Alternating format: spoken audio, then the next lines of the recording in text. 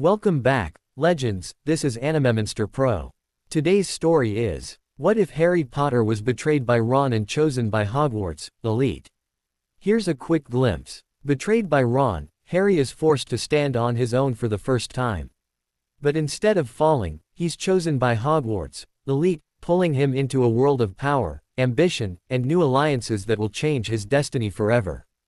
Before we dive in, if you enjoy powerful stories like this, make sure to subscribe to Animemonster Pro and share it with your friends.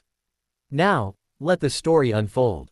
Harry came to about 5 minutes later, waking up to see Hermione looking at him anxiously. "Are you all right, Harry? You just passed out all of a sudden," said Hermione, putting the back of her hand on his forehead to check for a fever. "Is that you, Hermione?" asked Harry, sitting up and rubbing his eyes to make sure it wasn't all a dream. "Yes, Harry, I'm right here. Ron went to go talk to Dean and Seamus just before you passed out," began Hermione, before Harry stood up and pulled her into a hug. She was completely shocked, as he had never done anything like this with her before. "You don't know how good it is to see you, Hermione," whispered Harry, shaking a little as he buried his face in her hair.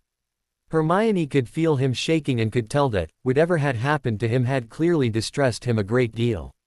Without hesitation, she brought her arms around him and held him to her until he calmed down. He pulled away after a little while, looking embarrassed and slightly lost. "I'm sorry about that, my own. I was just really happy to see you," he said, sitting back down, still blushing a little. "That's all right, Harry, I'm glad I could help," she said, smiling kindly at him, though inside her heart was pounding. "Did something happen?" she asked, looking at him as he looked around the compartment with surprise. "No, I just had a nightmare," lied Harry, thinking it would be best if he didn't tell her he was a time traveler just yet. Hermione decided that she wouldn't bother him about it further and suggested that they get changed into their robes. Harry agreed, and left the compartment so that Hermione could change first. He wandered around the train a little bit, wondering if anybody else had traveled back in time with him, or if anybody would know about this. All of a sudden, he stumbled upon the very compartment that Draco Malfoy and his cronies were occupying. Unable to resist the temptation, Harry quietly pulled his wand out, laughing silently at what he was about to do. Suddenly, he caught sight of Ron coming down the train with Dean and Seamus, and signaled them to stay quiet, as they crept over to him. "Harry, what's going on?" they hissed at him, before he pulled out his wand and jerked his thumb at the compartment. They peered into it, and their faces broke out into grins. Harry smirked, before he quietly pointed his wand at the group of fourth-year Slytherins and muttered a spell. Suddenly, there was a sound like fireworks, and the Slytherins started yelling in panic, as the cabin became alight with multiple little firecrackers were let off under the seats of them. He had to help the other three up, as they were all rolling on the floor laughing, and moved back to Dean and Seamus' cabin to get changed. "Harry, that was wicked, mate," grinned Ron, after he had finally calmed down. "Yeah, Harry, what spell was that?" asked Dean, pulling on his robes, wearing the same grin as Ron. "I'll show you guys sometime," said Harry, also finding it hard to stop smiling at his handiwork. The boys relented eventually, and Ron and Harry went back to their compartment to find Hermione waiting. They soon arrived at Hogsmeade station, and got off the train and began piling into the carriages that would take them to the school. Harry managed to get a carriage with Ron, Hermione, Neville and Ginny, and they began their ride up to the castle, thankful for being out of the rain that was thundering down on them. Meanwhile, Harry was trying to decide how he should go about this, in order to get everything done. "Firstly, I need to let Professor Dumbledore know. He would believe me, and he can help me find the Horcruxes, seeing as how Voldemort is still alive at this point in time," thought Harry, as they arrived at the castle, and the students began racing to the huge oak doors to get out of the rain. "Why do I feel like I'm forgetting something?" thought Harry, just before it hit him, literally. Splash! Harry looked sideways at Ron, and saw that a water-filled balloon had just burst on his head. "Ah, that's what I forgot," thought Harry, mentally face-palming himself. "We got you, little squirts," cackled Peeves the poltergeist, above the entrance hall, aiming another balloon at a group of arriving fifth-year girls, who screamed and ran into the Great Hall. Remembering what happened last time, Harry gently moved Hermione to his other side, and caught Professor McGonagall, as she came slipping into the hall. "Oh, Thanks for that, Potter, she said, before she glared up at Peeves, who was busy throwing balloons at more students coming into the hall. Peeves, get down here right now, yelled McGonagall, standing back up and ushering the soaked masses into the Great Hall. Peeves just stuck his tongue out at her, before he threw the rest of the balloons into the air and zoomed off and up the marble staircase. Right then, everyone into the Great Hall then, said McGonagall, as the bedraggled crowd moved into the Great Hall for the welcoming feast and the sorting of the new students. Harry looked up at the great enchanted ceiling of the hall, and sighed with relief. The last time he had seen it, the hall had been ravaged by the final battle against Voldemort and his Death Eaters. It was good to see it looking as it should once more. Harry, Ron and Hermione all took seats next to Dean and Seamus, as they waited for the sorting to begin. "Hiya, Harry," said a high, shrill voice from further down the Gryffindor table. Harry felt a stab of guilt, as he turned to face Colin Creevey. Colin had been killed in the final battle and he had never forgiven himself for Colin being involved in the battle. "Hi Colin," replied Harry. "Guess what, Harry? My brother Dennis is starting this year. I hope he's in Gryffindor. Keep your fingers crossed, Harry," said Colin, bouncing up and down on his chair. "Don't worry, Colin, I'm sure that he will get into Gryffindor too," said Harry, smiling at the young boy, who grinned back at him. McGonagall walked back into the hall, a line of small, nervous-looking first-years trailing behind her. She walked up to the front of the hall and placed the sorting hat on a stool. For a moment, the grubby-looking hat just sat there. Then, a tear near the brim of the hat opened wide, like a mouth, and the hat broke into song. "1,000 years or more ago, when I was newly sown, there lived 4 wizards of renown, whose names are still well known. Bold Gryffindor, from Wild Moor. Fair Ravenclaw, from Glen. Sweet Hufflepuff, from Valley Broad. Shrewd Slytherin, from Fen. They shared a wish, a hope, a dream. They hatched a daring plan to educate young sorcerers. Thus Hogwarts School began. Now each of these 4 founders formed their own house, for each did value different virtues in the ones they had to teach. By Gryffindor, the bravest were prized far beyond the rest. For Ravenclaw, the cleverest would always be the best. For Hufflepuff, hard workers were most worthy of admission. And power-hungry Slytherin loved those of great ambition. While still alive they did divide their favorites from the throng. Yet how to pick the worthy ones when they were dead and gone?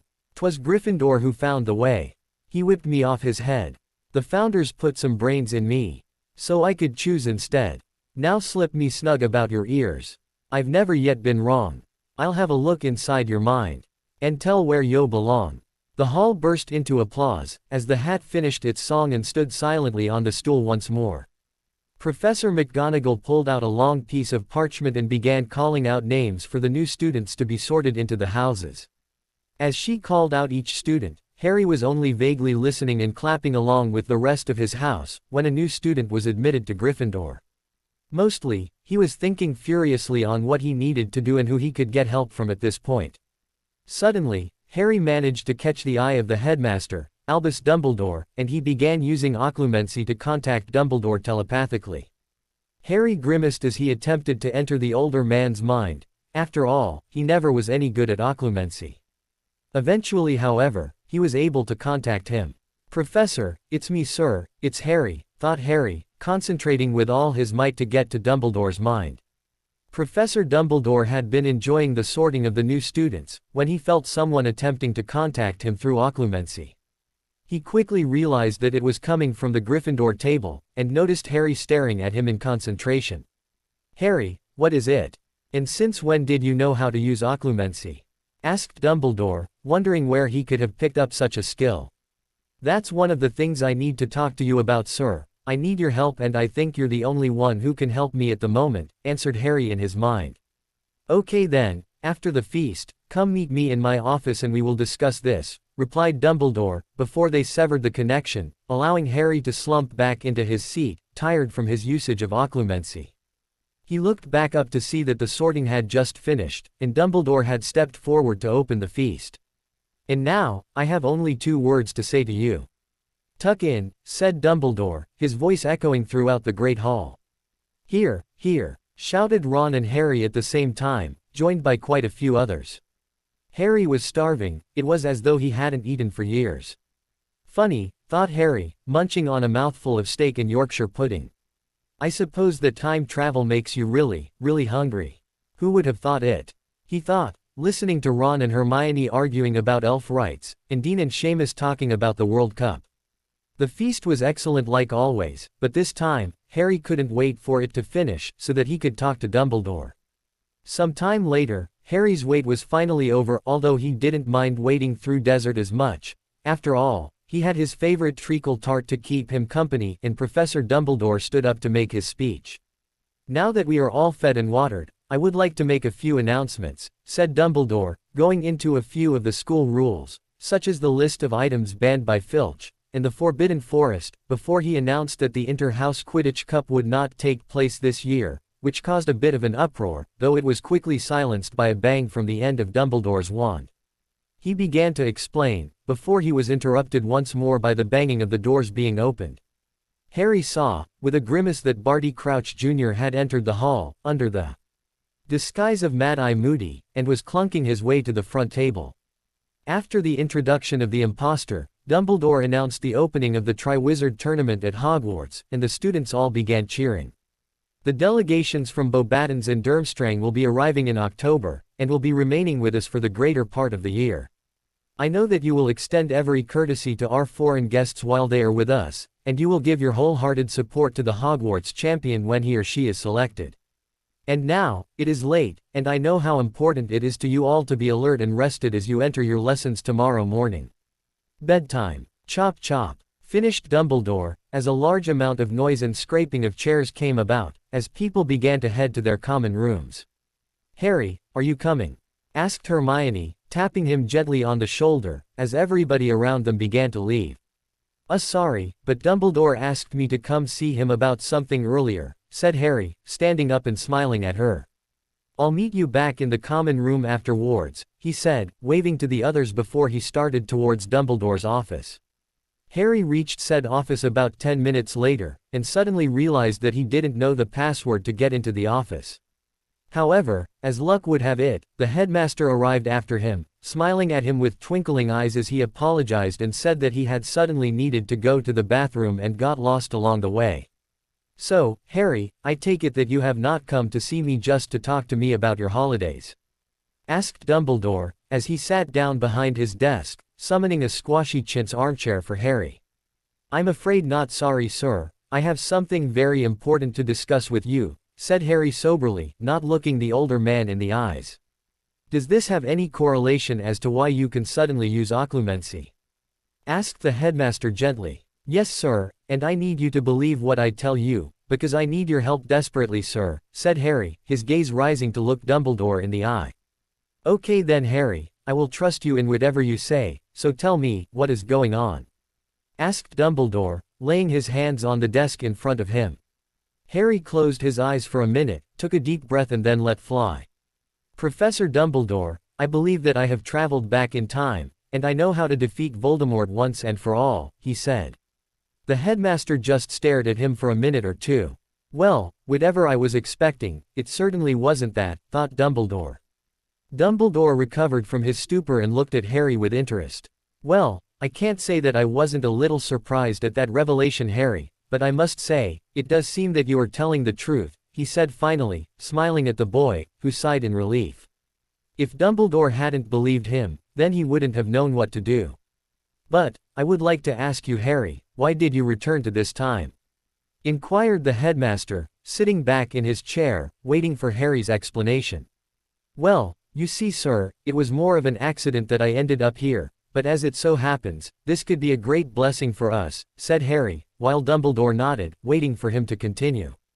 Well Professor, I came to this time from 7 years in the future, when I was 21 and fighting the last remnants of the Death Eaters who hadn't been caught. They were going by the name Order of the Snake, and they were causing fear and panic in the world again, so we set out to defeat them. I was sent back in time when I was battling their leader, Zara, when our spells combined and I was thrown back into my 14-year-old body, continued Harry. Ah, so you are more of an unwilling time traveler then? Asked Dumbledore, his eyes twinkling. And so that would mean that Voldemort was finally destroyed completely. He continued, watching as Harry's face broke into a somber expression. "We defeated him, but many were lost throughout the years," said Harry, remembering the deaths of Sirius, Hermione, Fred, and Remus and of Dumbledore himself. "Is there any way to change that, now that you are back in this time, Harry?" asked Dumbledore gently, and was relieved when Harry cracked a grin. "Oh yes, this time things are going to change, sir," he announced, pumping his fist in the air. "Glad to hear that. Now, I'm assuming that Voldemort returns, but do you know how he does?" said Dumbledore, somewhat dreading the answer. "Yes, he returns to power at the end of this year, sir, and he lived on after he was defeated in Godric's Hollow 14 years ago because of his Horcruxes," said Harry, his expression serious once more. "Fascinating, you mean to say that he has more than one?" asked Dumbledore, clearly horrified at the thought. "Yes, Voldemort created 6 Horcruxes in all. And he hid them very well," said Harry, remembering how he, Ron and Hermione had searched for each part of Voldemort's soul. "In that case, we must destroy each of his Horcruxes, so that when he is resurrected at the end of the year, we can put an end to him, once and for all," said Dumbledore, leaning forward as he spoke. "Do you know where each of the Horcruxes are, Harry?" asked Dumbledore of him. "All of them. Hufflepuff's cup, Ravenclaw's diadem, the ring of Slytherin, Slytherin's locket, Voldemort's snake Nagini and a certain diary of Tom Riddle's," finished Harry, while the headmaster raised his eyebrow at the diary comment. "The diary should already have been destroyed by me in this timeline, but the others still need to be found, and we're going to have some trouble with the cup and the snake, I fear," said Harry, sitting back down as he took in a deep breath. My, you are full of surprises, Harry, but if we can destroy some of the Horcruxes then we need to know where they all are," said Dumbledore, patting Fawkes the Phoenix, as he came to settle on his perch. "Of course, sir, the ring will be found in the ruins of the Gaunt House in the village of Little Hangleton. The locket will conveniently found in number 12 Grimmauld Place and the diadem will be found right here in Hogwarts," finished Harry, taking pleasure in seeing the shock on Dumbledore's face. "Where in Hogwarts could he have hidden a Horcrux?" asked Dumbledore, believing that he was getting too old for all this. "The Room of Requirement," said Harry simply. Dumbledore gaped for a moment, before he smiled widely at Harry and stood up. "Well, that certainly was enlightening, Harry, but I do believe that we should cut our little chat short for now. You have classes tomorrow, and I think that if I take in any more big news like this then I might just have a heart attack," said the headmaster, his eyes twinkling as he walked Harry to the door. "Couldn't I skip classes, sir? I already learned it all," complained Harry, as they reached the stairs. "Sorry, Harry, but you're the one who came back in time, so you need to do some things over again," laughed Dumbledore. "Okay, but Professor, I need to ask you one thing," said Harry, his tone changing once more. "Can you help Sirius clear his name?" said Harry, almost pleading. Dumbledore sighed, and promised that he was already working on something to help Sirius. "Well then, I suppose I better go then, sir," said Harry, disappearing down the stairs, and into the corridor. Dumbledore smiled at his retreating form, before he walked back into the room and lowered himself into a chair, stroking Fawkes. "I'm getting too old for this kinda crap," sighed Dumbledore, as he pulled a stack of paperwork towards him to begin signing. "And you, go back to hell where you came from," thought Dumbledore, glaring at the dreaded paperwork. Harry walked calmly back to the Gryffindor common room, taking relief from his surroundings, relishing in the fact that all the people who had died could now be saved. He came to a stop at the portrait of the fat lady, cursing his stupidity as he realized he didn't know the password. He was contemplating what to do, when he heard someone inside the common room walking towards the portrait hole. The portrait swung open, and Harry was looking up at the startled face of Ginny Weasley. "Hey Ginny, thanks for opening the hole for me," said Harry, smiling gratefully at her. She went a dark shade of pink, and stuttered a reply back. Harry smiled back at her, but couldn't help feeling a pang of regret. They had only been going out for a few months after the downfall of Voldemort, when they realized that they felt uncomfortable as they were, and broke off their relationship, feeling better off just being close like brother and sister. Still, seeing her like this once again, when she still had a crush on him, it made Harry feel saddened that it hadn't worked out between them. He crossed the room to the fireplace and sat down in front of it, warming himself for a little while, before he realized that Ginny was still standing behind him, still looking a little red, and only getting redder as he turned to look at her. He inwardly giggled as he stood up and started heading to his dormitory for the night, before he stopped and went back. "Thanks again for that, Ginny," said Harry, hugging her gently, before pulling away and seeing that her face had invented a new shade of pink. His inner self was rolling on the floor of his mindscape, laughing itself stupid, as Harry ascended the stairs to the dormitories. And now, finally, life is good, thought Harry, rolling into his four-poster bed. Seconds later, and he was happily asleep. The dormitories of the 7th-year Beauxbatons students were all quiet as the students slept peacefully. Yet, there was one student who was still awake, her mind fully alert, as she came to wonder how she had arrived here. At the same time, a single Durmstrang sat at the windowsill overlooking the mountains that bordered the school, deep in thought as well. And, as the dawn came, both students made the same vow. "I promise I will find out why I am in this time once more." Harry woke early the next morning, confused as to why he had woken to the sound of heavy snoring, before he remembered his journey back in time. "I really ought not to travel in time again, it's such a headache," thought Harry, pulling on his robes and making his way down to the common room and out the portrait hole. He walked quietly down the marble staircase, wandering aimlessly before breakfast, taking the time to walk around the grounds once more. He stopped outside the Great Hall, thinking about getting some breakfast, even though it was still early. He stepped inside and saw that only a few others were awake at the moment, mostly from Hufflepuff. He passed by the table, receiving greetings from Hannah Abbott and Ernie Macmillan as he walked along to the end of the Gryffindor table, before a voice called him back. "Hey, Harry, I need to talk to you," shouted someone from the end of the Hufflepuff table. Harry turned around and his breath caught in his throat, as Cedric Diggory walked over to him. Of course. He died in the graveyard when Voldemort came back to power. Why didn't I think about this, thought Harry, as Cedric jogged over to him. "Do you mind if we take a walk, Harry?" asked Cedric, glancing at his fellow Hufflepuffs as they looked at the two with interest. Sure, that sounds fine," said Harry, forcing a smile as they walked back out of the hall, and continued on until they were walking over towards the lake. Just as they reached the lake, Cedric turned to Harry and his expression became serious. "Harry, I need you to answer me truthfully on this. Did I die?" asked Cedric, completely serious.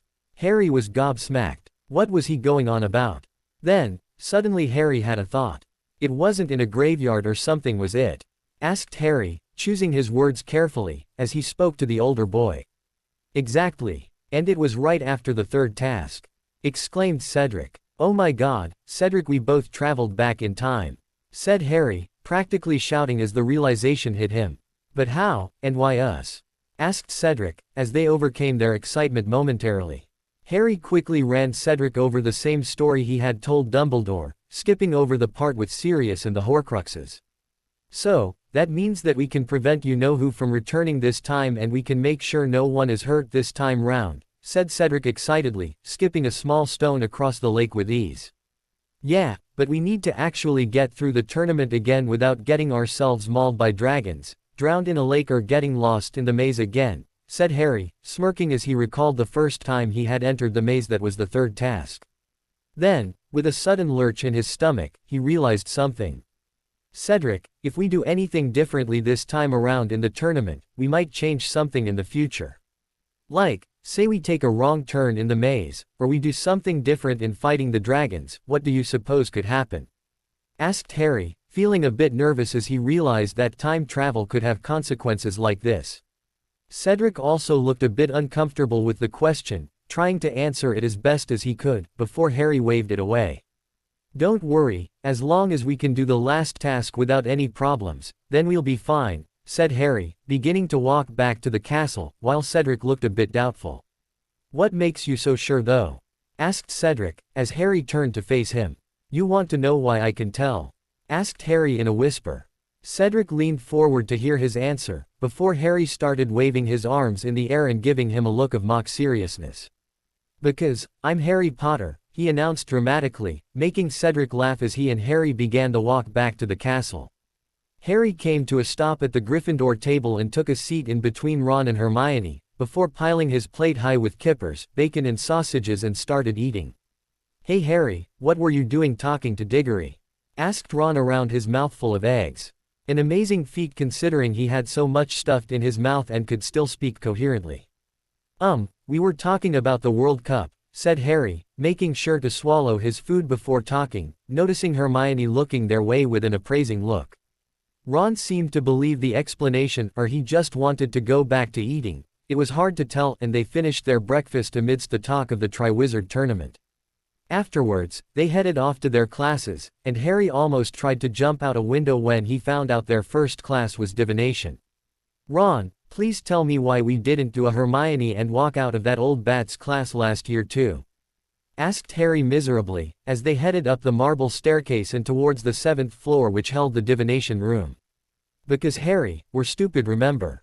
Said Ron, who also was contemplating an injury serious enough to be excused from class. They finally found their way to the class, and went up the ladder into the stifling room, taking residence at one of the circular tables in the back of the class. All too soon, Professor Trelawney came into view and began handing out star charts. Soon after, she created a solar system on the ceiling for them to observe and write down the things about the stars. Mostly, it was just the boys making bad jokes, until the bell finally rung. They made their way to the Great Hall for the lunch break, to find Hermione eating at top speed. Library again? Asked Harry rhetorically. He knew she was going to the library. Of course. I need to do some more research, said Hermione, still shoveling pie into her mouth at an incredible rate, before standing up and sprinting off towards the library. Mad, that one is, said Harry calmly, before sitting down to eat, followed by a bemused Ron. They finished the day's classes, suffering only minor burns from Hagrid's blast-ended scrutes, and only receiving a pile of divination and potions homework due at the end of the week. The rest of the week passed without too much happening. Apart from Malfoy being turned into a ferret, Harry had borrowed Colin's camera this time and made a video, in writing increasingly miserable misfortunes for their dream diaries for divination. Harry had to stop Ron from writing that he would accidentally push a star-gazing teacher from a tall tower, due to the position of Neptune. Finally, it came to a practical dueling class with Moody, after they had each attempted to resist the imperious curse. Harry was just watching, as Moody effortlessly disarmed Ron and hit him with a weak stunning spell. Right then, Potter, your turn, barked Moody, gesturing to Harry with a gnarled finger. Harry stepped forward, intent on showing this impostor that he was not to be messed with. Moody counted slowly to 3, before firing a slow stunner at Harry, who in response sent his own stunner, watching in amusement, as Moody's face changed to shock, as his stunner easily broke through his own, narrowly missing him. Impedimenta, shouted Moody, firing a faster-moving spell at him, hoping to catch him off guard. Harry smirked to himself, planning to do some overkill. Espeo de disparo, shouted Harry, a small, unnoticeable rift opening between himself and the spell, absorbing it and firing it back at Moody a second later, blasting him off his feet. The class stood stock still, completely shocked at the outcome, before Moody struggled to his feet, looking back at Harry, with a smile on his face, and a hint of admiration playing in his normal eye. Very well done, Potter, that was very impressive. You must show me that spell sometime, he said, clapping Harry on the shoulder, before he dismissed the class, surprising people on his now cheerful attitude. He seemed to be happy that Harry had defeated him. As soon as they had left the room, Ron and Hermione turned to Harry. What kind of spell was that, Harry? Asked Hermione, still shocked that Harry had so easily beaten Moody. Yeah mate, where did you learn that awesome spell? Asked Ron, looking amazed at Harry's spell work. I accidentally used it once, and I thought it was useful, so I developed it as a new spell, explained Harry, as they walked to lunch. It basically creates a small rift where you point your wand and it absorbs a spell, before redirecting it back at the caster with twice as much power. The only downside is that it wouldn't be very useful against more powerful spells, like the unforgivable curses, finished Harry, sitting down at the Gryffindor table for lunch. Both Ron and Hermione nodded dumbly, before they joined him and began eating lunch. The week seemed to drag on forever, but finally, the day of the arrival of the Beauxbatons and Durmstrang had come. The Hogwarts students left classes early to greet the delegations of the foreign schools, lining up at the house tables in the Great Hall. Harry stood with Ron and Hermione, wondering if Fleur or Krum had traveled back in time as well. He caught Cedric's eye and began using occlumency to contact him, having taught it to Cedric over the past weeks. "Cedric, do you think that the other two might have come back as well?" said Harry in his mind. "No idea, but look for changes. If neither of us has had contact with them, and we're sure that no one else has traveled back, then if anything is different from last time, then that should be a dead giveaway," explained Cedric back. "That makes sense," replied Harry, before the connection was cut, as they both looked towards the opening doors of the hall, seeing the Beauxbatons students lining in, followed by the enormous form of Madame Maxime. Harry spotted Fleur, walking along between the Gryffindor and Slytherin tables, clad in many warm garments. Unfortunately, this meant that she did not notice Harry, as she continued on to sit at the Ravenclaw table, following the rest of her classmates. The Durmstrang students followed in after, causing many whispers to erupt, as people caught sight of Victor Krum. Luckily, Victor Krum caught sight of Harry, nodding in his direction, silently sending Harry a message. "Well, I'd wager a guess that Krum came back too then," mused Harry to himself, as the Durmstrang students took seats at the Slytherin table, while Ron muttered curses at Malfoy under his breath. "Good evening, ladies and gentlemen, ghosts and, most particularly, guests," announced Dumbledore, getting to his feet and beaming around at the new arrivals. "I have great pleasure in welcoming you all to Hogwarts. I hope and trust that your stay here will be both comfortable and enjoyable." Harry turned to look at Fleur, thoroughly convinced that she had also returned with them, seeing her paying attention to the speech, remembering that last time she had laughed during Dumbledore's welcome. "The Triwizard Tournament will be officially opened at the end of the feast, and I now invite you to eat, drink, and make yourselves at home," he finished, as the food magically began to appear on the golden platters in the hall. He sat down, and was soon engaged in conversation by Karkaroff, while the rest of the hall broke out into conversation. Harry was talking with Ron and Hermione and trying some of the foreign dishes he hadn't last time, surprising some of his classmates, before they were interrupted by Fleur. "Excuse me, are you wanting the bouillabaisse?" she asked, stunning Ron with her Vila beauty, along with several other boys around them. "Yeah, you can have it, miss," said Harry cheerfully, pushing the dish towards her. She smiled at him, before bending forward to pick it up. Her silvery bee-owned hair fell over them both and she winked at him and whispered something to him. "What's my favorite thing about Hogwarts?" she asked quietly. "I'd say it was me, Miss Delacour," replied Harry cheekily, making Fleur blush a little, before she straightened up, the entire affair only taking 2 seconds. She walked away with the dish, leaving Harry content, knowing that all of the champions had gone back in time, and leaving Ron and the other boys goggling at the retreating form of Fleur. "Put your eyes back in Ronald," said Hermione crossly, as he continued to stare at Fleur. "Harry, she's a Vila," he said hoarsely, tearing his eyes away from the Ravenclaw table where Fleur was sitting. "Yeah, I got that feeling when she came over too," replied Harry, going back to his steak and kidney pie. "And you can see that Harry isn't goggling over her," said Hermione, satisfied that at least one boy wasn't breathless over her. Harry continued his meal listening to the conversation of his friends around him, until Dumbledore got up to speak again. Harry tuned a good deal of the speech out, as Dumbledore began explaining the rules of the tournament. After what seemed like a particularly long time, Dumbledore dismissed them for bed. Exiting the hall, Harry caught sight of Cedric, giving him the thumbs up which he returned with a grin. Harry made his way to Gryffindor Tower with Ron and Hermione. As soon as they entered the tower, talk erupted into the Triwizard Tournament, along with ideas of how to sneak into it, without being 17. Harry, feeling thoroughly exhausted, made his way up to the dormitories, and climbing into his 4-poster bed.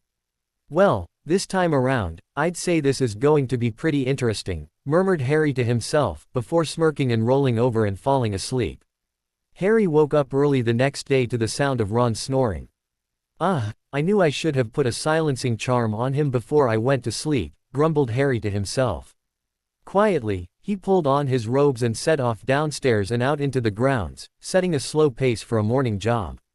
The air was chilly, as expected from an early morning in autumn. Absent-mindedly, Harry walked towards Hagrid's hut on the edge of the Forbidden Forest, thinking of visiting the gentle giant who had brought him back to the magical world, all those years ago. Although, I suppose looking at it from somebody else's point of view, it was only 3 years ago. Time travel really does a number on your mind, thought Harry, as his mind began to work its way around the problems facing him. He was so distracted, he almost walked into a Beauxbatons student, before she caught him gently by the shoulders. "Ari, you really should be more careful when you're walking," said a soft voice somewhere above Harry. Harry looked up, smiling as his eyes caught sight of Fleur, smiling gently down at him. Harry instinctively embraced her, which Fleur quickly reciprocated. "Would you like to walk with me, Ari?" Fleur asked softly, gesturing towards the lake. Harry nodded, before setting off at a lazy pace next to Fleur. A comfortable silence fell between the two, remembering their previous conversations and exchanges from their future. During the long-spanning fight against Voldemort's last loyal Death Eaters, Bill and Fleur had been having troubles, escalating to the point where Fleur had walked into Shell Cottage one afternoon, to find Bill sleeping with another woman. After the incident, Fleur began spending a lot of time with Harry, who comforted her through her troubles. She had still been recovering from Bill's deceit when they had been thrown back in time. Harry glanced at Fleur, noticing that her eyes were rimmed with red, indicative that she had been crying again. "Fleur, talk to me. I know that you're still hurting, but you know you can trust me, right?" said Harry, stopping suddenly next to the lake. Fleur looked back him for a moment, before sighing and sitting down on a large, flat rock next to the lake. "I do trust you, Ari, but it is hard to simply forget that it happened," she explained, turning to face him, only to be pulled into a hug by Harry. "It's okay, just talk to me whenever you're ready," he whispered to her, as she leaned into the hug, laying her beautiful head on his shoulder, a small, but genuine smile spread across her delicate features. "Merci, Ari," she whispered back, hugging him tightly. Harry and Fleur returned to the castle just as the students began filing in for breakfast. More than a couple of students stopped to stare at the two, some with curiosity, others with incredulity, and most with envy and jealousy. Fleur smiled at Harry before walking over to her classmates at the Ravenclaw table, while Harry went to sit with his friends. "Harry, who was that girl?" "She was that one that all the boys were staring at the welcoming feast," questioned Hermione, as Harry began to spread marmalade on his toast. "Just a friend," replied Harry, taking a bite of toast as Ron stared open-mouthed at Harry, his breakfast all but forgotten, a rare thing for Ron to forget. "After all, the whole point of the tournament is relations with the foreign schools, so I thought making friends with a few people from the other schools was a good idea." "That's really good, Harry," smiled Hermione, glad to see that somebody was trying to make friends with the foreigners. "You really should close your mouth, Ron, otherwise bugs will fly in," said Harry seriously, waving his hand in front of his face. Ron closed his mouth and turned to face Harry. "Harry, how did you manage to talk to her?" asked Ron finally, his mouth finally back to working, though his food hadn't been touched, still keeping Harry amazed that the food wasn't gone yet since it had been in front of his friend for over a minute. "Well, Ron, first I walked up to her. Then, I said hi, then we talked," said Harry slowly, making Ron give him an exasperated look. "I meant, how did you become friends so quickly?" "They only got here last night," said Ron, while Hermione also thought about it and Harry was suddenly sweating bullets. Well, we figured we have a lot in common," managed Harry, trying to play it off. Upon seeing his friend's confused looks, he continued. "I mean, we both get a lot of unwanted attention for a reason we don't have any control over, so we got along really well," finished Harry, inwardly proud that he had managed to cover for himself that time. Hermione and Ron showed looks of understanding and went back to their breakfast, while Harry breathed a sigh of relief. He felt bad about having to lie to his best friends, but he had no other choice for the time being. After some discussion on whom the champion for Hogwarts may be, and watching Fred and George try to get past the age line, it was even funnier this time round watching them both sprout beards. Harry, Ron and Hermione headed back to the castle to see the choosing of the champions. Harry was inwardly groaning at the thought that soon, 3/4 of the school would once again hate him. Hermione noticed his depression, though Ron, who was attempting to transfigure a particularly annoying fly, did not. "Harry, are you okay?" she asked quietly. "I just have a bad feeling that something is going to go wrong tonight, and knowing my luck, I'm going to be right in the middle of it all," replied Harry, casting a quick warming charm on his jacket to keep from shivering. "Don't worry, I'm sure nothing will go wrong," said Hermione, giving him an encouraging smile. "That's what they all say, right before things go boom," answered Harry, puffing out his cheeks and stretching his arms out for dramatic effect. Hermione gave him a playful punch on the arm, just as they reached the entrance hall. Harry sat down between his friends, just as the feast appeared on the golden plates. While Ron and Hermione conversed with their fellow classmates, Harry was in deep thought about how he could best handle the tournament, as well as making sure that everybody else was kept safe this time round. Finally, as the last of the treacle tart vanished from the now clean golden plates, Dumbledore began explaining the procedure in which the champions would follow after being chosen, before the candles were extinguished, casting the Great Hall into a state of semi-darkness. Just as he remembered the first time, Harry watched as the goblet turned red and began to spark, before a tongue of flame shot out of the cup, a charred piece of parchment fluttering out of it to be caught by the headmaster. "The champion for Durmstrang is Victor Krum," announced Dumbledore, as a tumult of applause swept through the hall and Krum slouched off towards the chamber at the end of the staff table. A second tongue of flame shot out again, with a second singed piece of parchment being caught by Dumbledore. "The champion for Beauxbatons is Fleur Delacour."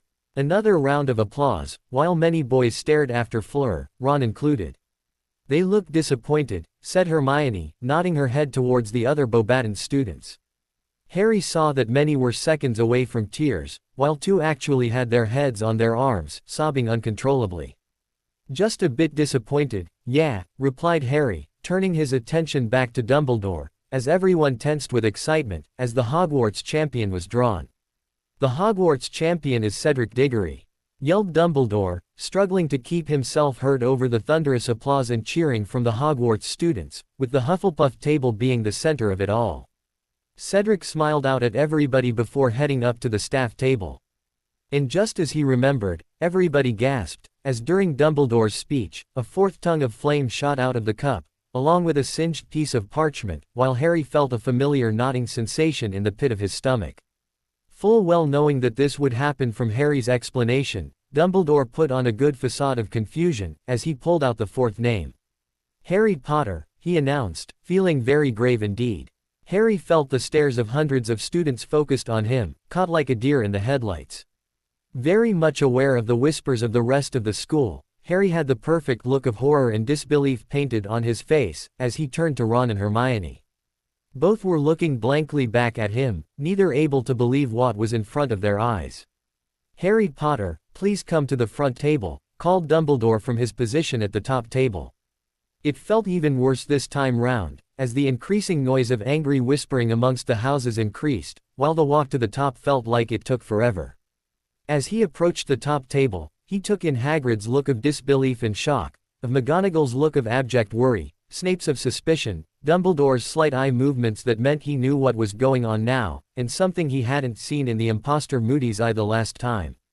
It was a look of triumph and victory, covered with a hardened face of indifference. Slowly, Harry disappeared behind the door to the room beyond, as the Great Hall erupted in yells of protest.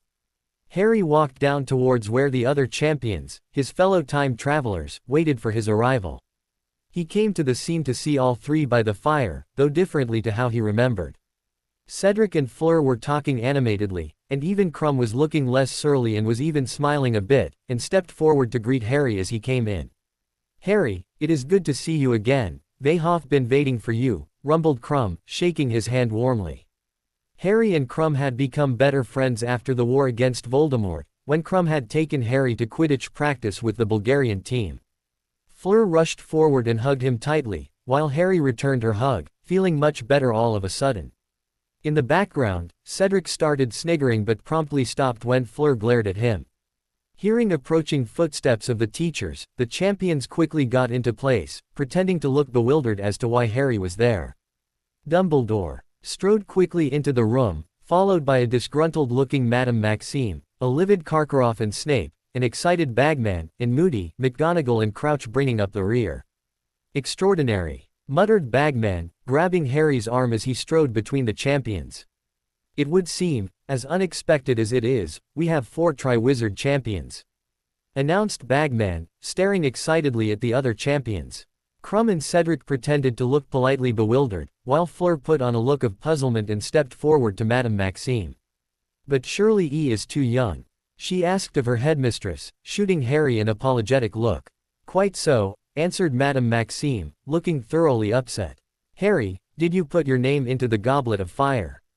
Asked Dumbledore calmly. No sir, nor did I ask an older student to do it for me. What I do wish to know is whether there is a way for me to get out of this tournament or not. Replied Harry. I'm afraid not, Mr. Potter. The tournament constitutes a powerful binding magical contract, which means you must compete, answered Bagman, looking excited at the unexpected outcome. But of course he is lying, protested Madame Maxime. Non, I believe Monsieur Potter, if he says that he did not submit his name, he did not do it, said Fleur, shocking her headmistress as well as most of the other teachers. Same here, agreed Cedric. I've known Harry for a little while and I know that he isn't the sort to lie about something important like this. If he says he didn't do it, he didn't do it, finished Cedric, walking to stand with Harry. I would also like to state my backing of him as well, added Krum quietly, amazing the teachers even more that the surly teenager had said anything at all. All hell broke loose essentially, and it was only quelled when Mr. Crouch told them it was all pointless as Harry would have to compete anyway. He briefed all the champions on the first task, before the masses began to disperse. Krum and Karkaroff left in silence, Krum in deep thought and Karkaroff in deep anger, while Madame Maxime left in bemusement at the change in her student, while Fleur turned back briefly to smile at Harry. Harry felt his cheeks redden at her beautiful smile, but quickly pulled himself back into the real world. Harry, Cedric, I suggest you go up to bed, said a smiling Dumbledore.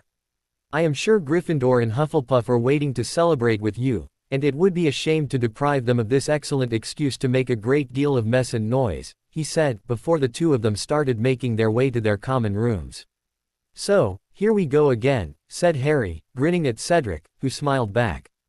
Hopefully this time we can try even more ideas out, since we already know what's going to happen, replied Cedric, as they neared the marble staircase. They were just about to part ways, when Cedric shouted back to Harry. Don't worry Harry, I'm going to talk to everybody tonight, try and keep everybody off your back this time round, he called, before disappearing down the corridor. Harry sighed, resigning himself to the celebration in the Gryffindor common room, before making his way upstairs. After half an hour of partying, this time slightly enjoying it, though still eager to get away from it all, Harry managed to get to the dormitory, finding a still fully dressed Ron lying on his bed. Just so you know, I didn't put my name in for the tournament, said Harry at once. Ron's eyebrows raised in disbelief. Harry, you know you can tell me, I'm your best mate, said Ron, trying to sound casual. I already told you Ron, I didn't put my name in the cup, said an exasperated Harry. Yeah, whatever. Do you really think I'm that stupid Harry? Asked the skeptical Ron. Doing a pretty good impression at the moment, muttered Harry, lying down on his four-poster bed. Fine, I won't bother you, I'm sure you need to be up early for a photo shoot or something, said Ron bitterly, wrenching the curtains around his bed closed. Harry closed his eyes in frustration before changing and getting into bed. Hopefully, the worst of it is done, and once the first task is finished we can resume our friendship, thought Harry, rolling over onto his side. The worst thing about a situation like this is I'm not old enough to be able to just go get a fire whiskey. Harry groaned out loud at this thought, before slipping back into unconsciousness. Harry woke the next morning, remembering with bitterness the fight he had with Ron last night. He took a shower and dressed, before heading out of the portrait hole. Expecting to run into Hermione, Harry was surprised when he opened the portrait hole and came face to face with Cedric instead. Morning Harry, are you free at the moment? Said Cedric, as Harry walked towards him. Yeah, what's up? Asked Harry in confusion, wondering what Cedric wanted. I was thinking we should meet up with Fleur and Krum, since we all. Cedric looked cautiously around, as Harry realized his intention. Nodding his agreement, Harry followed Cedric out onto the grounds, heading in the direction of Hagrid's hut, where Harry noticed the two remaining champions standing in the shade of one of the great oak trees which stood near the hut. After reaching them, Harry had enough time to give Krum a brief handshake before Fleur wrapped her arms around him in a tight embrace. Harry gave a happy smile before he hugged Fleur back, while Cedric sniggered and even the stoic Durmstrang champion gave off a chuckle, before they both received a silencing sort of glare from Fleur. Ari, are you okay? Asked Fleur, breaking the hug and looking at him with concern reflecting in her beautiful sapphire eyes. Ever since the troubles with Bill had started up, Fleur had come to spend most of her time with Harry, finding solace in her young friend. As a way of helping her through her own troubles, Harry told Fleur all about his life, from the Dursleys to all his troubles through the Triwizard Tournament. She knew this was the day after he had had a fight with his first friend. "I'm all right," mumbled Harry, while Fleur gave him a small, sad smile. She could tell that he was anything but okay, though she wouldn't push him. "Well, now that we're all done with that, I think we should get down to business, right guys?" said Cedric, sitting down underneath the great oak tree, reclining against the trunk. "I think that would be a good idea," answered Victor, copying Cedric and sitting back against another tree, while Harry sat down against a third tree and Fleur leant against his, to both his embarrassment and pleasure. "Well, apart from me, you've all lived through this whole war with you-know-who, so you know what is coming then, right?" asked Cedric. Harry and Fleur nodded, having both been there at the Battle of Hogwarts, while Crumb gave a stoic nod. "It's not a pretty thought. Voldemort began by gathering his supporters, the giants, werewolves, vampires and all sorts of other creatures, as well as his Death Eaters," began Harry, watching as Cedric's face took on a serious and grave expression. "In the end, a lot of lives were lost to repel Voldemort's forces and destroy him. But, I have information that we can use to destroy him much sooner this time, so that by the time the third task comes around, when Voldemort uses the Triwizard Cup as a portkey, we can safely and finally destroy him," finished Harry, smiling slightly when Fleur squeezed him arm gently in reassurance, having felt him tense up at the mention of the battles. "What kind of information, Harry?" asked Victor, his back straight against the tree in interest. "Voldemort, when he was still a teenager at Hogwarts, used very dark magic to enable him to anchor himself to life, even if his body was destroyed. He created Horcruxes, a very dark form of magic which allows the user to plant a piece of their soul into an object to anchor them to life," explained Harry, causing both Victor and Cedric's eyebrows to rise into their hairlines and their eyes to widen in shock. "Horcruxes. They have studied the use of such black magic at Durmstrang," spat Victor, as though the word left a bad taste in his mouth. "Wait, you said Horcruxes, do you mean he made more than one?" asked Cedric, a hint of worry evident in his voice. "Yes, Voldemort split his soul into 7 pieces, and he hid each of them very well. Actually, scratch that, he technically made 8, though the last one was an accident," said Harry thoughtfully. "8?" asked Victor and Cedric in confusion, while Fleur gave a reassuring squeeze to Harry's arm. "To split a person's soul, one must commit murder, and at the time he tried to commit the murder of my family, when his spell rebounded upon him and destroyed his body, that piece of his soul latched onto the only thing in the room it could use," explained Harry, reaching his hand up to tap his scar. Both Cedric and Victor looked horrified and worried. "You mean you know who made you his Horcrux?"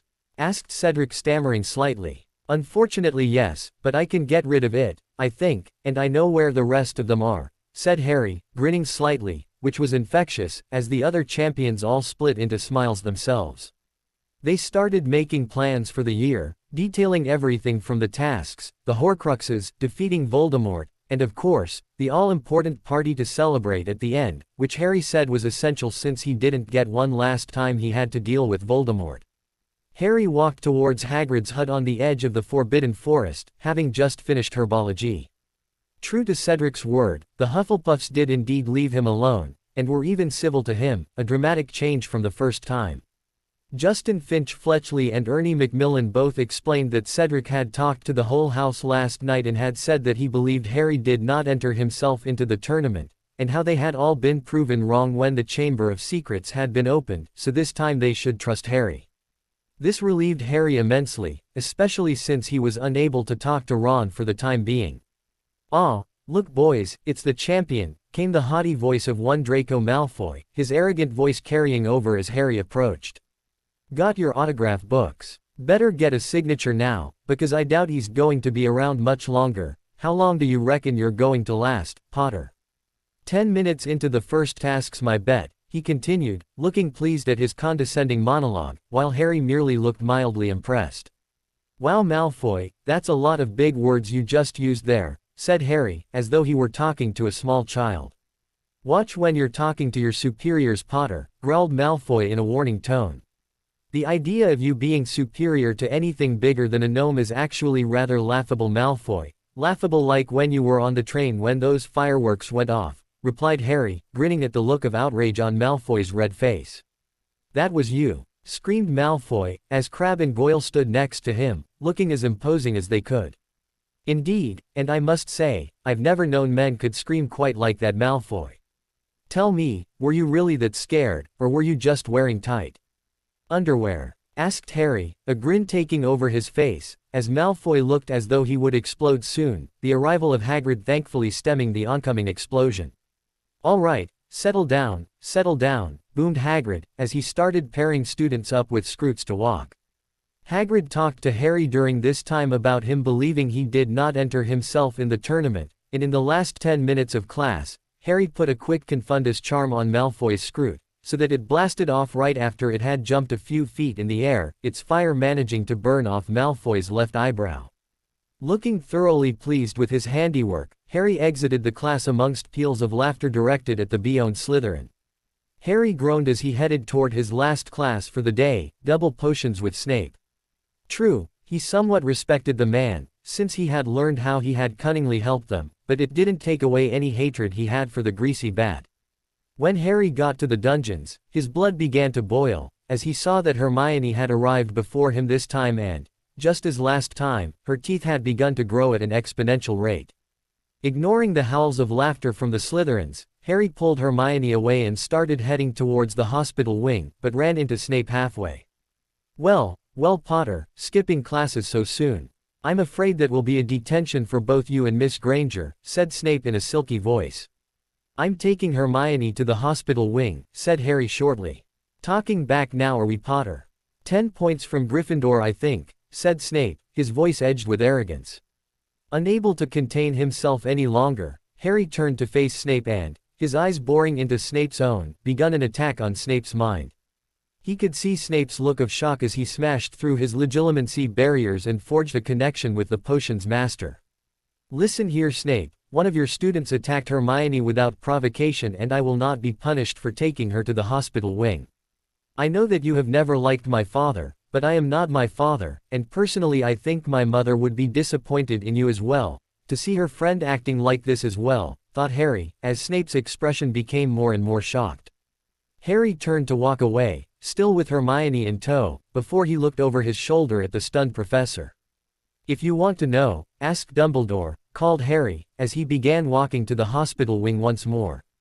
Snape finally regained his voice and went to shout at him to return, but quickly realized that Harry was already gone. Snape felt a pang of regret, as he thought about his longtime friend and love interest, Lily Potter, wondering what she would think of him now. What would you say to me, Lily? Asked Snape quietly, before turning and quietly walking back towards the dungeons. Harry walked into the dungeons 15 minutes later, having taken Hermione to the hospital wing earlier. Snape shocked everyone by not even looking at Harry as he walked in late. Professor, Potter just walked in late, said Malfoy loudly, smirking as he thought Harry would be in trouble. I am aware, Mr. Malfoy, answered Snape, shocking everyone yet again, Malfoy especially, as he still did not punish Harry. Suddenly, there was a knock at the door, and Colin Creevey entered. Yes, said Snape curtly. Please, sir, I'm supposed to take Harry Potter upstairs. Very well then, Potter, you're excused. Come down and see me later to pick up your assignment, said Snape. If it was at all possible for the class to look more shocked, it would be happening now. Snape, letting Harry off class without even putting up a fight was weird enough, but to even tell him to return to pick up work later, even Harry was wondering what was going on by this point. Harry grabbed his school bag and slung it onto his back, before making his way out of the classroom with Colin. Colin chatted animatedly with Harry all the way up to the classroom. Harry let himself in and had to repress a groan, as he caught sight of Ludo Bagman, a cameraman and, most annoyingly, Rita Skeeter, possibly the most annoying witch in the world. Ah, here he is. Champion number 4, cried Bagman, ushering Harry in, gibbering on about the wand-weighing ceremony. Harry caught Cedric's eye, which was currently half closed due to overexposure to Skeeter. I wonder if I could have a little word with Harry before we start. Rita Skeeter said to Bagman, gazing at Harry, who had only just stopped staring at Fleur, who was smiling at him. The youngest champion, you know, to add a bit of color. She continued, her eyes fixed upon Harry. Shortly after, Harry found himself once more inside a broom cupboard, with Rita Skeeter perched on an upturned bucket, a quick quotes quill already out. "So, Harry, what made you decide to enter the Triwizard Tournament?" she asked in a reporter voice. "First off, I didn't enter the tournament in the first place, and second, I never gave my permission for this interview to take place and was taken, against my will I will add, and stuffed into a broom cupboard," said Harry, acting as though he knew what he was doing.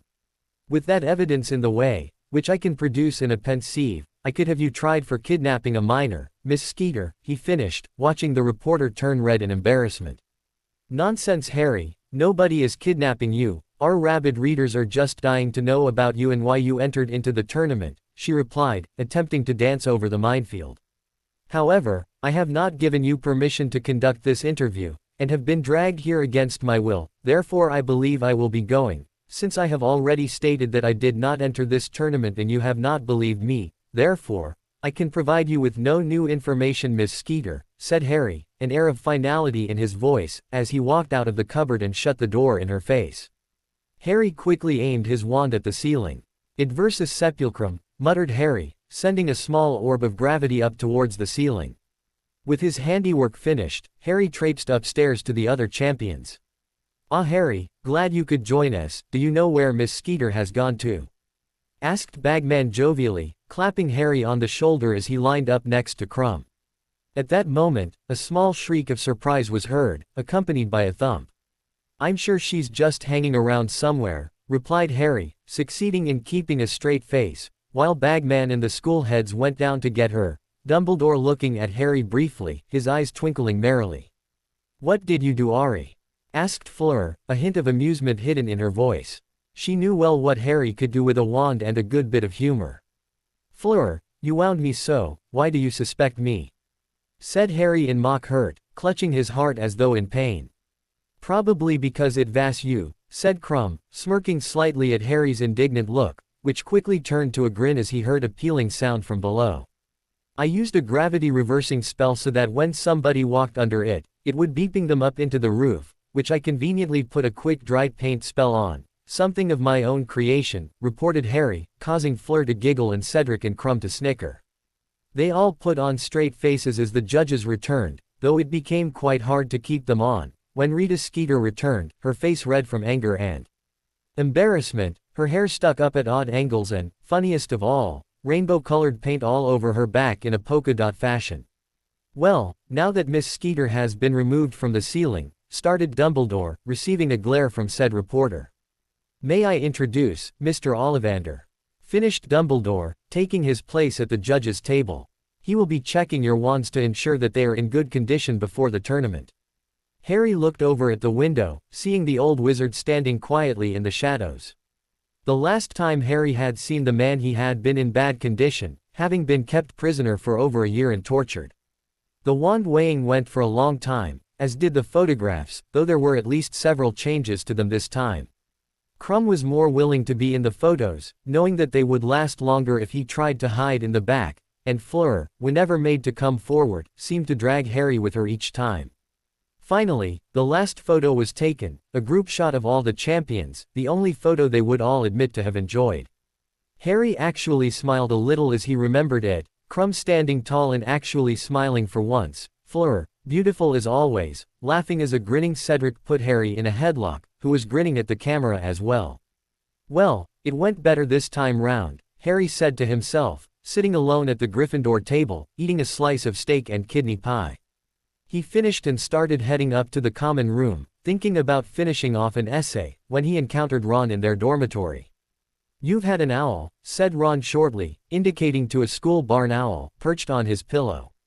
"Thanks," replied Harry, keeping his answer just as short. Harry continued to the letter, while Ron kept walking away. Harry unrolled the letter and, with a pounding heart, realized it was Sirius' letter. It had just occurred to him that he now had the opportunity to once again talk to his godfather. He could barely contain his excitement, as he laid down on his four-poster bed, taking out the Marauder's map. In between Voldemort, meeting Sirius again in a certain lovely villa, this looms to be an interesting year for me, said Harry, grinning as he spied the names Draco Malfoy and Pansy Parkinson in a broom cupboard on the third floor. With that, Harry set off for the third floor, armed with a wand, a couple of dung bombs and a dangerous sense of humor. I'd say I deserve a treat after today. I'm sure embarrassing Malfoy will be fun. Harry woke up, feeling very much like staying in bed until the first task. It had been over a week since the release of Skeeter's article on the Triwizard Tournament and, despite his efforts to avoid it, her article on him had returned as nasty as the first time. I wonder if she's susceptible to bug spray in her human form, muttered Harry, pulling on his robes. Thankfully the insults this time had been kept more manageable, since Hufflepuff was much more civil this time, with Ravenclaw following their example. Slytherin was still a royal pain, but Harry was more than happy to curse them or prank them, especially since Snape was punishing the other houses less and less.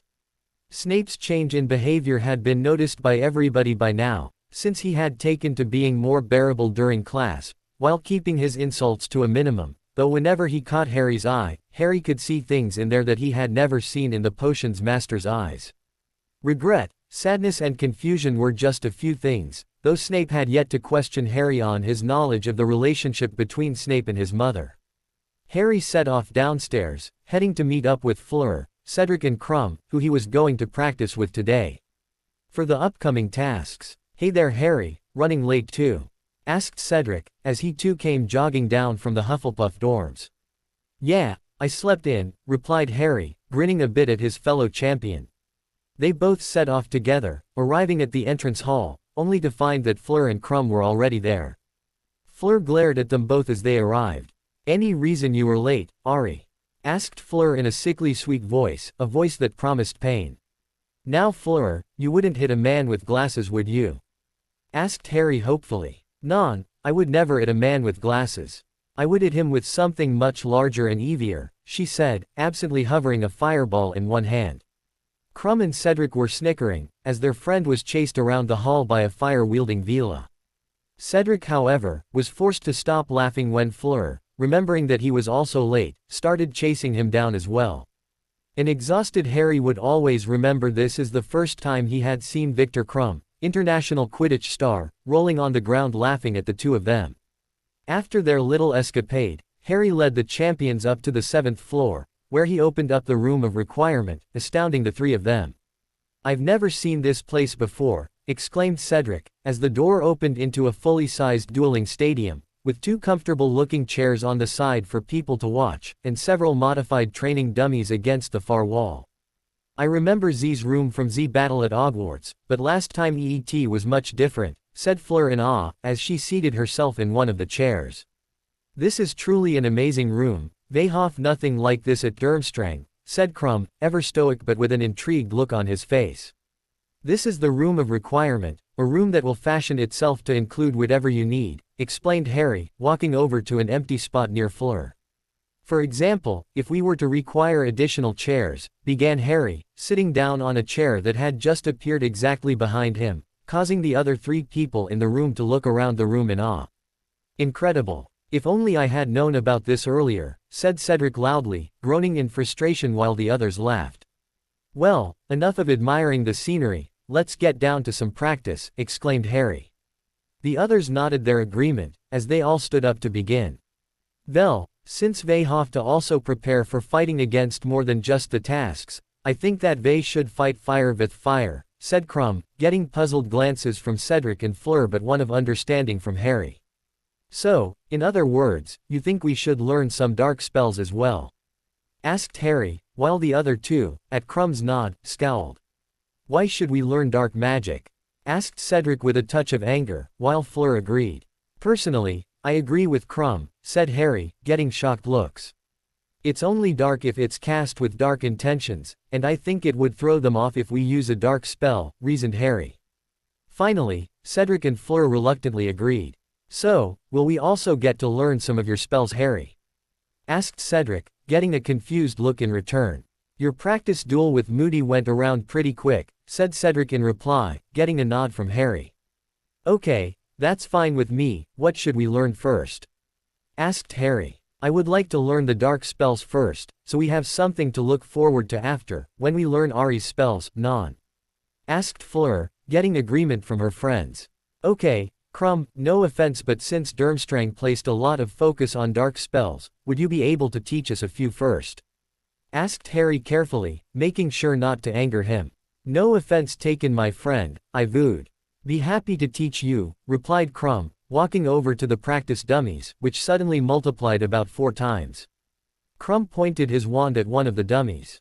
Sanguine Furcher, he intoned loudly, sending a sickly red bolt of energy flying at one of the dummies, which had been charmed to become more human, with real flesh and bone as well. When the spell hit the dummy, its skin began to turn white and shrivel up, before it fell to the floor with a clunking sound. What was that spell? Asked Cedric in puzzlement. It vanishes all the blood in a person's body, said Crumb, drawing disgusted looks at the dummy. That's a nasty bugger, said Harry, grimacing at the broken dummy. With a wave of his wand, he repaired it. Anything else that might come in handy?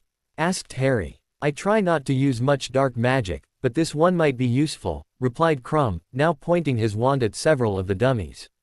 Test of Fairy, he said once more, causing several black pieces of metal to shoot out of his wand in a random pattern, spearing through several dummies, causing the other champions to wince. Do we even want to know? Asked Cedric, still rather disturbed by the last curse. Shrapnel curse, it causes large pieces of shrapnel to shoot out in a manner similar to a bomb being let off, so it's hard to judge where it will hit, explained Harry, having already seen the curse. It's not a very pleasant one, he ended. Not at all, agreed Fleur, who looked a little pale. I think, for now, maybe we should settle on learning something a little, not as disturbing, said Cedric, getting agreement from everybody else. Harry pointed his wand directly at a far dummy. Lanza Fulgur, he shouted, causing a bolt of blue lightning to zigzag out of his wand, before splitting off and electrocuting 3 separate dummies.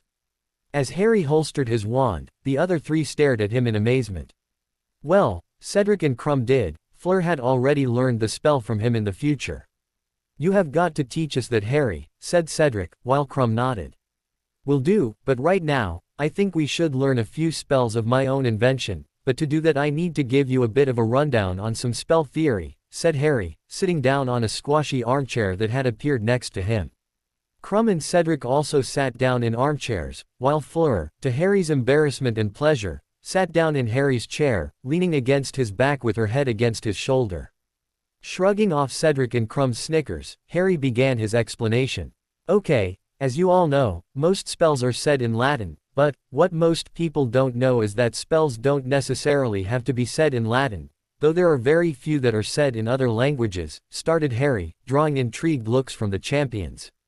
I found several spells in Spanish, as well as several in German, but the most powerful ones I found were in Japanese, most particularly, spells that were once used by ancient Japanese magical beings, he continued, only to be cut off by Cedric. Yeah, my dad took me to Japan once when I was younger. He said that the magical community in Kyoto was one of the biggest in the world, and that they were some of the first magic users in existence. Harry nodded at this. Indeed, that is the reason I went to study it after the war. The ancient spirits, known as Shinigami, were well versed in an ancient form of magic known as Kido, which translates as demon magic. This particular brand of magic has been mostly unused since the Shinigami died out, but I found several old spells that I was able to use, though they are very draining to use, so they are last resort spells. I was also able to create new spells using Japanese as a basis for them, ended Harry.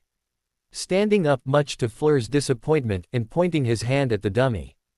Bakudo no Yan, Hainawa, shouted Harry, a beam of light shooting out of his hand and coiling around one of the dummies, in a manner akin to a rope. But Harry wasn't finished yet.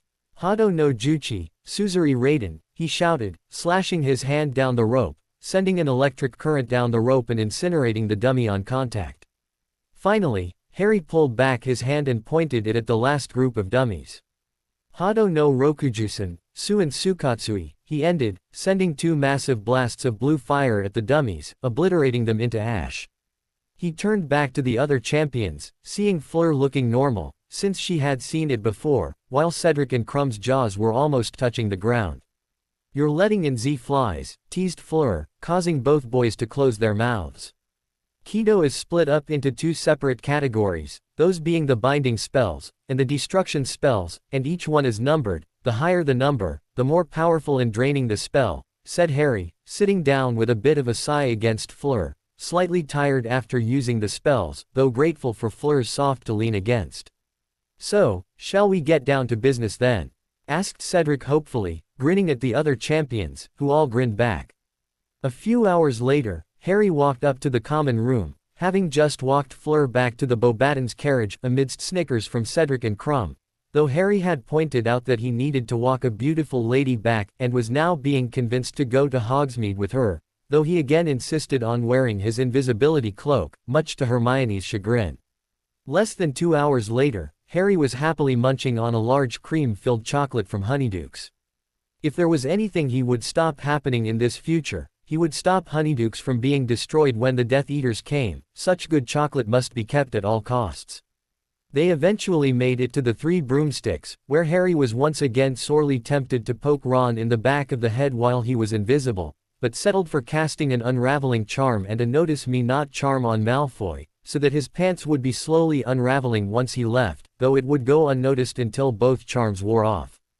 In roughly 3 hours, Harry thought to himself, chuckling evilly under his cloak, causing people to look around for the source of the evil laughter. Just as he also remembered, Hagrid and the fake Moody came by their table, where Hagrid told Harry to come to his cabin at midnight. Just what I need, a moonlight stroll with Hagrid, Madame Maxime and 4 vicious, fire-breathing dragons, muttered Harry under his breath, as Hermione continued looking through her spew lists. It was only during what would have been their first year out of Hogwarts that Hermione discovered that elves needed to be in the presence of wizards, as they drew their own magic from the wizards they lived with, working for them in payment, working in a sort of symbiotic nature. After coming to this realization, Hermione was appalled that she had not known about this and was very upset about it for a while. Harry never told her about it, but the fact that Dobby had spent so long being unemployed until he went to Hogwarts, and then after when he was away from it and helping to get them away from Malfoy Manor, was a contributing factor as to why he was unable to properly heal himself after Bellatrix stabbed him. If she had known that she could have taken Dobby as a house elf, therefore helping him, there would have been no telling how she would have reacted. Suddenly, realization hit Harry like a bludger. Dobby, whispered Harry, which was unfortunately heard by Hermione. Wasn't Dobby the elf that kept trying to send you home when the Chamber of Secrets was opened? Asked Hermione, startling him. Why yeah, crazy little blighter, stammered Harry, though his mind was going wild now. Dobby was alive again. Actually, I think I need to go. Sorry Hermione, I have some things I need to pick up here, said Harry, making up an excuse. Oh, I'll go with you, I was getting kind of bored anyway, she replied brightly, putting away her notes. Okay sure, said Harry, wondering what he was going to do now. The two left the Three Broomsticks and headed towards a clothing shop. He hadn't thought about it since had arrived back in his 4th year, but there's certainly many faces he couldn't wait to see. Sirius, Remus, Tonks, Dobby and many more he could now save. Harry walked over to the clothes section, finally having taken off his cloak. Hermione raised an eyebrow as she saw him taking 7 pairs of socks to the register. 7 pairs Harry? She asked skeptically, making Harry pause. Well, I find myself needing more socks, so I thought, 1 for each day of the week would be good, he covered, remembering that he still owed Dobby for his help last time in the second task. On his way to the register though, something caught his eye in the jewelry section. Quickly grabbing it while Hermione was looking at some robes, he made his way to the register, where a bored-looking bee-owned girl packed it for him after he had paid. Harry and Hermione made it back to the castle where, after Hermione had gone to the library, Harry set off in the direction of the kitchens, running into Cedric as he walking past the door that led to the kitchens. Hey, what are you doing down here Harry? Asked Cedric, looking slightly confused. Oh, just going to the kitchens, replied Harry, reaching towards the pair in the painting. Wait, you mean the kitchens are down here? Asked Cedric in amazement, making Harry stop in his move to open the door. You mean, after your entire stay at Hogwarts, while being the closest to the kitchens, you never knew they were down here? Asked Harry blankly. Yeah, I never knew they were here, said Cedric awkwardly. A moment of silence passed before Harry collapsed to the floor, laughing himself stupid. Cedric stood there, slightly annoyed for the next minute or so, while Harry tried to stop laughing, and failed dismally. "You know, it's not that funny," said Cedric huffily, while a gasping Harry stood back up. "No, it's pretty funny," wheezed Harry. "Well, are you going to show me the kitchens then, boy who laughed?" asked Cedric sarcastically. "Sure, but you know, that was payback for this morning, when you were laughing at me getting chased by Fleur when she was hurling fireballs," replied Harry, finally stopping his laughs, though he was still grinning. He reached towards the painting of the bowl of fruit, before tickling the pear, which began to giggle before turning into a bright green doorknob. "A word of advice though, one of the elves in here saved our lives by rescuing us from a Death Eater's house in the future, and he died to save us, and that exact elf is about to come shooting like a bullet, so be on guard," explained Harry, Cedric's face going from solemn about Dobby's sacrifice, to confused. "What's a bullet exactly, Harry?" he asked, as Harry began opening the door. I'll tell you another time," replied Harry quickly, as he caught sight of a familiar-looking elf. "Harry Potter, sir," cried Dobby, knocking all the wind out of Harry as he hugged him tight around his midriff, though Harry was very happy to see him nonetheless. Even his horrible assortment of odd clothes was good to see once more. Dobby has been hoping to see Harry Potter, sir, and Harry Potter has come to see him, sir," squealed Dobby excitedly, while Cedric smiled at the reunion. "It's very good to see you again, Dobby. How have you been?" "Is Winky here too?" asked Harry, almost as excited to see the little elf. The last time he had seen the elf was when he was forced to bury his friend. "Yes, Winky is here too, Harry Potter, sir," said Dobby, seizing Harry's hand excitedly and leading him through the kitchen, with Cedric trotting alongside. Winky didn't look any better than the last time, which got Harry to thinking what he could do to help her. Cedric was more than impressed with the elves' service, and even asked for a few more things he could bring to his dorm, which the elves delightedly began gathering, while Dobby personally went to get several things Harry had asked for, looking very happy with himself indeed. Dobby's eyes were brimming with tears when Harry presented him with the 7 pairs of socks he had picked out for him, hugging Harry very hard and proclaiming how Harry Potter was the kindest, most noble wizard ever, much to Harry's embarrassment and Cedric's amusement. The two boys soon left the kitchens with the promise that they would come back to visit soon. "Thanks for that, Harry, can't believe they were so eager as well, they just give you whatever you want, just like that," exclaimed Cedric excitedly, looking very much like a child who had just been given free rein in a sweet shop. "Yeah, they sure are eager to please. I bet if you said you were peckish for ox they'd grill a whole one for you," chuckled Harry, carrying a large bag of goodies to bring back to the common room. Harry bade Cedric farewell, as Harry continued up to the common room. It was almost midnight when Harry made it to Hagrid's hut, though it was still just as last time, with Hagrid taking very little notice of Harry and much more notice of the large woman on his arm. It would have gone almost the same as last time, except for a certain Vila jumping out at him. "Why are you trying to give me a heart attack, Fleur?" asked Harry, after he had found his heartbeat back to normal again. "Well, I remembered Z's was Z night where you found out about Z dragons, so I thought you might enjoy some company," said Fleur, smiling brightly at him. "Fair enough," agreed Harry, pulling out 2 peppermint-flavored Honeydukes chocolates, making Fleur smile widely at him. During the time they spent together after their breakups with their respective Weasley, Harry learned a lot of things about Fleur, and vice versa, and one of the things that he remembered well was that Fleur absolutely adored peppermint of any description. "Oh Ari, you're so sweet," she cooed, cradling her chocolate like a mother would a firstborn child, while Harry chuckled, slipping his hand into hers as they walked towards where Hagrid and Madame Maxime were, still under the invisibility cloak. Harry and Fleur looked out into the dragon enclosure, both with a bit of anticipation, though Fleur had a look of annoyance on her face. "You had better hope I am feeling generous come Tuesday, mon ami Akelus," hissed Fleur, while Harry looked somewhat amused at this. "My scaly friend?" asked Harry, grinning at the glaring Vila. "It burned my skirt last time. Do you avenue any idea how embarrassing it is to be in front of thousands of people with an already short skirt that just got the ends of it singed off?" asked the still glaring Fleur. "Well, given your wording, no, I can't say that I've ever found myself standing in front of thousands of people wearing a skirt," laughed Harry, causing Fleur to giggle, before she swatted him on the shoulder. "Prat," she said, giggling at him.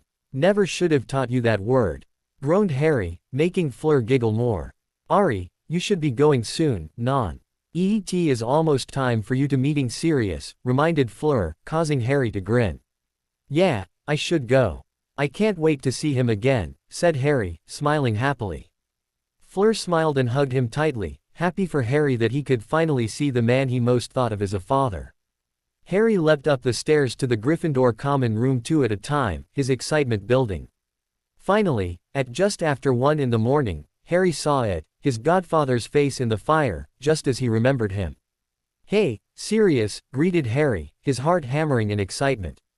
"How are you, Harry? Keeping out of trouble?" asked Sirius. "Fat chance, I'm Dad's son and your godson, how could I keep myself from pranking people?" asked Harry, grinning at his godfather, who was now grinning widely. "So, finally taken up the age-old art of pranking have you?" replied Sirius, still grinning as though Christmas had come early. "Sirius, how soon can you come here? There's something I really need to talk to you about, but I need to do it face to face. There's too much chance of someone walking in on a long conversation here," explained Harry, having seen Sirius' eyebrow raise at his first question. "Sure, Harry, I'll be there as soon as I can, but that probably won't be until after Christmas, I'm afraid. Still, I needed to warn you about Karkaroff," said Sirius urgently. "I know, he's a Death Eater," said Harry, shocking Sirius. "Sirius, a lot of what I need to tell you will explain why I knew that, and why I also already have a plan to beat this first task, but I need to tell you some other time," said Harry seriously. Sirius looked into his godson's eyes for a moment, before nodding. "Okay, Harry, I'll trust you on this one. Just promise me you'll be careful," answered Sirius. "I will, I promise I will," agreed Harry. "I think I hear someone getting back, Harry. I'd better go. Make sure you're serious about this upcoming task though," said Sirius. "Hey, I thought you were the serious one around here," joked Harry. Sirius gave a bark of laughter.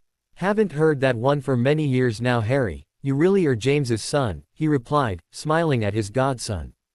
"I'll see you soon, Harry," he said, before there was a small popping sound, then Sirius' head vanished from the fire. Harry smiled at the crackling fire, before he dragged himself to bed, realizing how tired he was.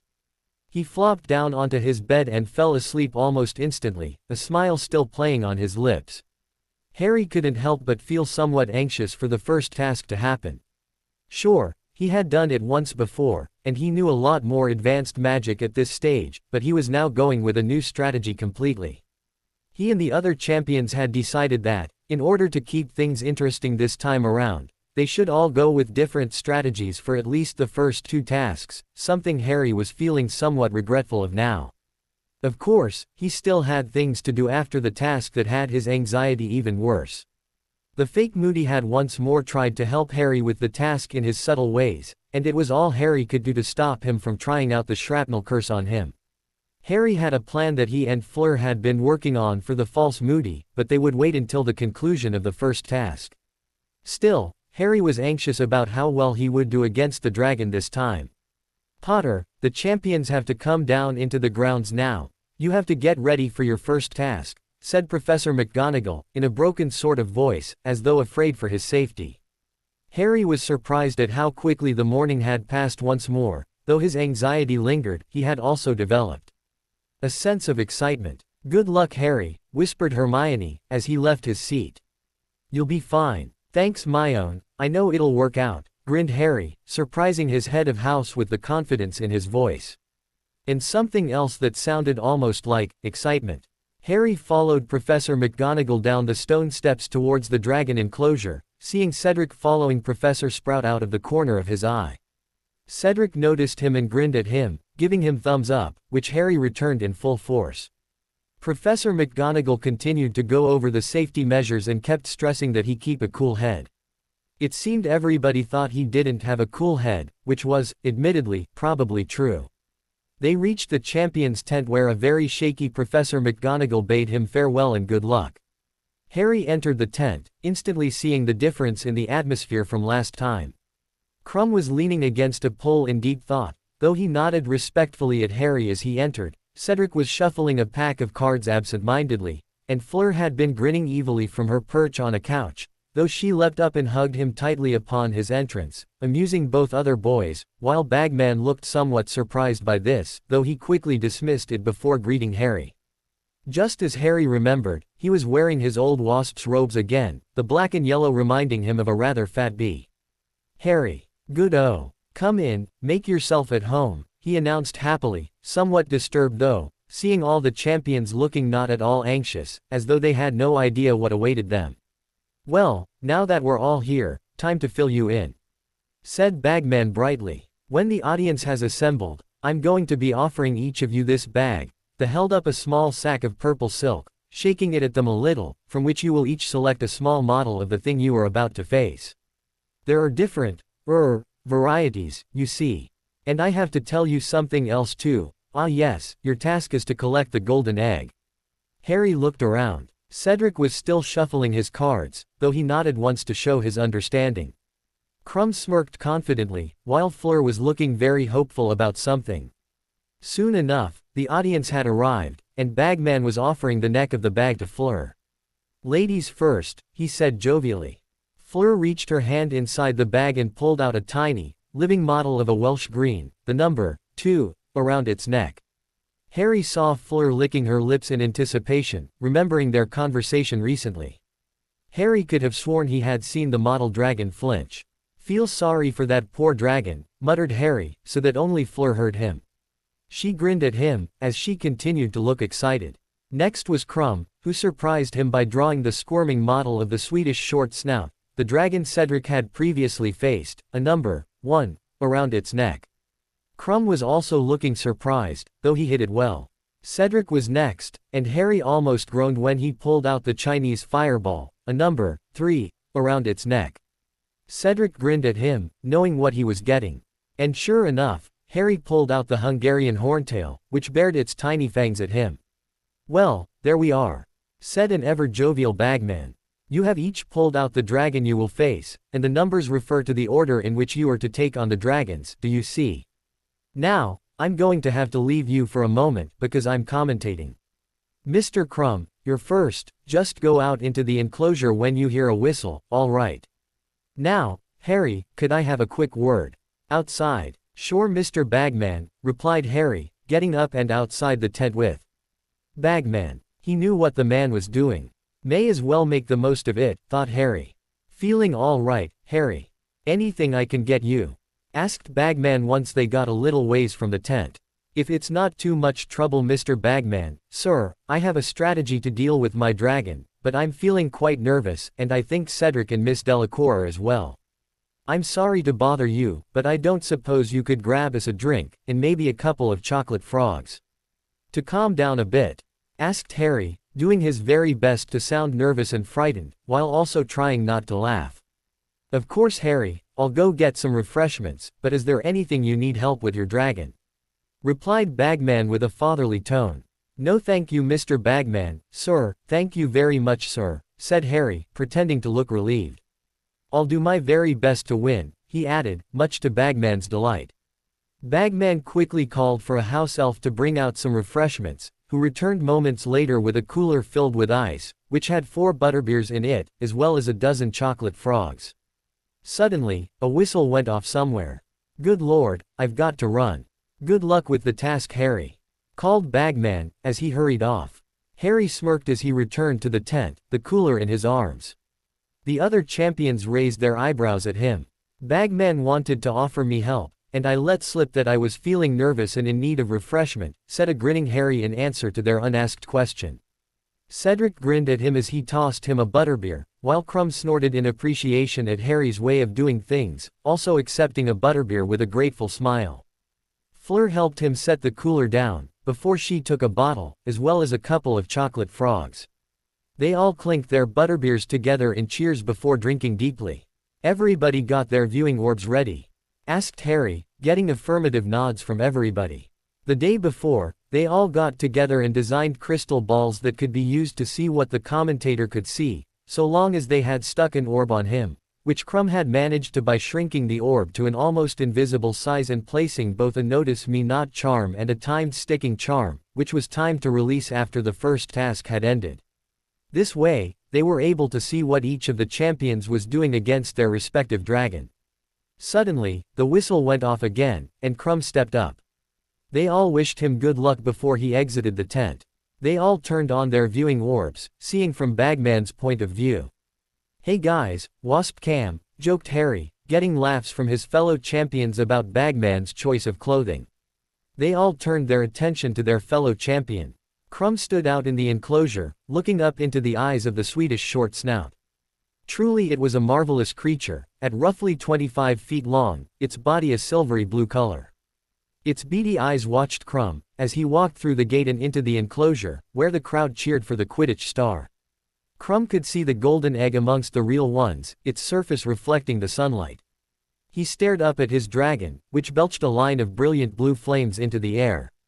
"Ladies and gentlemen, students and teachers, we welcome each and every one of you to the opening of the Triwizard Tournament's first task," came the voice of Bagman, amplified by his wand. "Each of our competitors will have to get past their respective dragon and retrieve a golden egg from the dragon's nest, after which they will be judged. We will be starting with Mr. Victor Krum, and his opponent, the Swedish short snout. Let the task begin," thundered Bagman, just as the cannon went off, and Krum stepped into the enclosure proper. Krum wasn't taking any chances with this dragon. He immediately conjured a slab of marble, excellently blocking a blast of fire sent from the short snout. Going over his plan in his head, Krum banished the scorched marble at the dragon's head and ran closer towards the dragon, which had just bitten the marble into dust, which was just what Krum was hoping for. "Vis Eris," yelled Krum, conjuring a tornado and sending it into the dust storm that had been created from the remains of the marble from earlier. The tornado wrapped around the dust and became a dust twister, which was sent into the face of the dragon, affecting its sense of smell as well as its vision, though it was not enough to pain it, only enough to irritate it.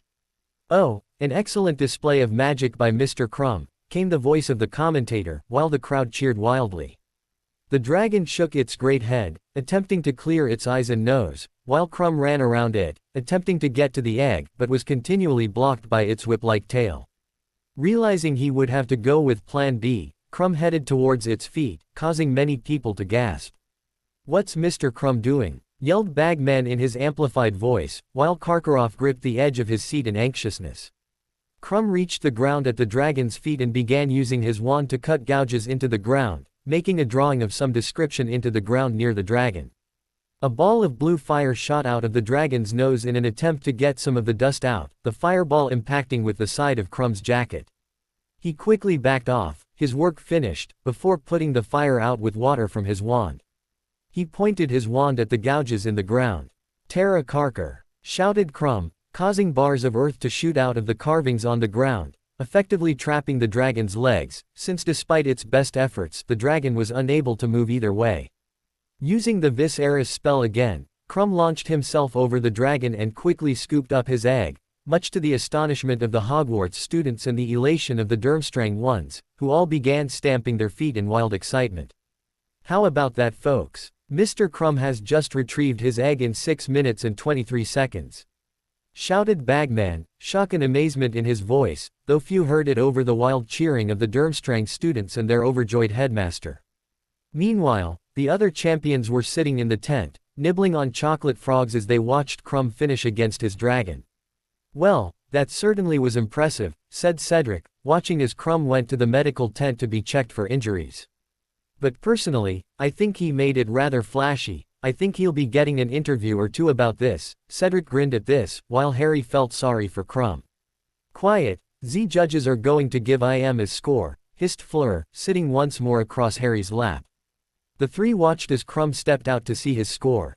Madame Maxime was first to judge, a silvery ribbon shooting out of her wand and twisting to form a large 8. "Pretty decent, but I guess she took marks off for getting burned," said Cedric, watching as Crouch shot a 9 into the air, while Dumbledore surprised them by shooting up a 10. "He certainly marks with more fairness than Karkaroff," mused Fleur, watching as Bagman gave him a 9 as well. They didn't need to see Karkaroff's score to see the 10 that he had given him. "Well, I guess that was bound to happen, said Harry, shrugging slightly as Fleur rested her beautiful head against his. The whistle sounding told them that Fleur was up. Fleur pouted slightly, but got off of Harry and began walking to the tent entrance. Good luck, Fleur, chorused the remaining champions. Fleur turned back to look at them, before grinning evilly. I do not think it is moi that you should be giving your luck to, she said, before exiting. Harry winced, feeling the evil just rolling off that smile, while Cedric shuddered.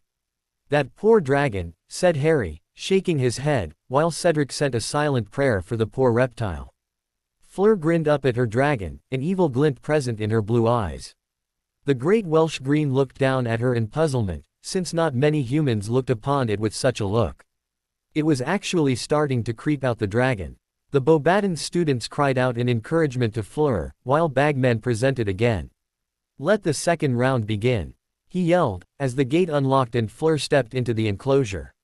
Meanwhile, both Harry and Cedric were watching in fear for the dragon, as the Beauxbatons champion forewent her wand, instead transforming into her true Vila form, sprouting feathers on her arms as her body became surrounded in fire.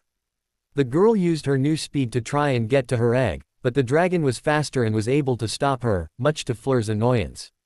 She held out her hand and formed a fireball in it, before hurling it at the dragon's head. As the crowd watched, the fireball split into 5 separate attacks and simultaneously hit the dragon in the chin, causing it to let out a bellow of pain and anger. Cedric winced at the dragon's treatment, before turning to Harry. Forget protecting the champions, who's going to protect the dragon? He joked weakly, while Harry nodded numbly.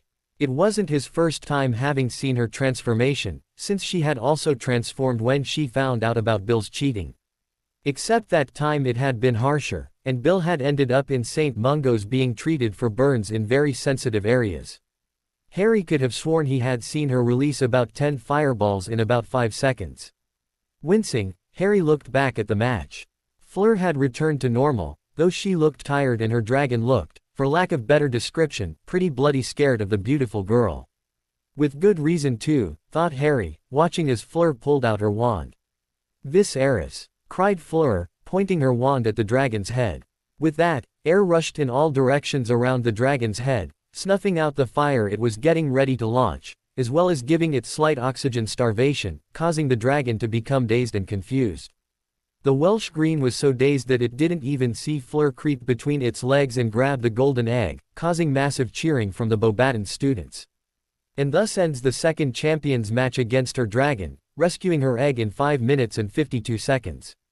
Announced Bagman. Over the cheers of the audience, prominent were Madame Maxime's cries of joy for her student's spectacular performance. Harry and Cedric watched as Fleur returned from the medical tent with a bandage on her leg, as she went to receive her marks. Sure hope we don't come back in time again. Now that she's been hit by the dragon again, I don't think the dragon would survive a third match against her, whispered Cedric to Harry, who chuckled. Yeah, it's just as well we made her promise not to use those other spells we've been learning. She would have roasted the poor bugger in about 10 seconds, he replied, thinking about what would have happened if she had tried keto on it. They turned their attention back to their viewing orbs, watching Fleur receive her marks. She got a 9 from Maxime, a 9 from Crouch, a 10 from Dumbledore and Bagman, and a 6 from Karkaroff. He's not going to be popular, muttered Harry. He was right, everybody from both Beauxbatons and Hogwarts were now booing at the Durmstrang headmaster. Well, looks like my turn then, Harry. Wish me luck, said Cedric, walking to the tent entrance when the whistle sounded. Good luck, and try not to make it too boring, said Harry with a smirk. Cedric rolled his eyes and flipped him the bird before leaving for the dragon enclosure. And now, ladies and gentlemen, our third match, with Hogwarts champion, Cedric Diggory, against the fearsome Chinese fireball. Bellowed Bagman, as a tumult of noise came from the Hogwarts students, the Hufflepuffs in particular. Cedric waved to his friends in the stands, before stepping into the ring as the cannon went off. Cedric wasn't showing it, but he was very nervous now. He had based his strategy on the dragon he had gotten last time, but he was now facing a different breed, so he was forced to think up a new strategy.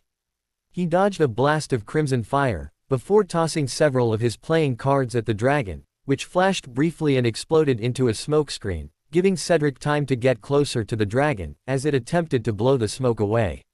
So, That's what the cards were for, mused Harry in the tent, grinning at his friend's resourcefulness. Thinking fast, Cedric took aim at the dragons. Lance of Fulgur, he shouted, a bolt of lightning shooting from his wand before splitting and striking the dragon from behind, sending the dragon lurching forward several steps. Mr. Diggory has pulled the dragon away from its eggs, and what a display of astounding magic as well! Shouted Bagman into the audience, where several girls screamed their adoration for Cedric. Meanwhile, Cedric was trying to get past the dragon, but it was proving no easy task. He conjured another wall of earth to block some fire as he tried to remember what he knew about the Oriental dragon, when he remembered something from Fantastic Beasts and where to find them. Of course, Chinese fireballs are the most aggressive types of dragons, thought Cedric, running out from his cover while pointing his wand at the ground near the enclosure gate where he came in. Signum Draconis, yelled Cedric, causing a giant boulder to sprout from the ground and begin forming into something else. Cedric finished the transfiguration, as the Chinese fireball gave a bellow of rage and began lumbering towards the giant stone statue of the Ukrainian iron-bellied dragon that had been bewitched to have the same color as the dragon and to also roar. Cedric took his chance and began running at the eggs, hearing the sounds of stone being broken and a bellow from the dragon statue. The Chinese fireball realized it had been tricked, but too late, as Cedric scooped up his egg, causing the crowd to go wild at the amazing performance. Ladies and gentlemen, Mr. Diggory has completed his challenge and collected his egg, at 7 minutes and 2 seconds.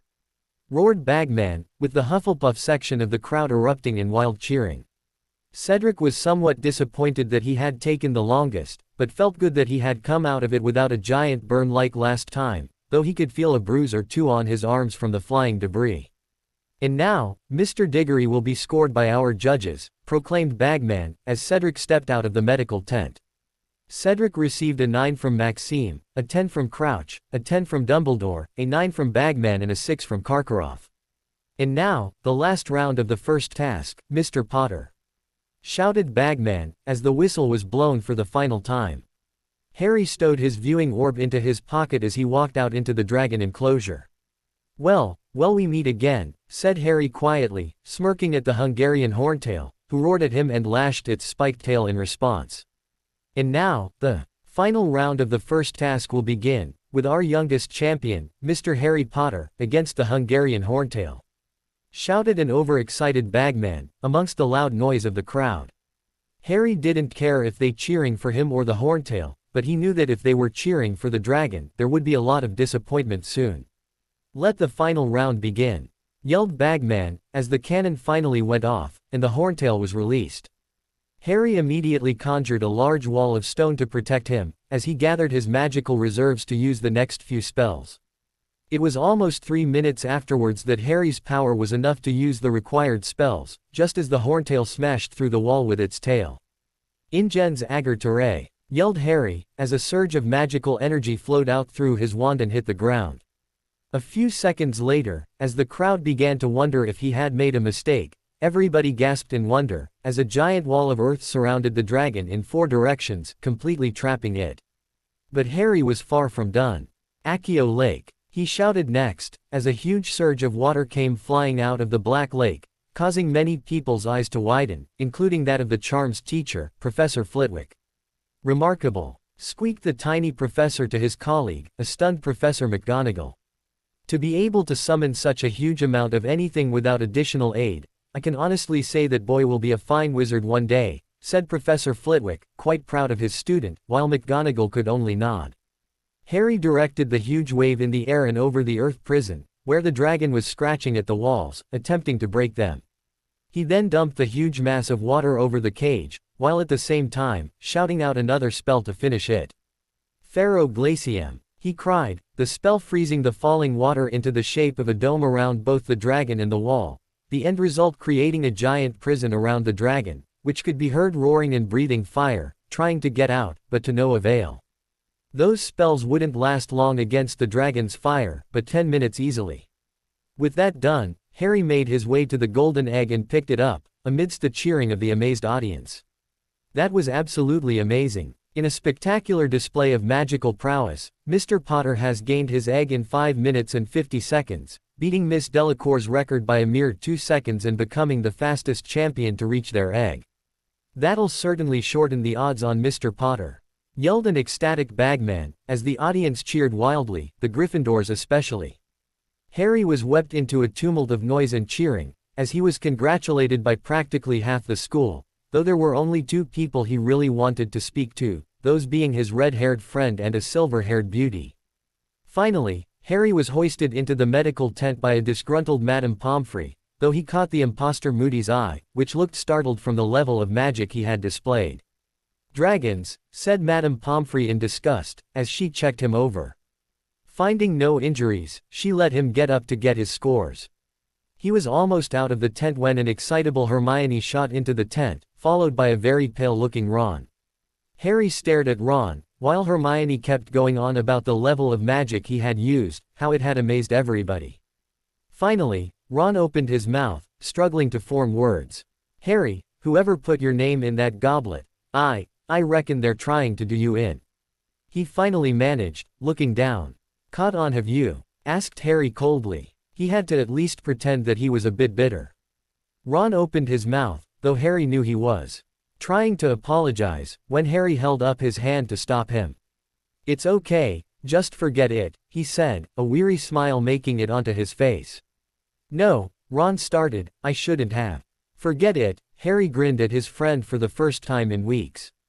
Ron grinned back, albeit a little nervously.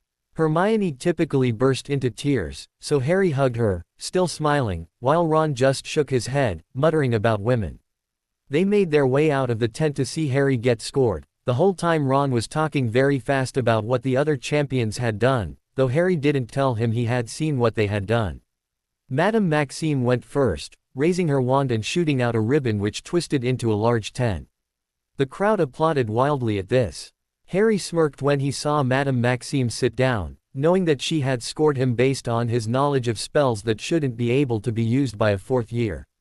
Crouch was next, also shooting a 10, making the crowd cheer even louder. "Looking good, mate," yelled Ron above the cheers, as Dumbledore stepped forward. Harry caught his eye, which was twinkling, as he shot up a large figure 8. This got many cheers as well, though they were slightly confused, since Dumbledore had not given his student full marks. Bagman predictably gave him a 10 as well, causing many more cheers to erupt from the students. Lastly came Karkaroff, who looked as though he had been forced to swallow when he shot a large figure 8 into the air. "Probably the lowest he could give me without me getting a higher score than Crumb," thought Harry amusedly, while the crowd continued to cheer. Ron said he would wait, as Harry left for the champion's tent to receive information for the second task. Upon entering the tent, Bagman had not yet arrived, which was the only thing he had time to notice before Fleur was hugging him half to death. "Ari, congratulations," she yelled happily, squeezing him tightly, while Cedric and Crumb chuckled in the background. "You too, Fleur, I kind of feel sorry for your dragon though," he replied, grinning a bit at her embarrassed blush. "Z Reptile had it coming," she defended weakly, as Bagman entered the tent. Bagman proceeded to congratulate them all, before giving them the information about the eggs and sending them off. Harry was walking back with Fleur, Cedric and Crumb when Cedric asked him a question. "So Harry, what do we have planned next? We have a while until the next task," he asked seriously, while the other 2 nodded their agreement. Harry stopped and looked at them. "I already have a plan to deal with the fake Moody, but I need Dumbledore's help with it, so we don't need to worry about that for now. But I do have something I need to do now that this is finished, if you wanted to give me a hand with that," he said, looking around at them. "You know we're here to help," said Cedric, grinning at him, while Crumb nodded his agreement. "Tell us what you need, Ari, we will help you over we can," said Fleur, leaning on his arm. Harry grinned at all of them. "In that case, how would you all like to come on a little trip with me this weekend?" he asked, getting puzzled looks from his fellow champions. "We're going on a Horcrux hunt." Harry, Fleur, Cedric and Crumb stood outside the abandoned shack, its creaky gate swinging slowly in the wind and making eerie noises, filling their minds with dread and doubt. The gaunt shack was scarcely 50 meters from where they stood, yet they felt hesitant to proceed any further. "Are you sure this is the place where the Horcrux is hidden, Harry?" asked Cedric, for the umpteenth time. For the last time, yes it's here Cedric, sighed Harry in exasperation. What is Z matter Cedric? Afraid of Z dark, teased Fleur, once again standing next to Harry. There's a reason I'm not in the House of Bravery you know, said Cedric, glancing apprehensively at the old hut. Look, it's just a quick grab the ring and go job, alright. Dumbledore didn't say anything about any monsters or spirits, explained Harry to his friend, amused by his phobia of ghosts. Let's just go in and get the ring, so they can leave. The sooner the better, said Crumb, startling the others with his serious tone. When it came to Victor Crumb, he was either serious when somebody disturbed him, serious when he felt no feelings whatsoever for the person he was speaking to, or serious when the situation at hand gave him a bad feeling. Something foul was afoot. What do you sense? Asked Harry in a low voice, his tone becoming equally serious. What Cedric is most likely feeling is a high level of intimidation curse, which has been set over the building and the surrounding area, along with despair curses, all in order to ward people away from the area. Something foul is afoot indeed, explained Crumb, his voice dropping to a whisper while everybody crouched down close to the ground. I think I get it. Voldemort was still here at this time before the tournament ended, in order to hide. So, since Dumbledore didn't come here until my 6th year, there might have been extra defenses still in place, muttered Harry, his eyes widening in shock. They had counted on Voldemort still being in the shack, which is why Harry had used his link with Voldemort to look into his mind to find out when he might be gone. Though Voldemort may be gone for now, his defenses would still be in place, defenses that Dumbledore hadn't encountered before. Everybody, tread carefully. This time, I'm not certain of what might show up, whispered Harry, getting nods from his 3 companions. Slowly, the 4 champions edged up to the front door of the Gaunt Hovel, their wands at the ready. Pushing open the rusty door, Harry prepared for the worst, but was not expecting to be confronted by the sight of nothing. No beast was waiting to pounce, no barrier, no Death Eater. It was as though they had stepped into the wrong abandoned hiding place of Voldemort. Suspiciously, the group continued forward, their footsteps echoing throughout the shack, dust falling from the rotted ceiling as they walked into the house. Getting onto his hands and knees, Harry started searching through the piles of rubble with Crumb, while Fleur and Cedric started searching upstairs. During his search, Harry accidentally brushed his hand over Crumb's, making the older boy smirk. Oh, Ari, don't ever let go off my hand, cooed Crumb in a high-pitched girl voice, causing Harry to glare daggers at him.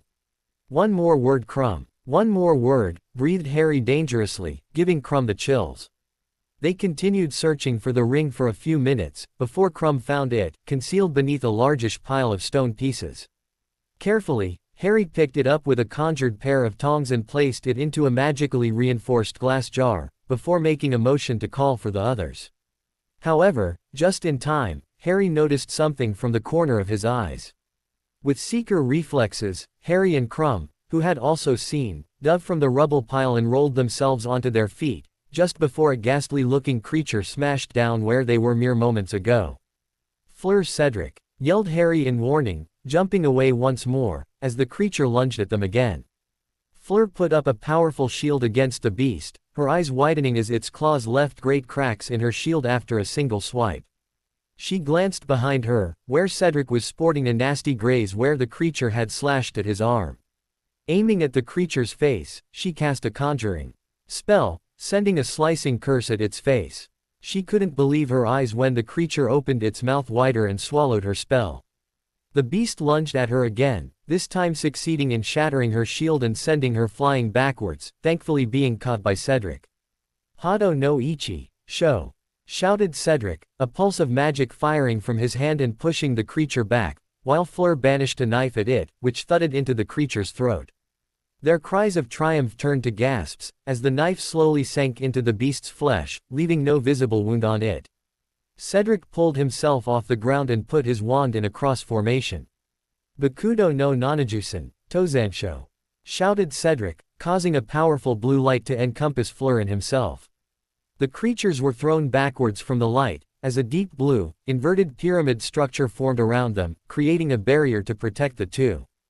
Good job Cedric, called Fleur impressed. Getting no reply, Fleur turned around to see Cedric panting on the ground. Cedric, what is the matter? she asked worriedly, pulling him up to a sitting position. I'm not very good at Keto yet, so such a high-level spell took a lot out of me, explained Cedric tiredly, looking behind Fleur to the outside of the pyramid. The creature was repeatedly attacking the barrier, but was unable to even scratch the shield. Fleur traced her fingers through the dust on the ground, streaking symbols across her arms, using the dust as a marker. Black and white net, 22 bridges, 66 crowns and belts. Footprints, distant thunder, sharp peak, engulfing land, hidden in the night, sea of clouds, blue line. Form a circle and fly through the heavens. Bakudo no Nanajunana, Tentikura, shouted Fleur, a blue square of light materializing in front of her. Ari, Victor, can you both hear me? Said Fleur clearly into the light. Loud and clear Fleur, are you and Cedric okay? We're being attacked by some sort of beast down here, and whatever it is, it seems to be immune to magic. We're running from it at the moment, but the doors are all locked, so there's no way out.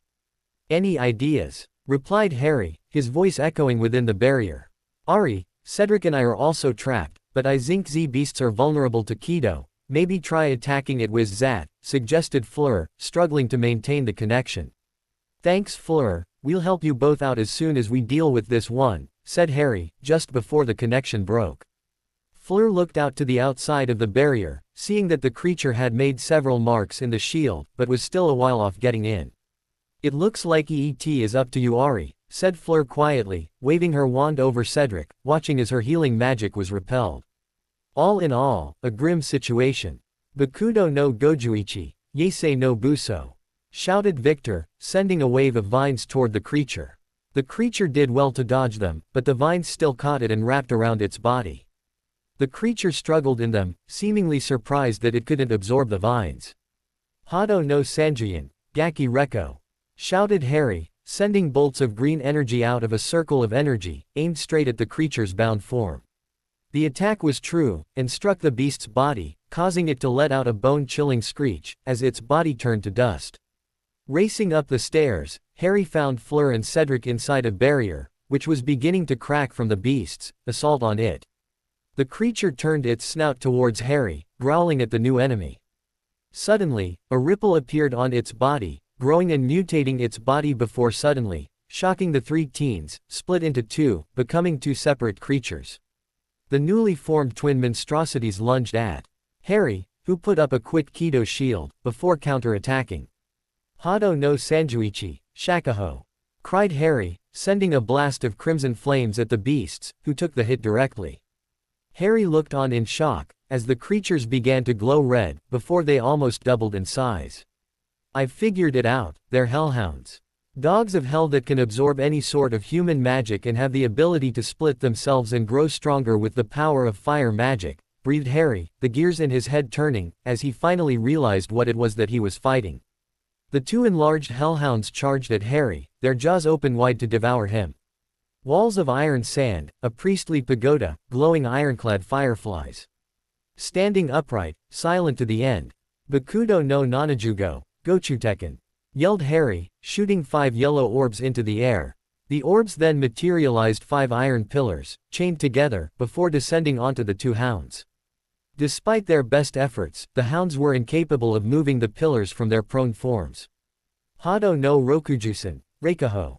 He finished, throwing a huge blast of electricity at the hounds, turning them to dust almost instantly. Exhausted, Harry fell to his knees, just as Fleur reached him, catching him. Ari, you did EET, you won Ari. She squealed, clutching him to her. Are you and Cedric all right Fleur? He asked softly, suddenly feeling the adrenaline leave him, replaced with tiredness. We are both all right. Cedric is injured, but EET is not too bad a wound. He will recover, she replied, smiling at him as she stroked his hair. Harry smiled and struggled to his feet, using Fleur to keep his balance. The weary champions were able to return to Hogwarts via apparition, and quietly bade each other farewell, though Fleur insisted on accompanying him to Dumbledore's office, to make sure the Horcrux was destroyed as soon as possible. Harry, managing to guess the password for the gargoyle, climbed the stairs to the office, before knocking 3 times and waiting, his arm around Fleur's waist to keep himself upright. Not that she minded. Enter. Harry staggered into the room, still somewhat supported by the silvery bee-owned woman. "Ah, Harry, how good to see you again. And Miss Delacour, what brings the both of you to my office this fine evening?" greeted Dumbledore, his eyes twinkling merrily at them. "We found the Horcrux professor, in the Gaunt shack, just as you found it last time," said Harry, placing the magically reinforced glass jar with the ring on the desk.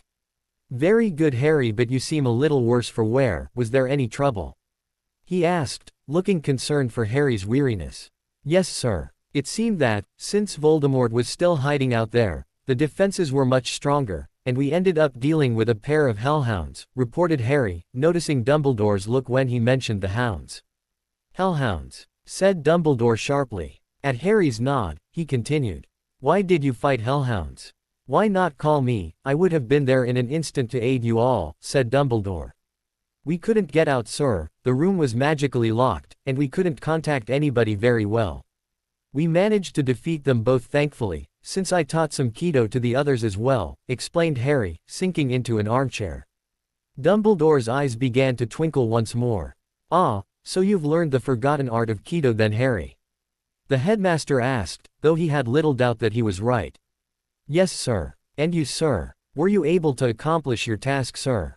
asked Harry, a concerned expression passing over his weary face. "Rest assured, Harry, it has been done. Professor Moody has been rescued and replaced with the substitute," Dumbledore reassured him. Harry let out a sigh of relief and sunk back into the armchair. Since rescuing Moody without Crouch Jr. going into a panic was all but impossible, Harry and Dumbledore devised a plan. By using several overlapping spells and mixing in Moody's actual hair into the brew, they were able to construct a replica of Moody, complete with a heartbeat, though it would scarcely do more than that. This way, the real Moody could recover in a safe house, while Crouch suspected nothing of it. "Thank you, Professor, it's good to know that it's been taken care of. I think we should move on with this and destroy this Horcrux now though," said Harry, turning his eyes to the Horcrux, his nose wrinkling in distaste. "Although I don't think Voldemort can feel the pieces of his soul anymore, if we destroyed all of them at once, he may feel something, so I think we should destroy them as we obtain them," finished Harry, drawing the sword of Gryffindor from the sheath on the mantle. Fleur wrapped her arms around him, as he swung the sword above his head. With one swift movement, the sword came down on the desk, cracking the ring, which let out an unearthly wail, while dark smoke rose out of the cracked ring, vanishing into thin air. As the Horcrux died, Harry allowed himself to fall back into Fleur's waiting arms, his tiredness consuming him. "Well done, Harry, you've done very well. Get some rest and I'll talk to you tomorrow," said Dumbledore, smiling serenely at the two students, who took their leave at once, though Fleur was half carrying a weakly protesting Harry. "I can walk, Fleur, really," pleaded Harry, though Fleur did not allow it.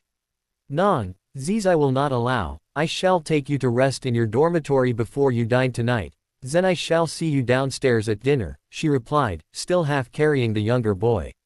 Fleur took him right to the portrait hole for the tower, where thankfully, nobody was around. Fleur smiled at him, keying him on the cheeks before she turned to depart. Harry's hand on her wrist, however, stopped her before she left. "Fleur, will you do me the honor of accompanying me to the Yule Ball?" asked Harry seriously, his emerald green eyes piercing straight into her ocean blue ones.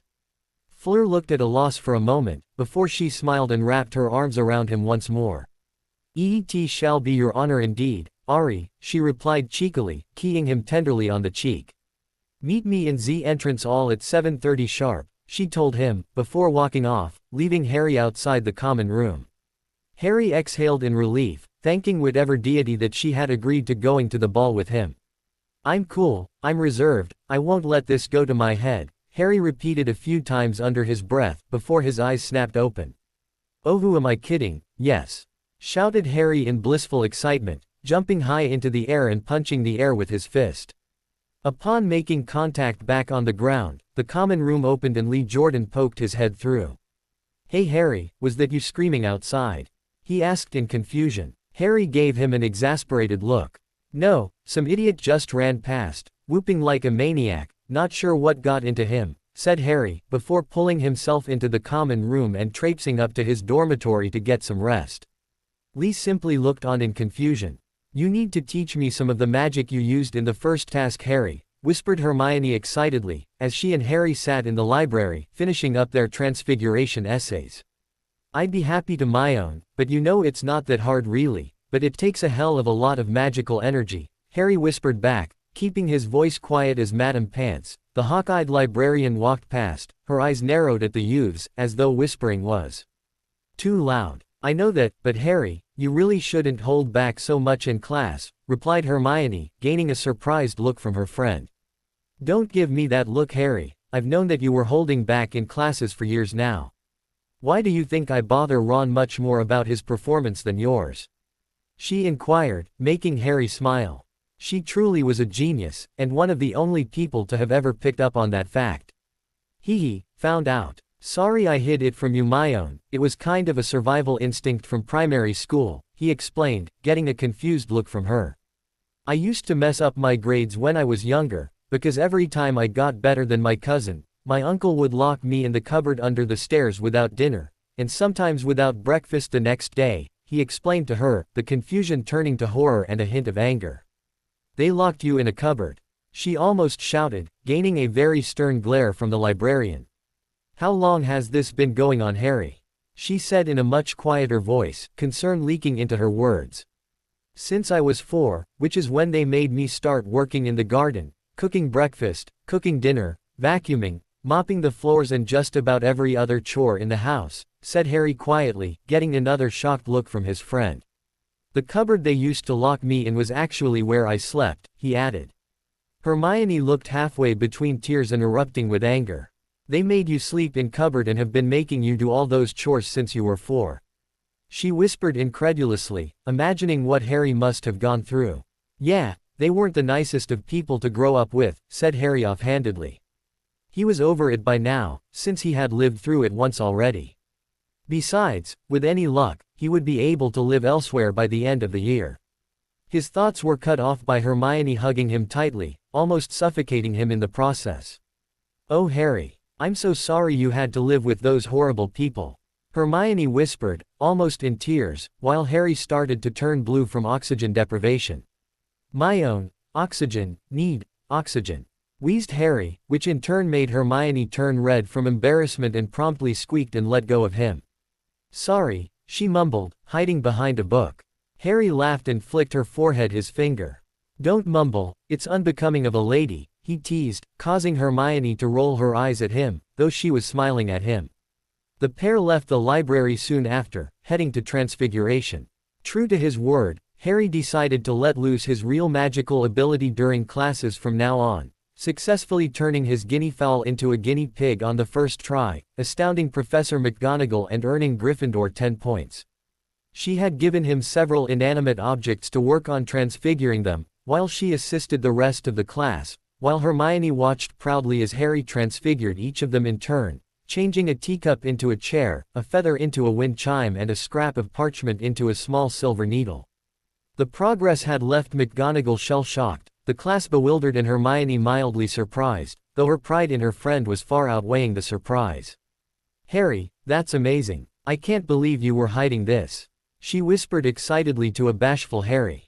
"Indeed, Mr. Potter, it is quite remarkable," agreed McGonagall, walking up to the desk and looking at the pile of transfigured objects with a small smile on her face.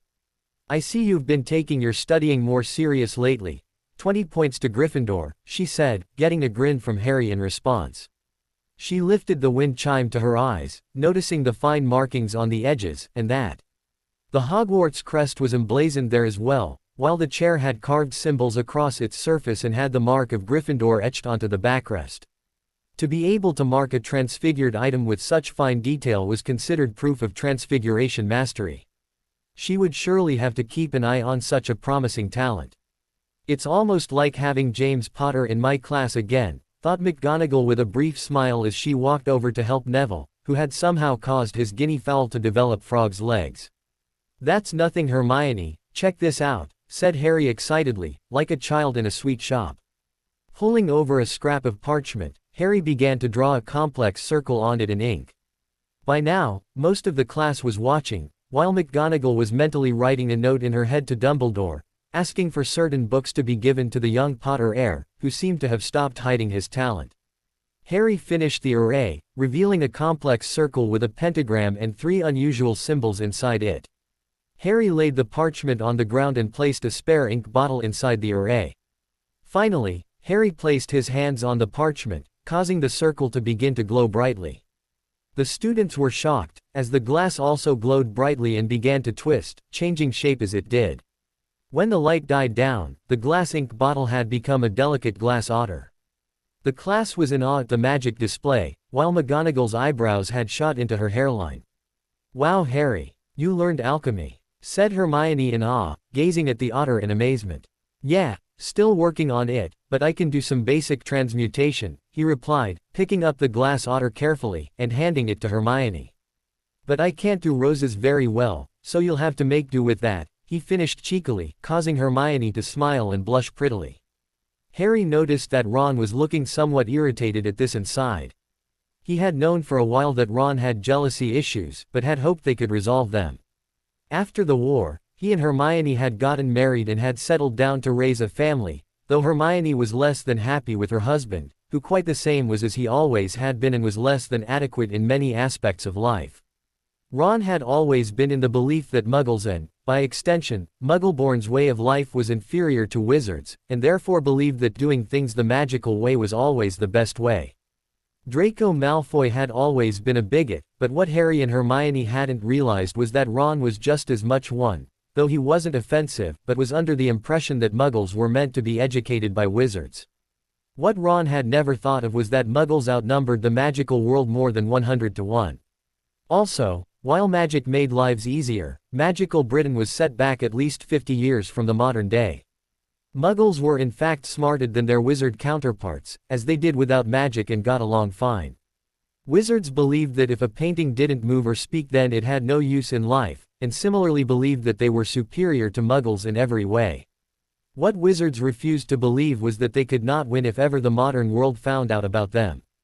After all, a gun can be shot multiple times in a second, while the killing curse cannot, and a speeding bullet has not yet been transfigured. With Ron's frame of mind however, he and Hermione seldom went a day without arguing how they would raise a child. While Hermione wanted her child to go through primary school, Ron believed that it was unnecessary and a waste of time. This caused his sleeping on the couch, after Hermione pointed out that she went to a Muggle school. After class, McGonagall announced the Yule Ball, just as Harry remembered, before proceeding to ask him to stay back after class. "Potter, the champions and their partners traditionally open the Yule Ball. You're going to need to find a partner by Christmas," she said. Harry grinned. "All taken care of, Professor. Actually I heard Professor Karkaroff talking about it, so I already have a date," replied Harry, still grinning at the stunned look on the Transfiguration teacher's face. "Oh, well, in that case I guess you need to learn how to dance, Mr. Potter, so as not to disappoint your partner," she said, getting over her shock. "Also, well done on your performance in class today, but it seems quite odd that your performance and theory work would suddenly shoot up so suddenly," she said, giving him a suspicious look. "Not that your marks were bad before, by any reckoning, but the spell work you did today carried the craft of a master. Care to explain why you've been holding back in my classes before now?" she finished, knowing she was right from the look of shock in his eyes. Harry sighed, knowing his jig was up. Although he hadn't learned the alchemy until he was 20, he had been holding back in class ever since had first started at Hogwarts. "I'm sorry if I disappointed you, Professor. I've been used to having to hide my grades since before Hogwarts, since my aunt and uncle, they didn't like me getting better marks than my cousin," finished Harry somewhat lamely, though McGonagall saw what he meant. Her expression softened, though inside her mind, she was raging about the Dursleys. She had always protested Harry being sent to live with them, ever since she had spied their son kicking his mother all the way up the street, screaming for sweets. At the age of 1 no less. "Harry, I want you to know that you can always come to me if you have any problems," she replied in an unusually informal way. "I am your head of house after all," she said, smiling at him, which he returned. "Now, since I can clearly see that your transfiguration is higher than 4th year, and I suspect that it goes above 5th year as well, I'd like to give you a test in the next class, to determine at what level you are at," she explained to him, gaining a confused look, though he understood what it meant from his previous life. You wouldn't be allowed to try for a mastery of Transfiguration until you can display above 7th year knowledge of Transfiguration, so this test will show me where you are at, in terms of your Transfiguration skill. You'll be placed at any of the Hogwarts years, or one of the 3 levels above, Understanding, Advanced or Mastery. To attain one of the latter 3 ranks, you will have to sit the Ministry's test, which you may choose to take if you can prove you have post-7th year knowledge of Transfiguration. Is that all clear? She explained, looking to Harry, who nodded. Yup, loud and clear, Professor, said Harry, as he grabbed his bag. All right then, thank you for your time, Mr. Potter. Now off with you, she said, shooing him out of the class, though she felt in high spirits. If you could see your son now, James, he might even get better than you in Transfiguration, she said to herself, smiling as she summoned all the essays to her desk and packed everything away with a flick of her wand. Harry wandered down the hallway, vaguely aware of Ron and Hermione arguing about something.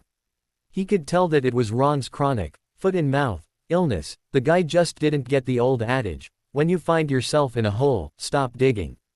The scoreboard he had conjured was out of space now, as Hermione had scored over 30 against Ron's 2, so he vanished the board and was looking for something to amuse himself or possibly escape the conversation, when he noticed Malfoy and some Slytherins pestering a third-year girl. Figuring he could help her out and make a fool out of Malfoy at the same time, Harry quietly detached himself from the arguing pair, and made his way up behind Malfoy, who had snatched the girl's wand out of her hand and mocking her as she started to cry. What's wrong, Mudblood? Have you learned to respect your betters yet? Taunted Malfoy, as his fellow Slytherins guffawed stupidly. Really, Malfoy, do you know any other insults than that?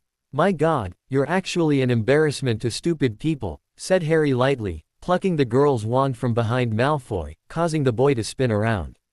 Potter, spat Malfoy, his sneer increasing tenfold. I wonder how many girls will reject you for the ball before you give up and ask your mudblood friend, he sneered.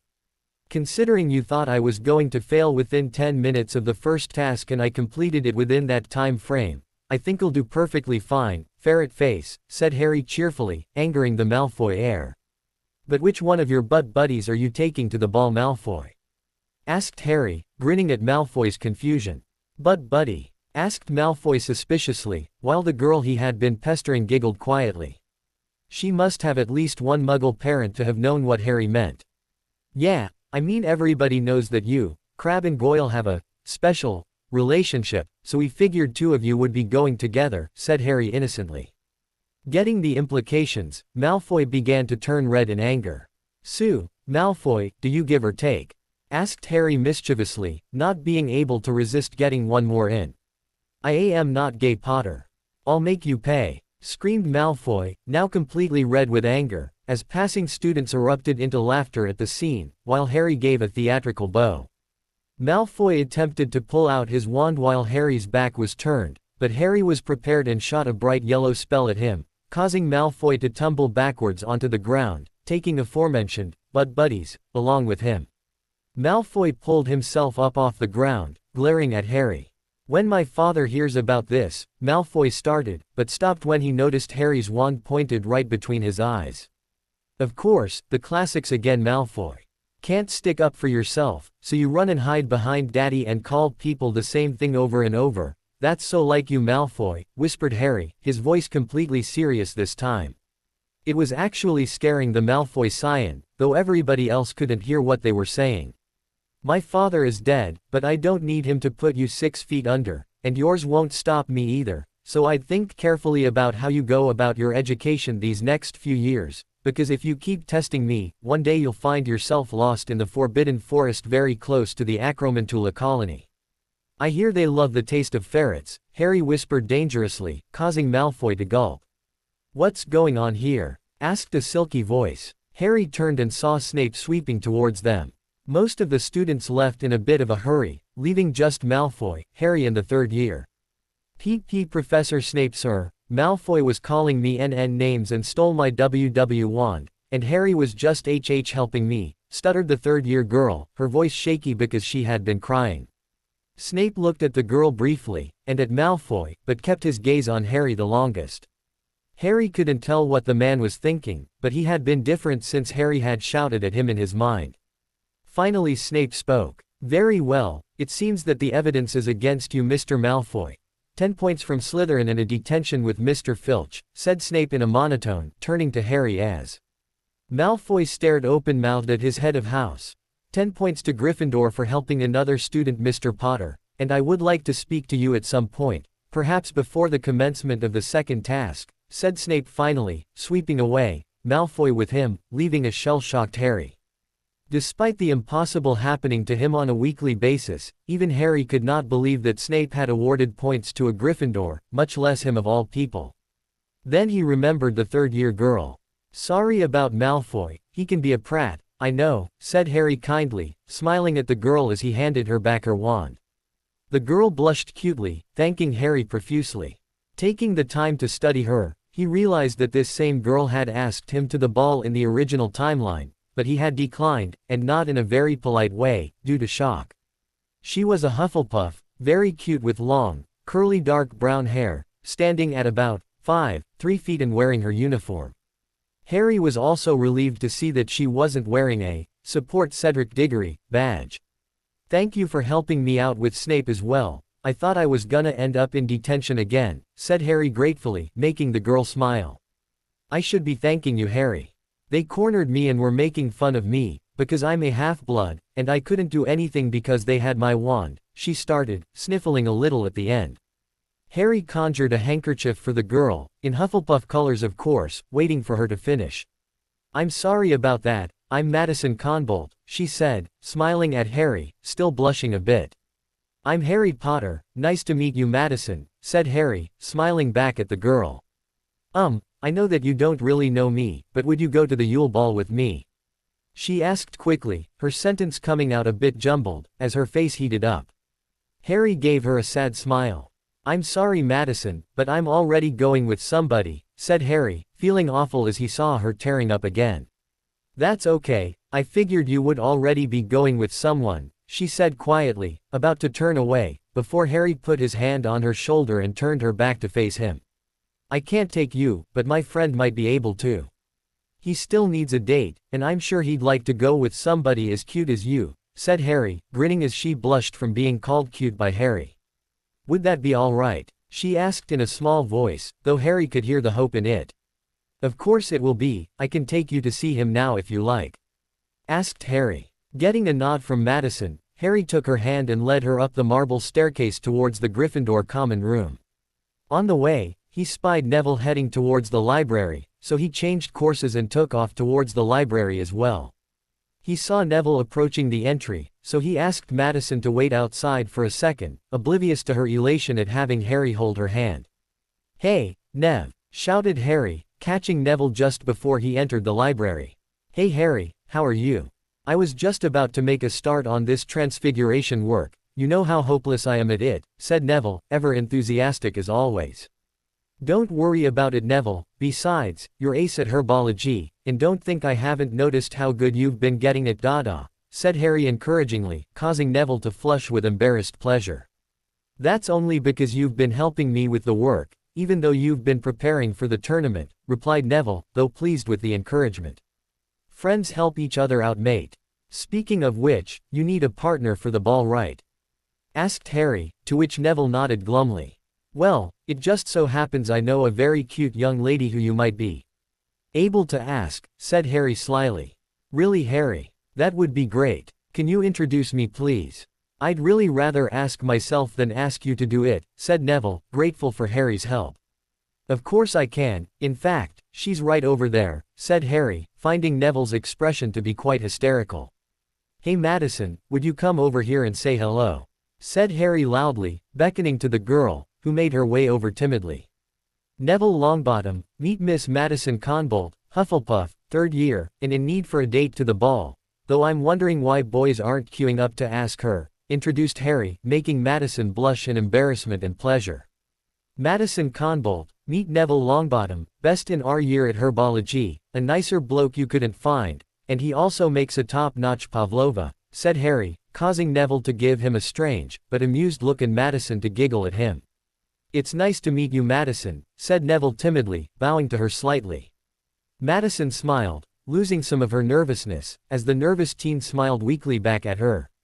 Would you go to the Yule Ball with me? Asked Neville, stuttering a little bit. Madison smiled and blushed prettily. Yes Neville, I will, she said, smiling at him as he smiled back, feeling very relieved. Great. Glad that worked out, because if it didn't, I would have looked a tad stupid, wouldn't I? Exclaimed Harry, grinning at the two embarrassed teens. I'm meeting my date at the entrance hall on the night at 7:30, so if you want I can bring Neville down with me and we'll meet you there, said Harry, getting nods all round.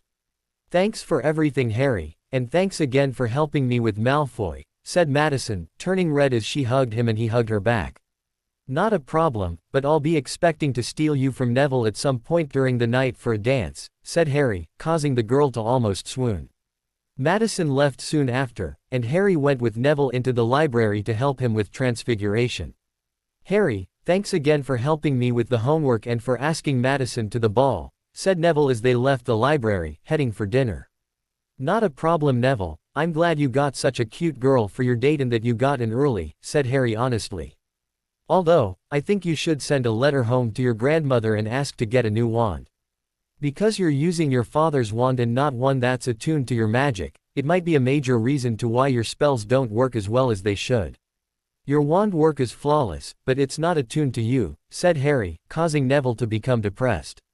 I don't think Gran will let me, she wants me to grow up like my parents, and using Dad's wand is one way she thinks, said Neville gloomily. Recently, through studying together, Neville helping Harry with herbology and Harry helping Neville with Dada, Neville had told Harry about his parents, which had surprised Harry, as he hadn't confided in him last time. Trust me, I think she'll see. And I'll write to her too, maybe she'll listen if we both write. Thanks Harry, you're a good friend, said Neville, smiling at Harry. What are friends for? Said Harry rhetorically, clapping Neville on the shoulder as they sat down to dinner. Hey Harry, said Alicia Spinnet, sitting across from him. Hey Alicia, what's up? Replied Harry. We're holding dance classes for Gryffindors for the ball, would you be interested? She asked, carefully balancing a slice of steak and kidney pie on her fork as she carried it towards her plate. Yeah, sounds good to me. Might bring Neville too, and Ron if he finds himself a date, said Harry, spooning potatoes onto his plate. He had noticed that Ron and Hermione were still arguing, and Hermione had just stood up and was making her way to their part of the table, looking irritated. Great, the girls will love it, getting to dance with you, replied Alicia, grinning at her teammate's expense. I feel used, said Harry in a small, sad voice, before poking his tongue out at Alicia, who laughed. Oh by the way, keep an eye on Malfoy, he tried to curse me before, but I got him first and set a time delay spell on him. Should activate in 3 minutes exactly, said Harry quietly, getting incredulous looks from Alicia and Neville. Oh no, Fred and George have tainted my innocent little brother's soul, said Alicia in mock horror. Wait, what did you say Alicia? Asked Harry, catching the little brother comment. Alicia went red with embarrassment, but was saved from answering when the twins sat down on either side of Alicia. You say our names, we shall appear, announced Fred, grinning across at them.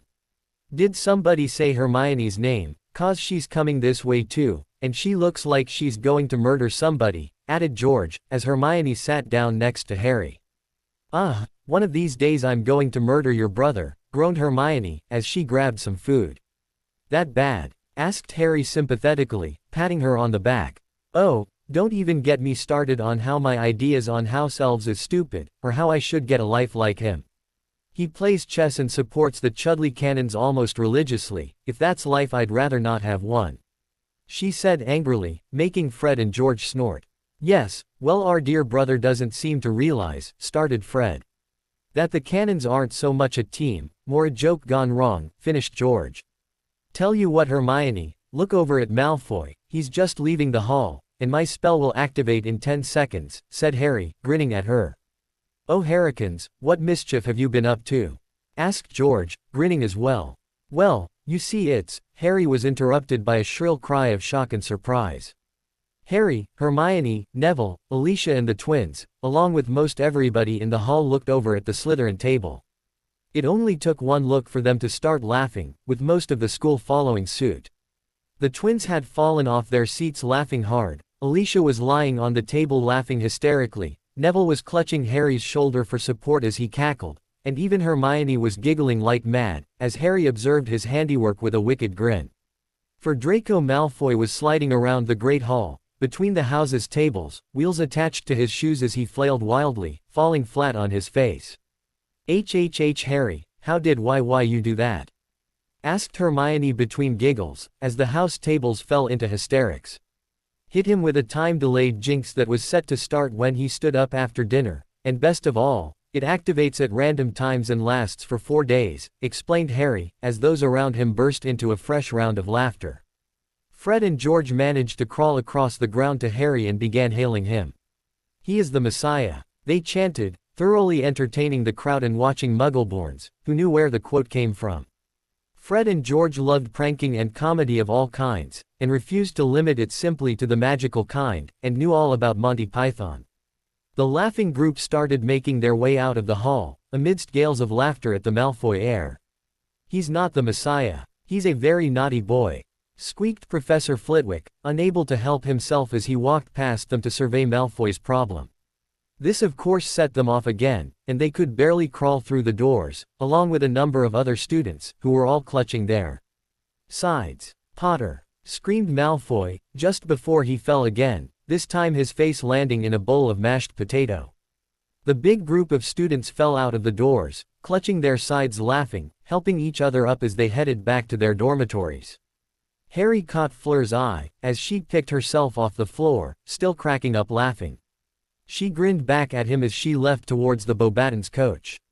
As Harry and a bunch of Gryffindors made their way up to the common room, with various members of Gryffindor, Hufflepuff and Ravenclaw patting him on the back and applauding him, Harry couldn't help but wonder one thing.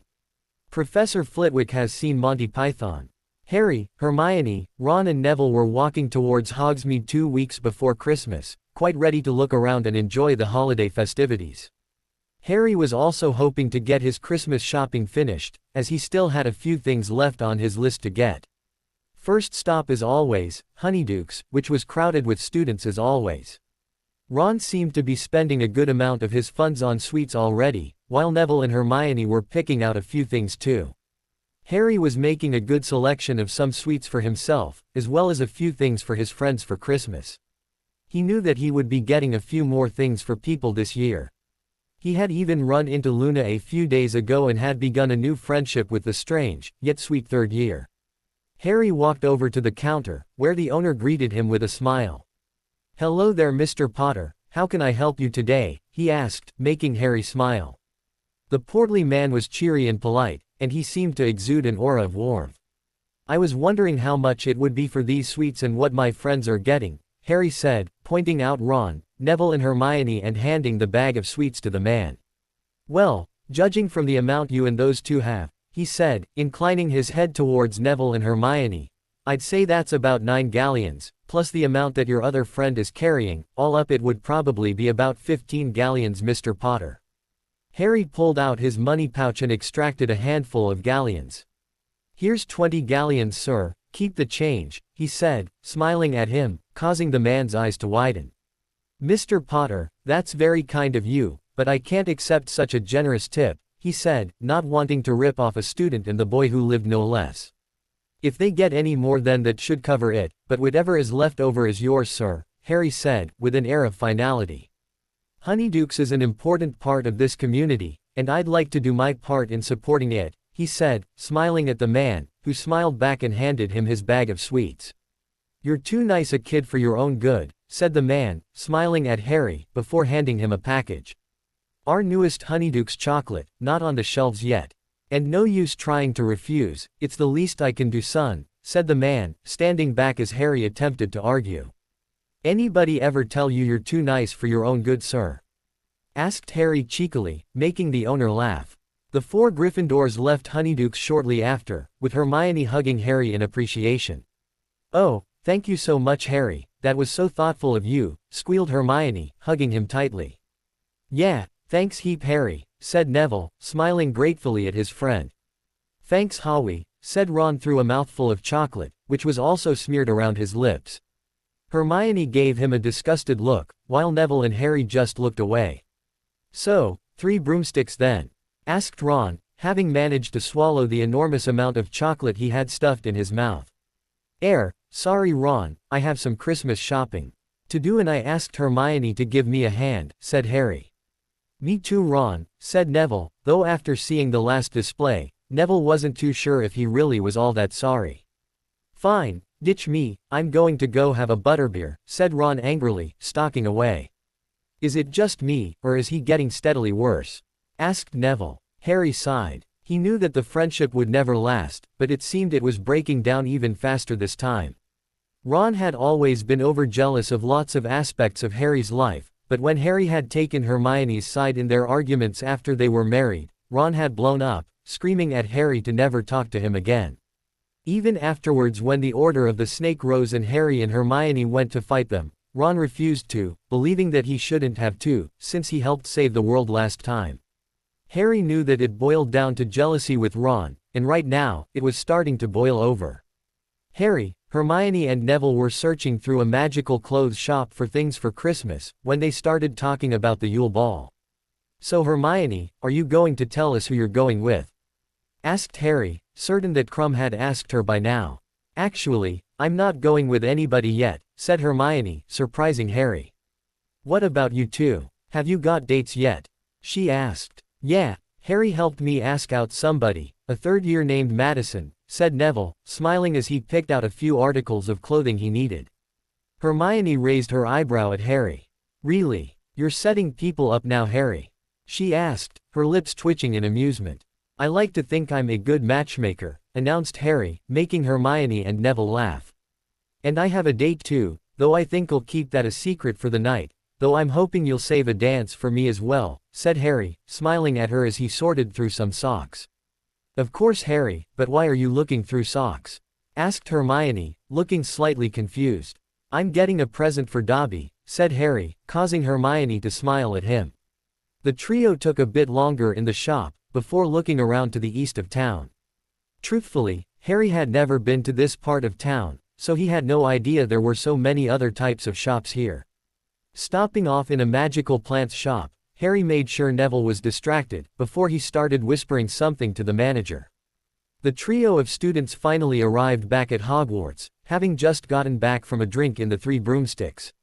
Ron, it seemed, had not waited for them, though they did get to meet up with the twins, Alicia, Angelina, Katie and surprisingly, Madison and Luna at a separate table, talking with a bunch of other third years. Harry, Neville and Hermione had joined them for a while Madison and Neville talked, having realized that they had many similar interests, while Hermione was introduced to Luna who, though bewildering, was quite fun to talk to. Harry eventually spotted Ron at dinner, looking moody as he shoveled impressive amounts of steak and kidney pie into his mouth, eliciting small looks of disgust on the faces of close-by students. Harry and Neville attempted to invite Hermione to the dance lessons that Alicia had set up, but she was preoccupied by studying in the library it seemed. So, with their dance shoes heavy in their hands, and somewhat of a sense of dread heavy in their hearts, Harry and Neville made their way up to the 6th floor to the classroom where Alicia was putting on her dance classes. Good to see you, Harry, Neville, said Alicia, greeting them as they came in. Thanks for inviting us, Alicia, though I'm pretty sure you just want to see me make a fool of myself, said Harry jokingly, doing an impression of somebody falling over, while Neville nodded. Yeah, sounds about right, and I'll be stepping on everybody's feet, said Neville, while Alicia laughed. Beeping it up, princesses, she said, dragging them both into the room as they let out sounds of mock horror and cries for mercy. It seemed as though half of the girls in Gryffindor had come, along with a handful of boys from Gryffindor and a few from Ravenclaw and Hufflepuff. Harry spent most of the evening being forced to dance with various women from the 3 present houses, mostly from his own year, but also a few from higher years. The class lasted for about an hour and a half before it was called quits. Harry was among the last to leave, with Neville and Madison leaving shortly before he was.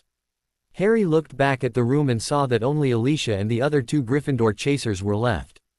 Walking back into the room, Harry approached Alicia and tapped her on the shoulder. Alicia, can I talk to you in private?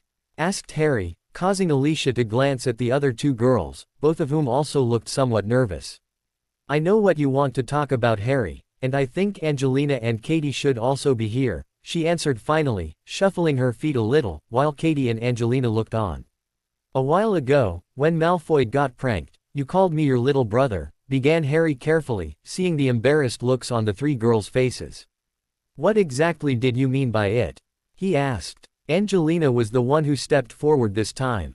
Well, you see Harry, the Gryffindor Quidditch team has been kind of like a family for a long time now, what with Wood and his mothering ways, and the twins acting like a pair of cheeky uncles, and Angelina trailed off. Ever since you joined the team, us three have always sort of thought of you as our little brother, said Katie softly, shocking Harry. None of us have ever had a younger sibling before, but when you came along, it felt like we did, said Alicia, resting her hand on Harry's shoulder. Harry for the most part was shocked, but happy. He had never found familial acceptance with the Dursleys, nor had he gotten the chance to start his own family in the end. The Weasleys were there, but he felt more like just another person there mostly. But maybe, just maybe, it wasn't too late to have a family, to have older sisters who cared for him. Harry looked up at the girls, who were startled to see tears in his eyes, though they were only visible for a moment as he hugged Alicia tightly, burying his face in her neck. Can I be your little brother? Harry asked, his voice quiet and muffled. Alicia smiled and hugged him closer, while Angelina and Katie hugged him from either side. Of course you can, little brother, whispered Alicia, hugging him tightly.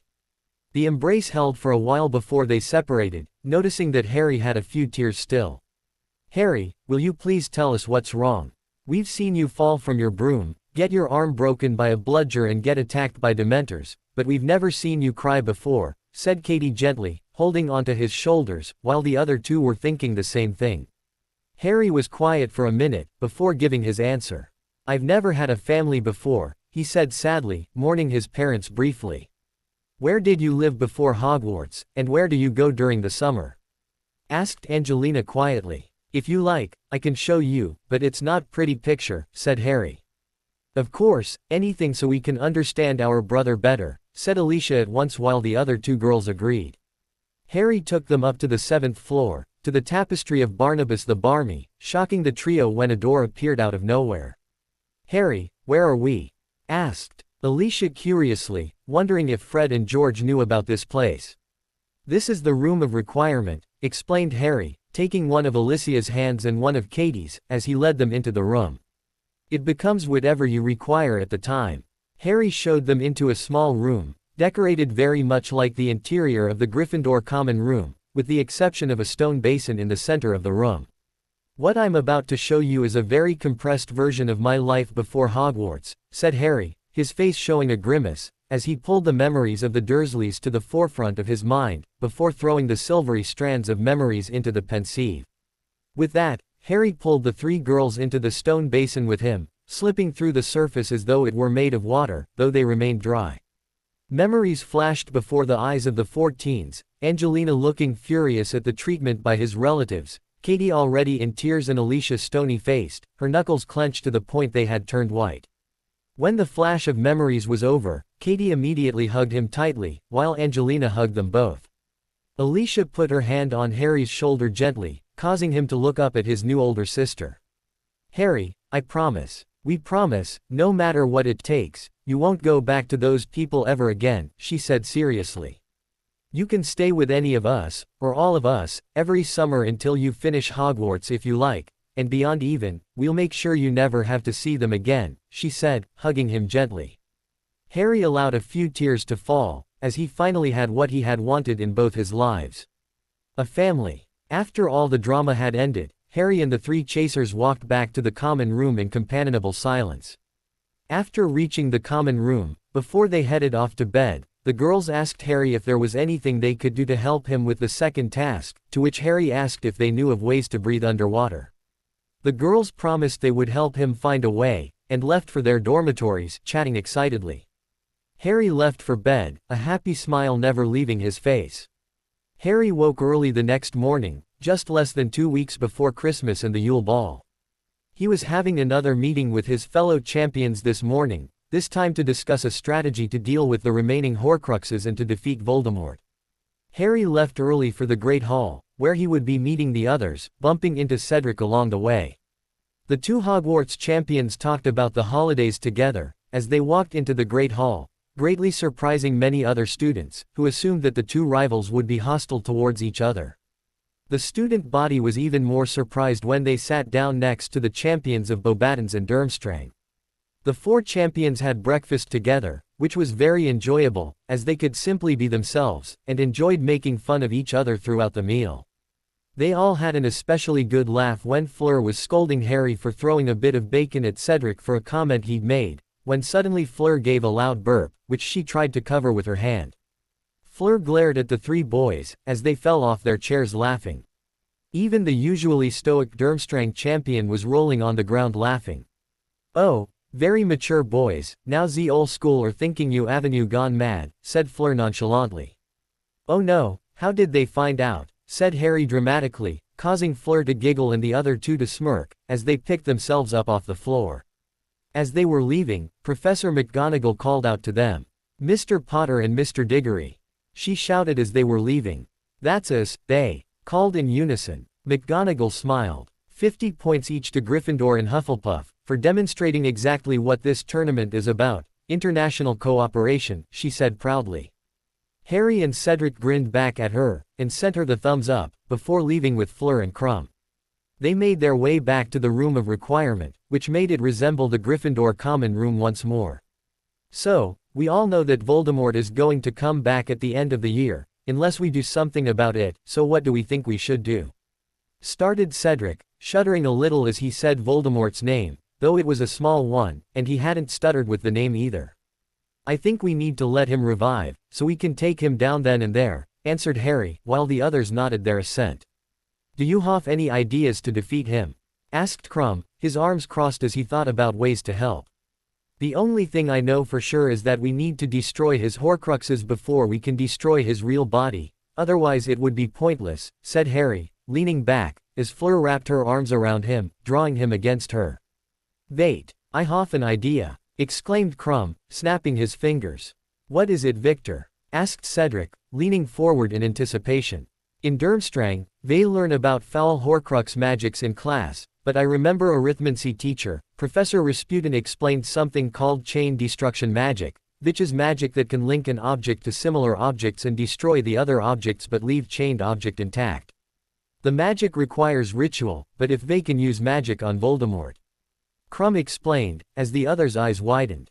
"We could hit Voldemort with it and destroy the other Horcruxes by using Voldemort's remaining soul fragment as a medium, then work together to take out immortal Voldemort," breathed Harry.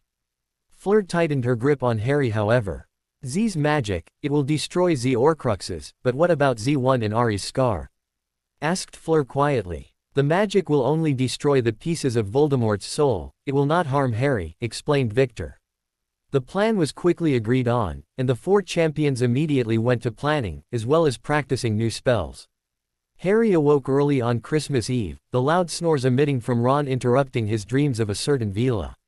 Cursing and resisting the urge to curse his roommate, Harry tiptoed down the staircase, dressed for a jog and to train for the upcoming tasks. Harry was disturbed from his train of thoughts, however, by Hermione, who was also surprisingly up early. "Morning Hermione, what are you doing up so early?" greeted Harry, causing his friend to jump at the unexpected voice, her book falling to the floor with a dull thump. "Harry, you're up early," exclaimed Hermione, picking up her book and sitting back down in the armchair. "Yeah, hard to sleep through Ron snoring, so I thought I'd go for a jog and get some training done for the next task," explained Harry.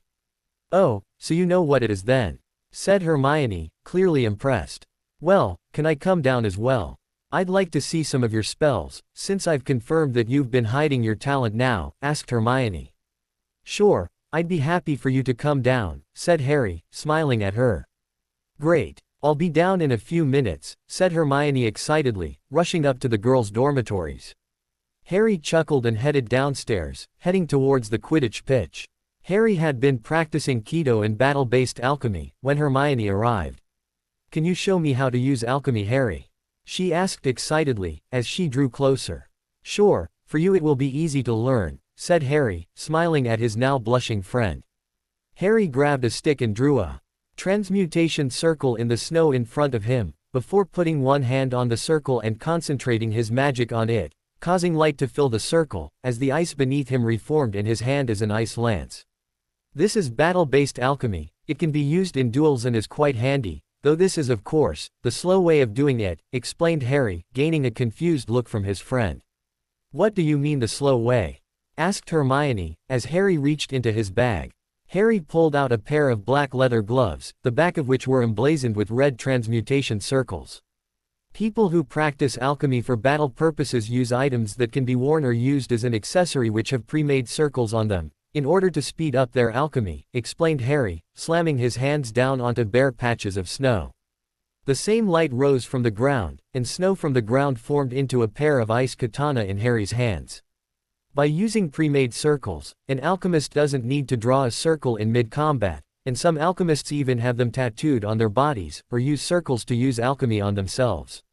There are records in a book in the restricted section called The Records of Amestrazes which detail when alchemists were very common, and they were given titles that suited their particular alchemy.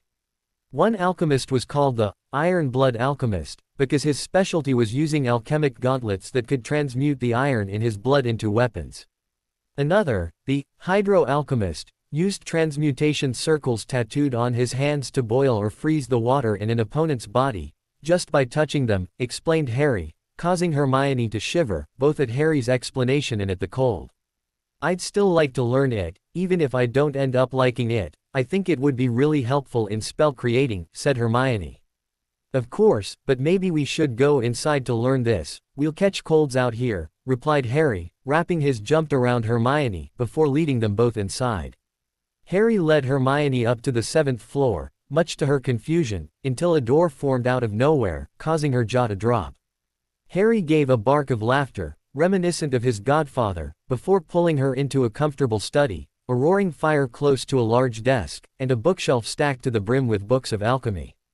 Now, alchemy has a lot of rules that must be followed, which is why you could learn this, but Ron never could, explained Harry, drawing another confused look from his friend. But I thought alchemy was all about experimenting, said Hermione, still looking confused. Alchemy has principles that must be followed at all times during experimentation, Harry explained. The most important of which is called equivalent exchange, which is the founding principle of alchemy. To obtain something of equal value must be lost, recited Harry, pulling a book off the shelf closest to him. What is that? Asked Hermione curiously, craning her neck, reading the title, The Tale of the Brothers Elric. This book describes a story made to promote the dangers of alchemy, and the most taboo of all alchemy, explained Harry, flipping open the book. You mean creating gold from lead, right?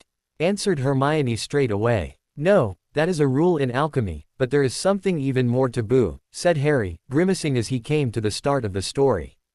It had always given him chills, ever since he first read it. Human transmutation, which I will explain to you with this story, explained Harry, though the words themselves gave Hermione a bad feeling indeed. Edward and Alphonse Elric lived in the village of Resemboul their whole lives, growing up raised by their mother Tricia. The boy's father was an alchemist who left many years ago, something which the boys resented him for. From an early age, both Ed and Al showed great interest in the science of alchemy, something which both proved to have great talent in.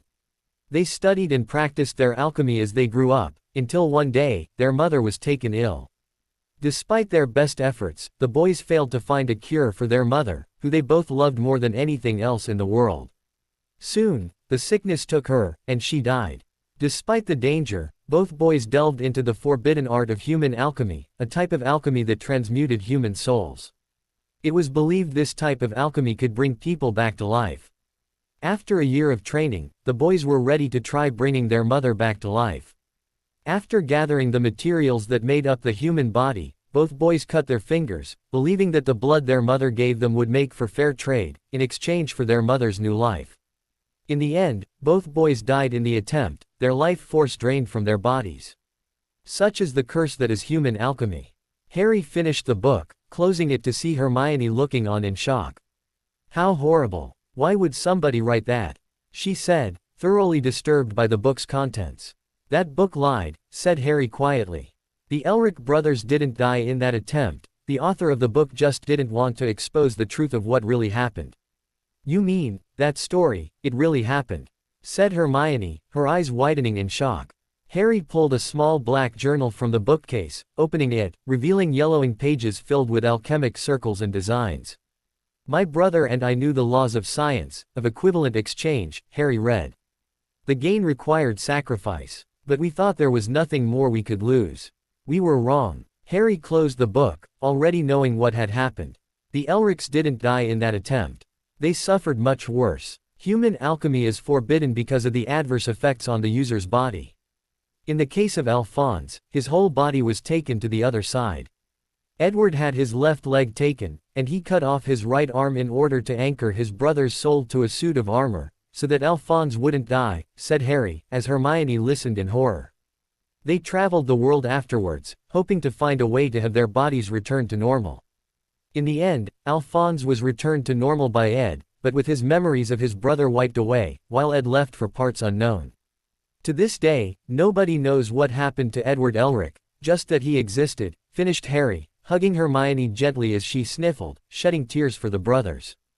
Harry cleaned his friend's tears, before going over some alchemy with her, stopping eventually to go to breakfast, though Harry found that his mind wandered to the Elrichs, silently sending a prayer to his great-grandfather, Edward Elric, who had lost his family like him, but had eventually died a happy old man, surrounded by a loving family. Harry returned back to the castle later that night, having gotten back from sneaking into Hogsmeade for last-minute Christmas shopping.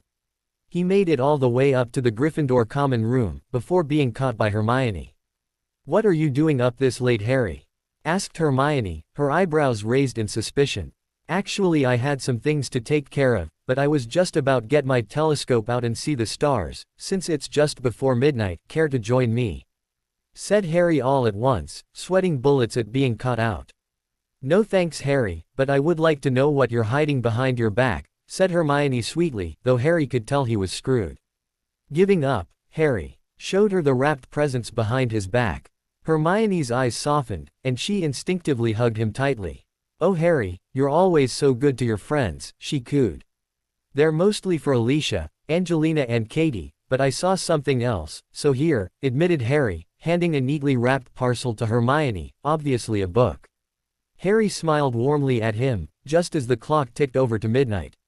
"Happy Christmas, Harry," said Hermione, hugging him, which he reciprocated. "Happy Christmas, my own," replied Harry, smiling at his friend, before motioning to open the present, but Hermione shook her head. "Sorry, Harry, but I always leave yours for last, since I know it will be special," she said, smiling at him, before she bade him good night and left for bed. Harry smiled to himself, remembering in the future when he and Hermione had admitted to each other their familial feelings for each other. Hermione had even made a big event out of it, and had invited Harry out with just her and her family, to introduce them to her new brother. Smiling still, Harry left for bed. Harry woke early the next morning, trying to remember what he had forgotten, though he quickly remembered when he realized he was staring into a huge pair of eyes, centimeters from his own face. Harry gave a yelp of surprise and fell out of bed. "Dobby is sorry to be startling Harry Potter, sir. Dobby is only wanting to be giving Harry Potter his Christmas present, sir," said Dobby, hopping off the bed and looking at Harry in worry. "That's all right, Dobby, just don't do that again, please. Poke me next time or something," said Harry, picking himself up from the floor, as the others in the dorm began to wake. "Smatter, Harry, somebody attacking you?" asked Dean sleepily. "Not just Dobby. But you may as well wake up for the presents anyway," replied Harry. "Good point, Harry. Happy Christmas," said Seamus, yawning as he reached for his presents. Harry received all of the gifts he remembered, including the handy penknife from Sirius which had been destroyed at the end of his 5th year. But he also received a load of other gifts from new friends he'd made that year, as well as from the other champions. He was just about to start when he heard a cry of amazement. "Harry, how did you get this?" asked Neville in shocked amazement, staring at a potted version of an Amazonian archive plant. "While we were in Hogsmeade the time I asked the manager at the magical plant shop to get one imported," said Harry, grinning at his friend's dumbfounded expression. But the Amazonian archive is supposed to be extremely rare. It absorbs seeds from the ground to be extracted and grown by a herbologist and can absorb seeds from all over the world when it reaches adulthood. There isn't even one in the Hogwarts greenhouses. exclaimed Neville frantically. "Yeah, that pretty much sums it all up.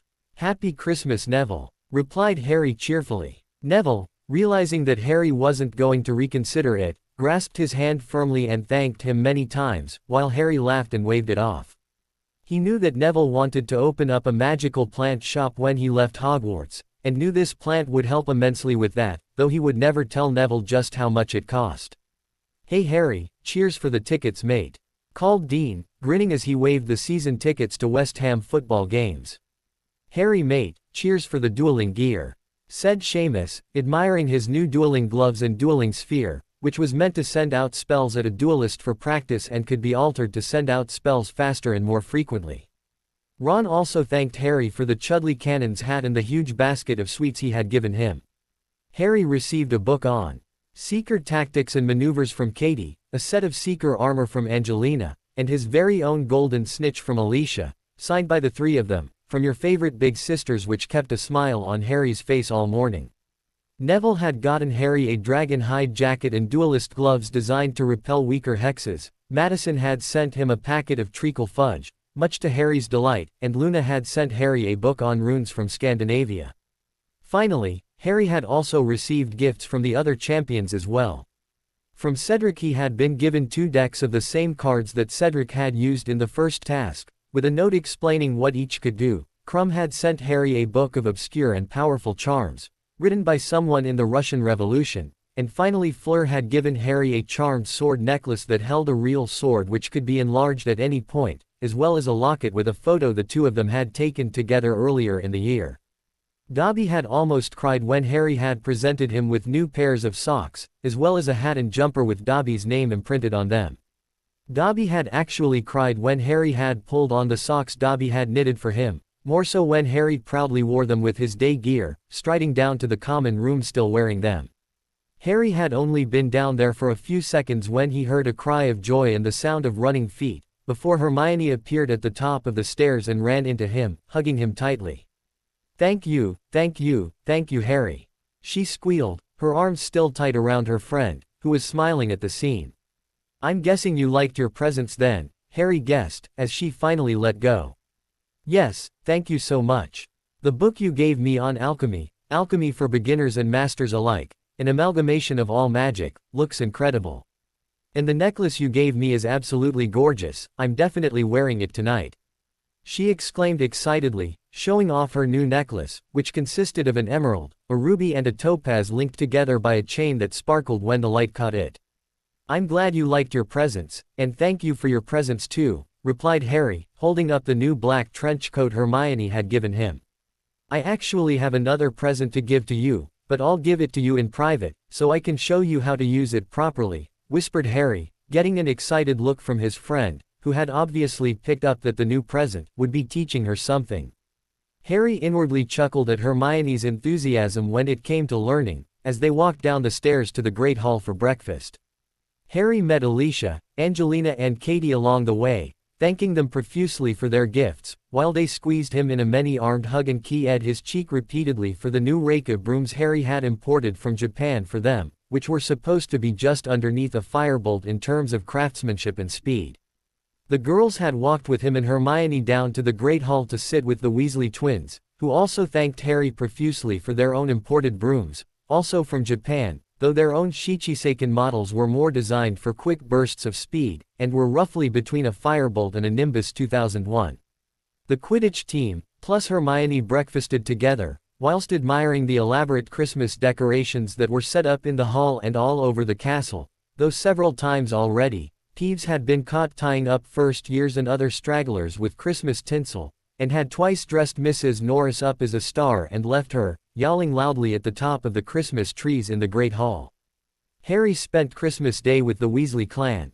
The three chasers, Hermione, Neville, Madison, Luna and several others playing around in the Hogwarts grounds, visiting Hagrid, who had loved the enchanted dragon statue for Hagrid's mantelpiece, and for the Quidditch team and several others playing around on brooms. Alicia, Angelina, Katie and the twins had loved their new brooms, proclaiming that the Quidditch Cup would be theirs again next year. Harry excused himself at lunch, saying he wanted to spend some time with his date for the dance, earning many catcalls from the boys, though Ron had not heard and was staring dreamily at Fleur as she passed by.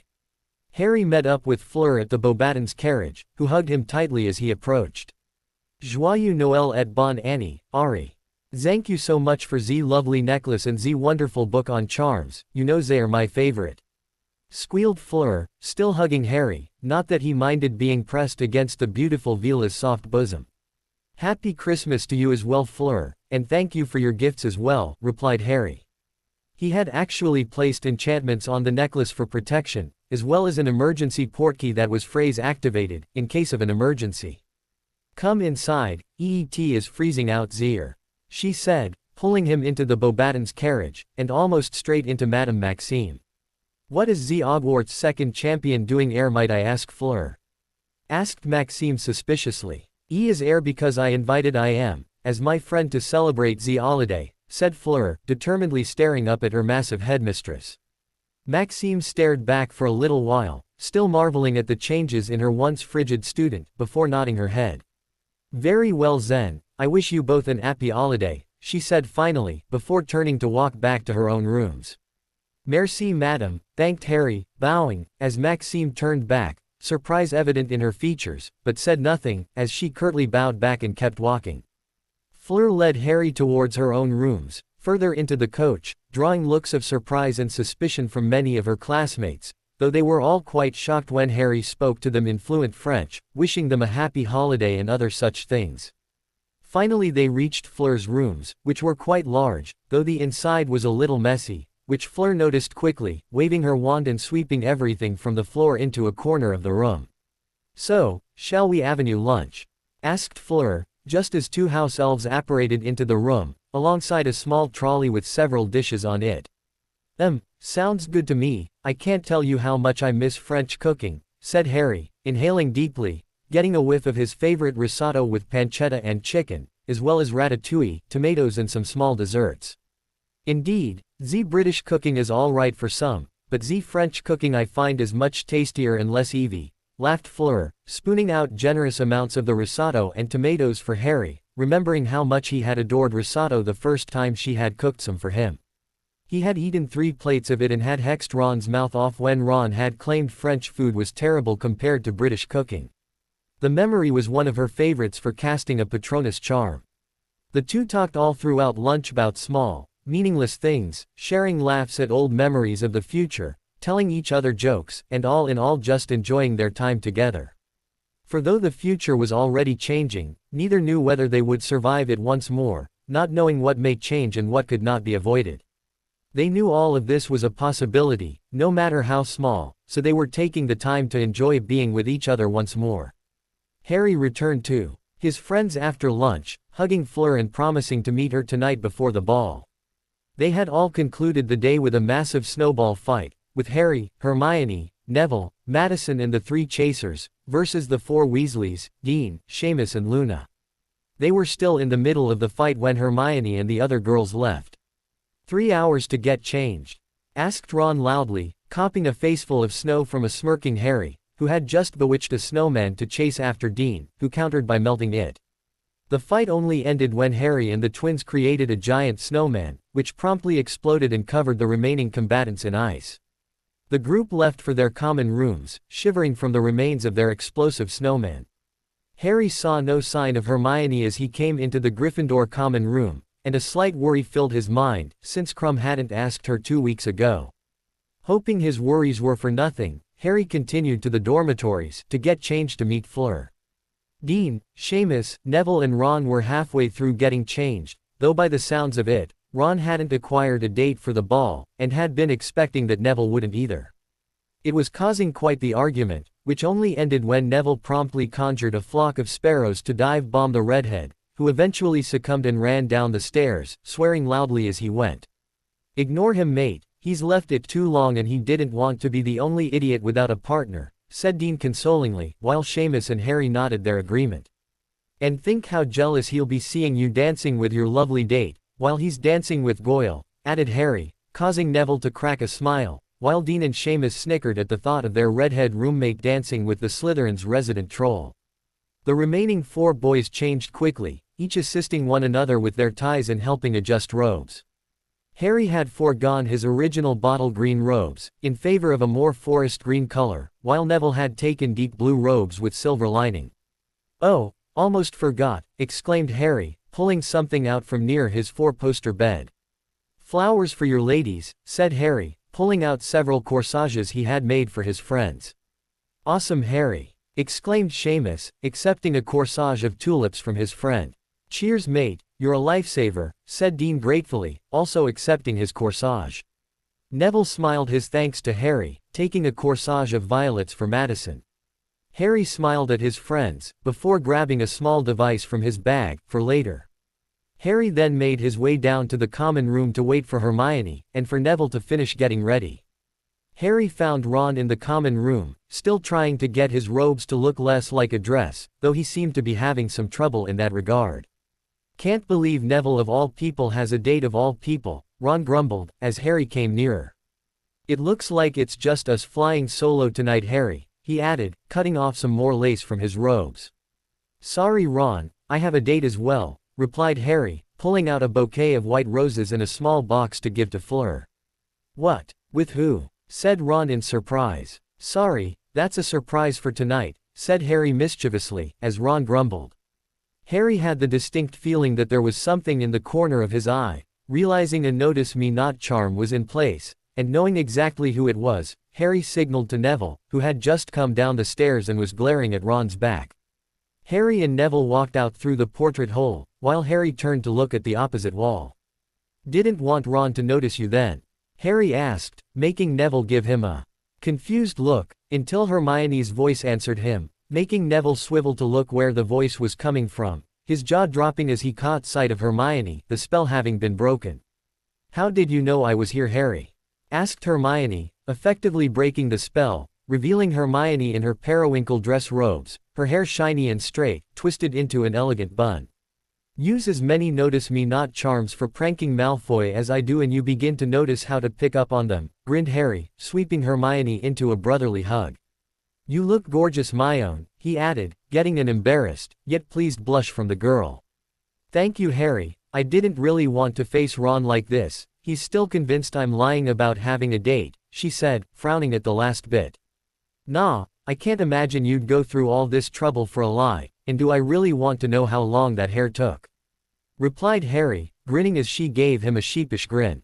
"Not really. You two look spectacular too," she complimented, getting an embarrassed look from Neville and a grin from her best friend. "Always with the tone of surprise, my own?" asked Harry in a mock-hurt voice, causing Hermione to giggle. It was then that Harry noticed something sparkling around Hermione's neck. Seeing where he was looking, Hermione smiled. "I did say I was going to wear it tonight," she said, still smiling as she fingered the necklace Harry had given her for Christmas. Harry grinned at this, as the three of them set off for the entrance hall, where they were meeting up with everybody. It was 7:15 when they arrived in the entrance hall, where Neville met with Madison. Madison had blushed furiously when Neville had handed her the corsage. "Thank you, Neville, and thank you, Harry, for the earrings you gave me for Christmas," said Madison, smiling at them both, the amethyst earrings matching her deep violet dress robes. "And thank you for the book, Madison," Harry replied, smiling brightly at her, as he looked around at others arriving in the hall. "Hermione, you look absolutely beautiful tonight," said a bright, cheerful voice from Harry's left. Harry turned to see who had spoken, just as Hermione walked in that direction, looking embarrassed and pleased, as well as a tad nervous. The boy who had spoken looked to be a fifth year, tall with an athletic and slim body and jet black hair that was a bit longer than usual, with a small amount covering his forehead.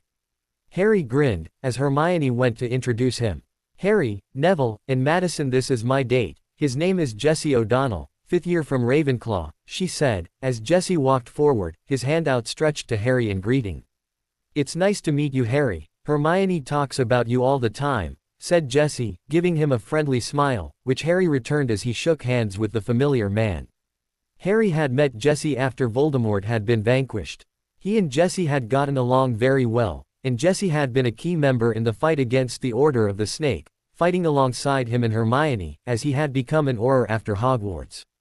"It's nice to meet you too, Jesse. Hermione hasn't mentioned you, I'm afraid," but that's probably just her getting back at me for not telling her who my date was," he replied, grinning as Jessie laughed at Hermione's sheepish expression, as she punched Harry in the arm. "Well, this is a nice scene, Harry," said Krum, appearing behind in his deep red dress robes.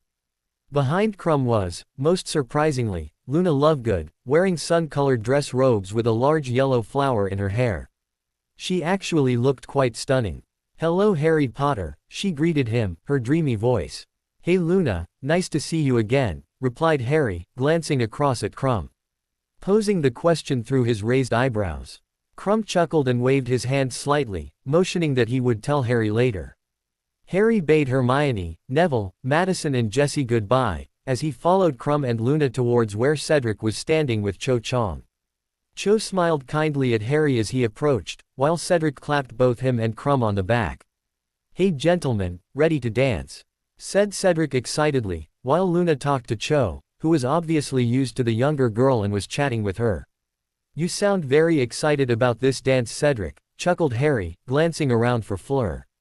"Vel, with wat wij have planned, it should prove to be quite entertaining," said Krum, smiling a little as he glanced across at Luna, who was still talking to the older Ravenclaw. "Yeah, I can't wait to see everybody's faces," said Cedric happily, as Cho came back with Luna. "What about everybody's faces, Cedric?" she asked, leaving Cedric sweating as he tried to come up with an answer. Thankfully he was saved from answering, when many of the waiting people went silent, most of the boys looking at the doors with their jaws hanging loose. Harry didn't even need to look to know that Fleur had arrived. Harry turned around and, despite being prepared, still found it hard to believe that the stunning woman in front of him was mortal, and not a goddess. She wore an elegant silver dress that seemed to sparkle brilliantly as she moved, which matched the beautiful necklace around her neck, which was a set of 5 diamonds set into a pentagram design, hanging from her slender neck. Her hair was straight and shiny, hanging freely down her back. All in all, you would be hard-pressed to ever find a more beautiful woman in the world. Harry grinned inwardly as he imagined the looks on everybody's faces in a moment. From the corner of his eye, Harry saw a realization dawning in both Cedric and Krum's eyes, bewilderment quickly replaced by glee, as both subtly conjured magic-resistant cameras, waiting for the inevitable Kodak moment. Nobody was disappointed, as Fleur walked towards the other champions, with the eye of every male on her, only for almost everyone in the hall to become shocked, when she stopped in front of Harry, giving him a heavenly smile, as he bowed to her and took her hand gently, keying the back of her hand with the delicacy of holding glass. "Bonsoir ma belle Fleur," said Harry, smiling at Fleur, who smiled back, before gently keying each cheek. "Bonsoir Ari, vous regardez incroyable," she replied, still with that gorgeous smile on her face. Harry produced the bouquet of white roses, handing them to the stunned Fleur, before picking one out from the bunch and carefully placing it in her hair. "Je suis une fleur plus belle," whispered Harry softly to her. Fleur's cheeks had a dusting of pink on them from Harry's words, which she knew were completely his own feelings. Suddenly the doors opened, and Professor McGonagall stepped out and began ushering the students into the Great Hall, where the house tables had been replaced by a number of smaller, circular tables, where the students began sitting at. Harry noticed Neville, Madison, Hermione and Jessie sitting at another table with Michael Corner, who was with Ginny, and Ron, who sat alone, his eyes filled with a mix of emotions, as they flicked between Hermione, where they showed betrayal, Corner where they sparked with the anger of a protective older brother, and jealousy as he stared up at Harry sitting with Fleur. Honestly, Harry found it just a bit amusing, as his friend's eyes flickered all over the place while he fumed silently. Harry found that he didn't even care all that much, and was much more content talking to Fleur, enjoying himself and laughing together with her, as they talked about small, unimportant things and chatted to the other champions and their dates. Cho had expressed her surprise that Harry hadn't approached her, but was quite happy that he had found himself such a lovely date, which Harry was grateful for. Luna and Krum were somewhat detached from the rest of the group, though small parts of their conversation filtered through here and there, and Harry almost choked when he heard Krum asking all about the aquavirus maggots that seemed to live in the Black Lake. Harry and Fleur had been thoroughly enjoying their conversation, before Ludo Bagman, Percy Weasley and, most unfortunately, Rita Skeeter sat down at the champions' table, along with the heads of each school, with Percy seating himself right next to Harry. "So Harry, how do you feel about the ball tonight, with the half-Vila Bobatons champion as your date?" "Excited, nervous of failure?" asked Rita straight away. All of a sudden, Rita's quick quotes quill burst into flames, though Harry noticed the subtle movements of Fleur's hand under the table. "Oh, terribly sorry Rita, it appears you might have to do this interview another time," said Harry, trying to sound sincere, though the sarcasm in his voice sounded very obvious to him. "Oh, not a problem dear Harry, I always carry spares," said Skeeter sweetly, pulling out another acid green quill, which made Harry groan inwardly. "I cannot wait until later tonight when we stick her in her jar," thought Harry tiredly, watching with some amusement, as Fleur, accidentally, burned each and every quill Skeeter brought out. Harry sat quietly talking to Fleur as they ate their meals, both of which were French, something Fleur was quite happy with. Harry had managed to get rid of Rita Skeeter with Fleur's help, by subtly hitting her with a compulsion charm under the table, which convinced her to leave dinner early, while Fleur excused herself for the bathroom, returning a couple minutes later, a triumphant grin on her face and a small, fat beetle in a jar, which she silently banished to her quarters, with the jar under an unbreakable charm. With the nuisance of Skeeter gone, Harry began to enjoy the dance much more, as he conversed with Fleur, Cedric, Crumb, Luna, Cho and the heads of both his own school, as well as Fleur's. Harry managed to vaguely make it look like he was listening to Percy, though honestly he couldn't wait to just get onto the dance floor and away from him and Bagman, who was once more trying to offer Harry advice on the tournament, his bet with the goblins obviously being rather straining on the gambling-obsessed man. Thankfully, soon after finishing his risotto and duck, Dumbledore announced the opening of the ball. Taking Fleur's hand delicately in his own, Harry made his way onto the dance floor with his fellow champions. Eyes were watching Harry and Fleur mostly though, the most desired witch of the whole school year paired with the boy who lived, and both school champions no less. "Puis-je avoir cette danse mademoiselle?" asked Harry, smiling at his date, who smiled widely back and curtsied as Harry bowed, before putting his hand on her waist, while taking her other hand in his, as the song began. Harry led first, staring deeply into Fleur's blue eyes, and the color of the sky. And just like that, Harry felt something stirring in his. At the same time, Fleur couldn't hear the whispers in the room, nor could she see the satisfied grins of Cedric and Victor, or the serene smiles of their partners. All she would focus on were the deep green eyes of the boy, no, the man who was dancing with her. In the future she married Bill Weasley, had a couple of years of happiness, fought in a war, became dissatisfied with her marriage, been cheated on and had her heart broken by Bill and mended by Harry, and finally being brought back in time. Maybe it had taken all of that to realize that her love may lay elsewhere.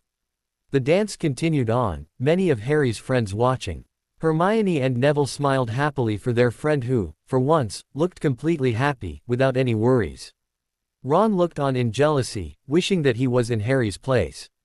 Dean and Seamus were looking on with a mix of envy and awe, secretly proud of their dorm mate for getting such a hot date.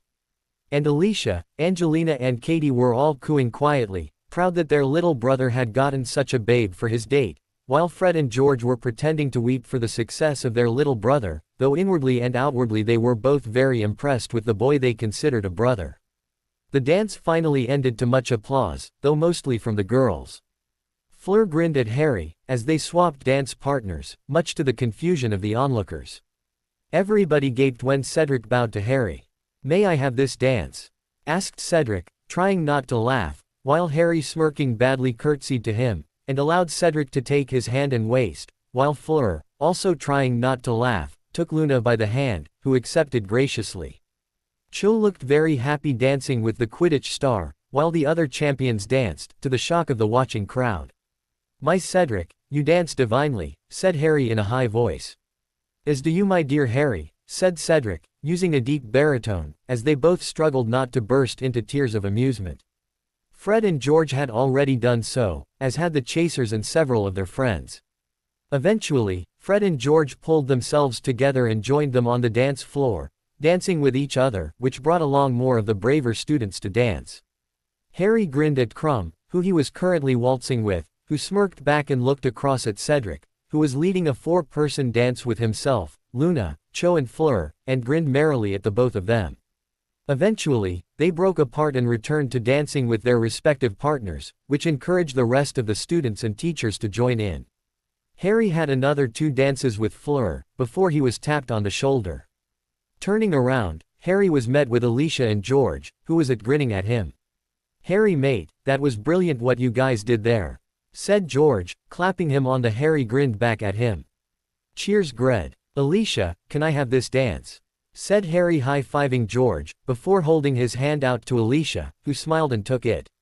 Harry looked at Fleur, who smiled before shooing him off to dance with his sister, while she danced with George. "Nice job landing such a beautiful date Harry, how did you manage that?" complimented Alicia, as they twirled about on the dance floor.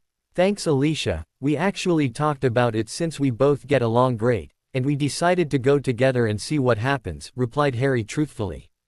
"By the way, you look gorgeous tonight," he added, getting a smile from his big sister. She was wearing light pink dress robes and had a gold pendant around her neck. The dance ended shortly after and, one after the other, Harry was roped into dances with both of his other big sisters, then for a joke dance with the twins, who he told about the champions' plans for the dance. The twins were obviously ecstatic and said they were eagerly waiting when they unveiled their masterpiece. Finally, Harry found himself back in Fleur's arms for a dance. "Are you enjoying the dance Fleur?" he asked, as they slow danced together. "Oui Ari, I am indeed," she replied, her eyes sparkling with joy, her Yule Ball happening once more, only this time with a partner she truly wanted to be here with.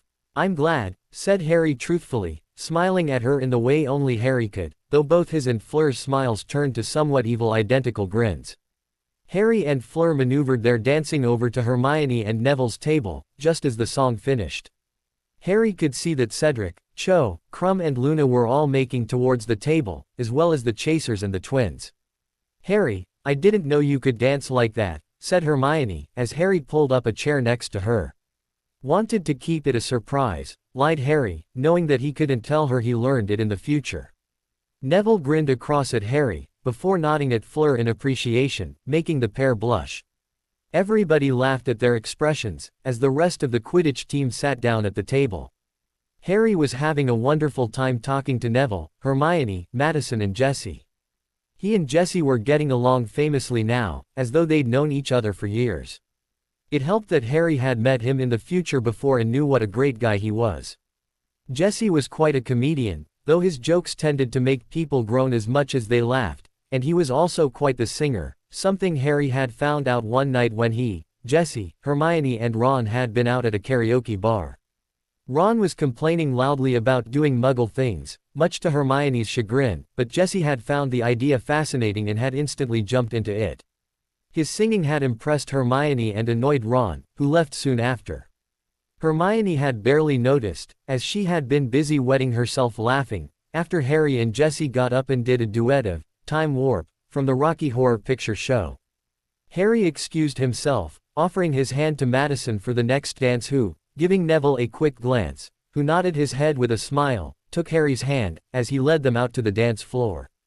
Harry noticed Madison's frown when another dull wizard song came on, and decided it was time to set off the fun. Motioning to Fleur, Cedric and Krum, all of whom raised their wands, Harry raised his own and shot off a silent, invisible spell at the stage, which glowed as 4 combined spells hit it. A magic-resistant DJ stand erupted out of the stage, the tunes of the wizard song dying down quickly, to be replaced by Muggle music. Muggle-borns and half-bloods alike cheered at the change in music, while even a few purebloods sighed in relief at the change, as all began dancing. The teachers were all bewildered, though several of them, Dumbledore and Flitwick chief among them, were quite pleased by the new music. Currently, Mambo No. 5, by Lou Bega was playing, much to the amusement of Flitwick, who was very in tune with Muggle music, as he firmly believed that wizards couldn't do music as well as their non-magical counterparts. Harry grinned at Madison, whose face had turned from shock at the change in the music, to glee as she loved Muggle music much more. Madison took Harry's lead, as they began to dance to the song. The two turned many heads on the dance floor, as they danced back to back, before Harry grabbed her by the waist and lifted her into the air, twirling her, before putting her through his legs then back to her feet. Madison took it in stride, the excited smile never leaving her face. Her hair looked a bit messed up, but Harry personally thought the wavy look suited her great. "Do you like our gift to the dancers?" asked Harry cheekily, as he spun her around, catching her in his arms. "It's wonderful, Harry," she called, blushing slightly in his arms, though she continued to smile. The song ended, with "Piano Man" replacing it. Madison plucked up her courage, as they walked back to the table, and gently kissed his cheek, before attempting to hurry away, though Harry caught her by the wrist and spun her back to face him. "My turn first," he said, kissing her cheek in return, smiling at her as he did. This had the effect of turning her whole face red, though she managed a weak smile, as she tried valiantly not to faint. Neville grinned heartily at Harry, thankful that Madison had plucked up the courage. He took Madison's hand, leading her off for another dance, while Harry noticed that she was hugging herself against Neville's body, making Harry grin. "Hey, Romeo, forgetting someone," said Hermione amusedly, turning Harry to face her. Harry looked over at Jessie, who smiled and nodded. Harry smiled at them, leading Hermione onto the dance floor, in time for the next song, which most conveniently was Jessie's Girl. Somewhat embarrassed at the song title and Harry's smug grin, Hermione gave him a half-hearted punch to the shoulder, as they took to the dance floor. "I'm really glad you and Jessie get along, Harry," said Hermione gratefully, as they danced together. "He's a really good bloke, and he seems to really like you. Why wouldn't I like him?" said Harry lightly. "Seriously though, he breaks your heart, I break his face," said Harry seriously all of a sudden. "You didn't actually say that to him, did you?" asked Hermione in a deadpan voice. "Nah, but I was certainly thinking it loudly," said Harry, snickering at the look on her face. "You know I love you like a brother, right, Harry? Please don't make me commit fratricide," she said, smiling at him as he shivered. "Don't do that, my own, that's spooky," he said, making her giggle. "So Harry, how did you all do that to the music?" she asked, gesturing to the people now dancing comfortably with the Muggle tunes. "Trade secret, young lady," said Harry cryptically, making Hermione pout. Suddenly, the song stopped and, turning Japanese, came on. Instantly, Harry shot a look at Jessie and they both started laughing uncontrollably. "What?" asked the puzzled Hermione. "I think Harry and I are the only ones here who know what this song is actually about," said Jessie, coming to Harry's rescue, though he was still snickering. Seeing the puzzled look on her face, Jessie leant down and whispered something in her ear. Instantly Hermione's face turned bright red, which made Harry snicker. "I don't think I can ever listen to the Buggles again now," said Hermione, looking slightly put off. Harry and Jessie laughed together, as they walked back to the table together. Harry spent more time talking with his date and the rest of the friends, while also taking the girls for dances, dancing the Macarena with the Chasers and Fleur, while everybody else tried to copy them and, much to the amusement of many onlookers, Harry, Cedric, Crumb and the twins got up and sang karaoke with Bohemian Rhapsody. Everything suddenly came to an abrupt halt as a wolf howl was heard. The twins' eyes widened, knowing what this was from something Harry had shown them, but when they looked around, they couldn't find Harry. Cedric and Crumb also appeared to be gone. Suddenly Harry danced through the doors, as a jazzy music filled the hall, though it had an underlying spooky feel to it. Harry began to speak in a dark, creepy voice, which chilled many to the bone. "Darkness falls across the land. The midnight hour is close at hand. Creatures crawl in search of blood, to terrorize y'all's neighborhood, and whosoever should be found, without the soul for getting down, must stand and face the hounds of hell, and rot inside a corpse's shell." At this, people began to shuffle into the hall. Cedric, Crumb and a host of others, though all looked like some sort of undead horror. They looked like zombies, or perhaps in fury. The twins grinned, before applying glamour charms that made them look like the other zombies. "The foulest stench is in the air. The funk of 40,000 years. And grisly ghouls from every tomb are closing in to seal your doom. And though you fight to stay alive, your body starts to shiver.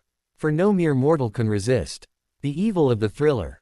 At this, the zombies began closing in on Harry, who made it look as though he was as frightened as most of the other dancers and teachers alike, with the exception of his friends, Dumbledore and Flitwick. The zombies had almost closed in on Harry, when he suddenly stood up, looking like a zombie himself. Then, surprisingly for most people, the zombies began to follow Harry's movements, beginning some sort of dance. The zombies were completely in sync with Harry's movements. The music continued with a jazzy sound, intermixed with a spooky undertone. Suddenly various braver Muggleborns and Harry's group ran into the middle of it all, finding that a compulsion charm had been woven into the floor, to make everybody follow the strange dance. Suddenly, Harry made all the zombies, and the students in the area do some strange movements, before he span around shouting, "'Cause this is Thriller. Thriller night," shouted Cedric, as he unzombified and Harry zombified. "And no one's gonna save you from the beast about to strike." The rest of the school relaxed as it was revealed to be a dance, before they began clapping in appreciation. The song finally ended several minutes later, with Harry, Cedric and Crumb bowing to the audience, who all applauded the spectacular performance. The boys walked back with the twins, Neville, Dean, Seamus, Michael Corner, Anthony Goldstein, Terry Boot, Ernie Macmillan and Jesse, all of whom were still zombified and laughing as they chattered excitedly about the last dance, clapping the 3 male champions on the backs in appreciation. "Harry mate, that was wicked," shouted Dean and Seamus in unison, while Neville nodded fervently, grinning like a madman, which quite spooky indeed while he was still zombified. "I see you had fun," said an amused voice. Harry turned to see Fleur, grinning ear to ear at the scene, while Hermione was admiring the looks on everybody's faces and Luna was talking excitedly to her partner. The chasers all hugged Harry, giggling loudly at how funny it all looked. Harry started dancing with Fleur again, having several jazz and swing songs with her, and even enjoying some Jersey Boys songs with her, before Fleur announced that she wanted to take a breather, and that she knew what song was on next. Harry counted over the songs in his head, before his eyes widened when he realized what song would be next. "Seed, Victor, it's almost show time," shouted Harry, making both their eyes widen when they realized what was next. Harry and Fleur got a drink, as they prepared for the next song, something they had all decided to do together. The 4 champions left the hall for a minute, to get ready, as Cho, Luna, Hermione and the rest of the group wondered what they were up to. Cedric said that they were all going to do a dance together later on, but he didn't say what, said Cho, who looked curious as to what they were planning. Suddenly, the lights dimmed considerably, until a light appeared on the stage. The entirety of the hall stared in disbelief, while Cho looked halfway between wanting to laugh and wanting to hide under the table. For on the stage, was none other than Cedric, dressed in some sort of bright green robe and matching pants. The shocking thing was the giant black mustache that he had suddenly grown, which had also made his hair black, giving him the appearance of a stereotypical Russian of some sort. Suddenly a second light lit up on the other end of the stage, causing more dropped jaws. If Cedric's appearance had shocked people, then it was nothing compared to their expressions at Crumb's new look. He was wearing a similar outfit to Cedric, though completely electric blue in color, and his hair was now completely gone, leaving him looking completely different. A third light came up, causing more shock, as they looked at a woman with wavy, strawberry bee-owned hair and some sort of long, form-fitting red dress. Having seen the other 2, they assumed this to be the Beauxbatons champion, though she looked nothing like Fleur. Finally, another light came on in the center of the stage next to Fleur, shocking everybody once more, as a man with a long scraggly beard and mustache appeared, wearing a Russian cassock and a long red and gold cape, which he flung behind him. Nobody needed to be told that this was Harry Potter, albeit with some serious renovations. "Hello Hogwarts," shouted the man with the cape. "Tonight, Genghis Khan shall perform Moscow for you. Prepare to be amazed," he shouted, to complete silence, as music filled the air, and the dance floor transformed into a disco stage. "Is this really happening?" asked Hermione vaguely, as Jesse whooped and clapped with it, as it was one of his favorite songs. Everybody listened to the catchy song, as the 4 champions sang together in their deeper voices, before breaking out into a sort of Russian kick dance, with Harry leading as the mustached man with the cape. Eventually others joined them, some embarrassedly, others like the twins quite cheerfully, and as they all began to dance. Hilarity ensued when several people fell over backwards trying the dance, though they laughed as well and kept going. The song finally ended with cheering as the 4 champions began dancing even more complexly, before they finally finished amidst a roar of cheering from the entire hall. The champions stepped off the stage, quite exhausted from all the dancing and singing, and were escorted back to their table by all of their cheering friends. Harry and Jesse went to get drinks for Fleur and Hermione, talking excitedly about the dance, as Jessie had also joined in the dancing. "Ah, Harry, I think yours and Hermione's redhead friend is walking this way, and he looks none too happy," whispered Jessie. Harry looked up, to see a glaring Ron Weasley heading his way. Harry sighed, as Fleur, Hermione and Ginny joined them, having also seen him heading towards Harry. "I think this is where the suffering and misery part of our night kicks off," said Harry, bracing himself for the incoming verbal assault.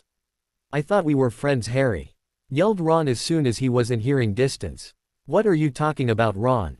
asked Harry, tensing as though preparing for a fight. "Where to bloody start?" he yelled angrily. "First, you don't set me up with a date for the dance, and then you ditch me to spend the night with the villa. Then, you ignore me all night while you have fun with everybody else and dance to stupid Muggle music. Finally, all this tournament business, you claim you didn't enter yourself, yet you seem to be doing fine in it. I'll bet you planned all this to get a shot with the villa chick." Ron's rant finished, his face red in exertion and anger, as Harry stood there calmly, attempting to hold back on punching the redhead in the face. "Ron, none of us ditched you, you could have joined in with the dancing anytime you wanted. And you know full well that Harry didn't enter himself, and he certainly wouldn't ever do it to impress a girl," stated Hermione coldly, having had just about enough of Ron, already upset at him for trying to ruin the night. "And you're fraternizing with the enemy," spat Ron, at Hermione, who raised an eyebrow. "Fraternizing with the enemy," she repeated. "He's a Ravenclaw. Gryffindors make friends with other Gryffindors. You could have spared yourself some embarrassment if you'd just admitted you wanted to go with me in the first place, but instead you make off with some Ravenclaw who's way too old for you anyway," yelled Ron, his face turning red from anger. Hermione was looking absolutely furious at this point. "How dare you? First of all, whoever said it was illegal to make friends with people outside of Gryffindor? Secondly, his name is Jesse, and he's only a year older than me. Thirdly, I have never wanted to go to the ball with you, ever, Ronald, and right now I'm seriously considering if I want to even be friends with you anymore. You belittle everything that is important to me, you insult me, you abandon Harry and call him a cheat without even listening to him, and then you have the gall to accuse Harry of entering to get closer to Fleur. Harry could get a girlfriend without entering himself in some stupid tournament, because Harry is a nice person who isn't a selfish, stupid ass like you," screamed Hermione, her anger apparent by the magic flaring up all around her, causing Ron to take a step back in fear of Hermione's wrath. "Jessie is nice, caring, funny and sweet. At least I'm not an inbred pureblood whose family tree is more twisted than a slinky." And with that, Hermione stalked away. Jessie gave Ron a cold look before going after Hermione. Harry just stared at Ron like he was an idiot. "Ron, don't talk to me again until you apologize. For what you said to Hermione and for what you said about Fleur. Until you can get that stick removed from your ass and apologize, I can't consider you my friend," said Harry coldly, before also walking off towards the gardens outside. Fleur had to hold herself back from frying the stupid boy, settling for glaring at him angrily for ruining the night, before taking after Harry. Ron was stewing in his anger at his former friends, when he heard the ominous cracking of knuckles. Ron turned around, only to find Alicia, Angelina and Katie towering over him. Their eyes seemed to have turned red and glowing, as they cracked their knuckles. "You just ruined not only our night, but our little brother's night with your petulant moaning and bitching. Here comes the pain," said the girls in eerie unison, before they pounced. Fred, George and Neville looked on, wondering what the girls were doing, as their forms blocked out the screaming boy, though for some reason they found that they weren't particularly worried for his safety, since they all felt like pounding him for what he had said. When the girls stepped back, Fred, George, Neville and all the onlookers almost died of laughter, putting a temporary halt to the dancing as the students all fell to the floor laughing. Had McGonagall not heard what the redhead had said to his friends, she might have gone to sort it out, but found she was having trouble breathing from trying not to laugh. "Should I go and sort it out, Headmaster?" asked McGonagall, trying not to crack a smile. "I've gone temporary blind and haven't the foggiest what everybody is laughing at Minerva," said Dumbledore, staring straight ahead, twiddling his thumbs, though the Transfiguration professor could tell that he was grinning like a loon under his beard. "But for some reason I suddenly find an insane urge to laugh, an urge I think many others are feeling, so if you too feel that urge, do follow it. You might break a rib trying not to, finished Dumbledore, as Flitwick rolled across the floor laughing, while Sprout was slumped across a table wheezing with some Hufflepuffs. The imposter Moody was on the floor, clutching his as he laughed. Silently, struggling to breathe. Even Snape had cracked a smirk at the redhead's misfortune. Harry was leaning his head on his hand as he sat on a bench in the gardens. The gardens had been fitted with warming charms, so that the students could walk together without being hindered by the cold, but Harry had barely taken notice, and was instead trying not to blow things up. Suddenly, a warm pair of slender arms encircled Harry on his right, causing him to look up into Alicia's face. "Hey Harry, what's wrong?" she asked gently, sitting down next to him. "It's Ron. He was my first friend, and now it's like I don't even know who he is anymore," said Harry glumly. "That's not what's bothering you though, is it?" said Alicia softly, causing Harry to look at her in confusion. "How did you know that?" he asked. "Come on Harry," she replied, grinning at him. "Give big sis Alicia some credit," she said cheekily. Harry gave her a weak smile, before it dropped and he looked down at the ground. "It's Fleur. I really like her, and, well, with what Ron said about her, Harry couldn't get the words out. Alicia pulled Harry to her, enveloping him in a warm hug. "Oh Harry, nobody will blame you for what Ron said. And if she does, then she's obviously not worth my cute little brother," said Alicia gently, keying his forehead. Harry smiled at her, hugging her back. "Thank you Alicia. I don't know what I did to be blessed with a big sister like you," he said. Alicia smiled, as she got up to leave, having noticed Fleur approaching quietly. "I'll see you back in there later Harry," she said, smiling once more before she started heading back. She put her arm out to stop the Beauxbatons champion momentarily, said Champion raising her eyebrow in question. "That boy is very dear to not just me, but a select few who are lucky enough to be called sister by Harry. I love Harry, and if you break his heart, I'll break your face, fire-throwing Vila or not," said Alicia with passion. Fleur smiled brightly at the girl. "I would never do anything to hurt Ari, but it is good to see he has a caring and loving big sister to help him," said Fleur, getting a satisfied smile from Alicia. "Damn straight," she said simply, before walking back into the hall. Fleur walked over to where Alicia had sat, wrapping her arms around Harry, who looked up in surprise. "Ari, do not blame yourself for Ronald's words, I do not care what he says, only what you say," said Fleur gently. "I haven't you had a wonderful night with you Ari, you made it so much better than the last time, I only wish I had gone with you the first time," she said, smiling softly at him. "You really mean that?" said Harry uncertainly, a spark of hope in his eyes. Fleur knew that Harry's relatives had never loved him as a family should, and that he would always be sensitive and doubtful of the word love.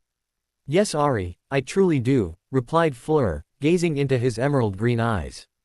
The two stared at each other for a moment, green eyes gazing into sky blue eyes, before both sets of eyes closed slowly, as the two champions moved closer together, their lips finally touching in a gentle, yet heartfelt key. As the two champions keyed, Alicia, Katie and Angelina cooed softly from behind the rosebush. "I'm so happy for him," sniffed Angelina, while Katie nodded earnestly as she and Alicia hugged each other. "Couldn't be prouder of him, he's a real champion now," agreed Fred, as George proudly nodded. Hermione was crying tears of joy, happy for her friend, while Jessie smiled.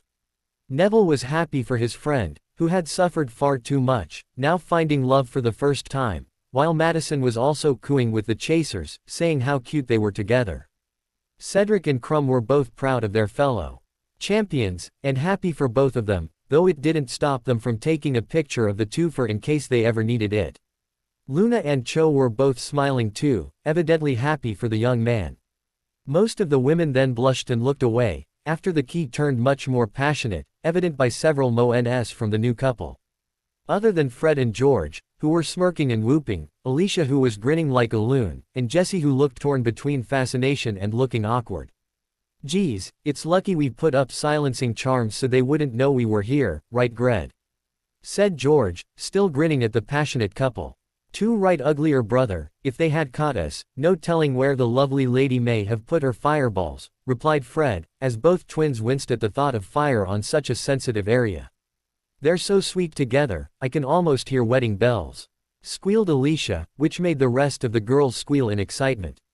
You go little bro, cheered Katie, as Neville pointed at the two. If they don't stop soon, they may have a kid before they have a marriage, Neville pointed out, seeing where their hands were, making all the girls blush once more, with Hermione putting her hands over her eyes in embarrassment. As they say, safety first, wear a helmet, said Luna dreamily. A long, awkward silence followed this. The two champions' lips seemed to match perfectly, as they put all their feelings into the one key. Slowly, their lips moved together against one another, as Harry put his arms around Fleur's waist and in her long, silvery hair, while Fleur looped her arms around his neck. Soon, Fleur licked Harry's lips, asking permission to enter his mouth, which opened immediately, causing a wave of physical pleasure to hit both teens. They moved together in rhythm, holding each other close as their tongues rubbed against one another, causing Harry and Fleur to moan against each other's lips.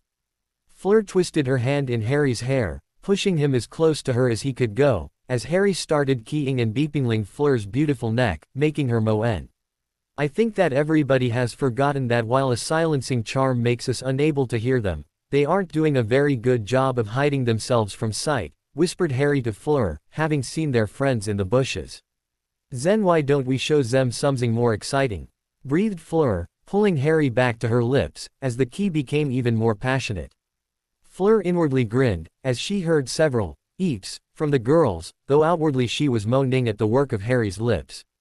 She trailed a hand from his neck down to his, opening his robes enough to run her fingers along his bare, which made Harry gasp in pleasure. Fleur gasped as well, when Harry cupped her rear softly, giving it a gentle squeeze.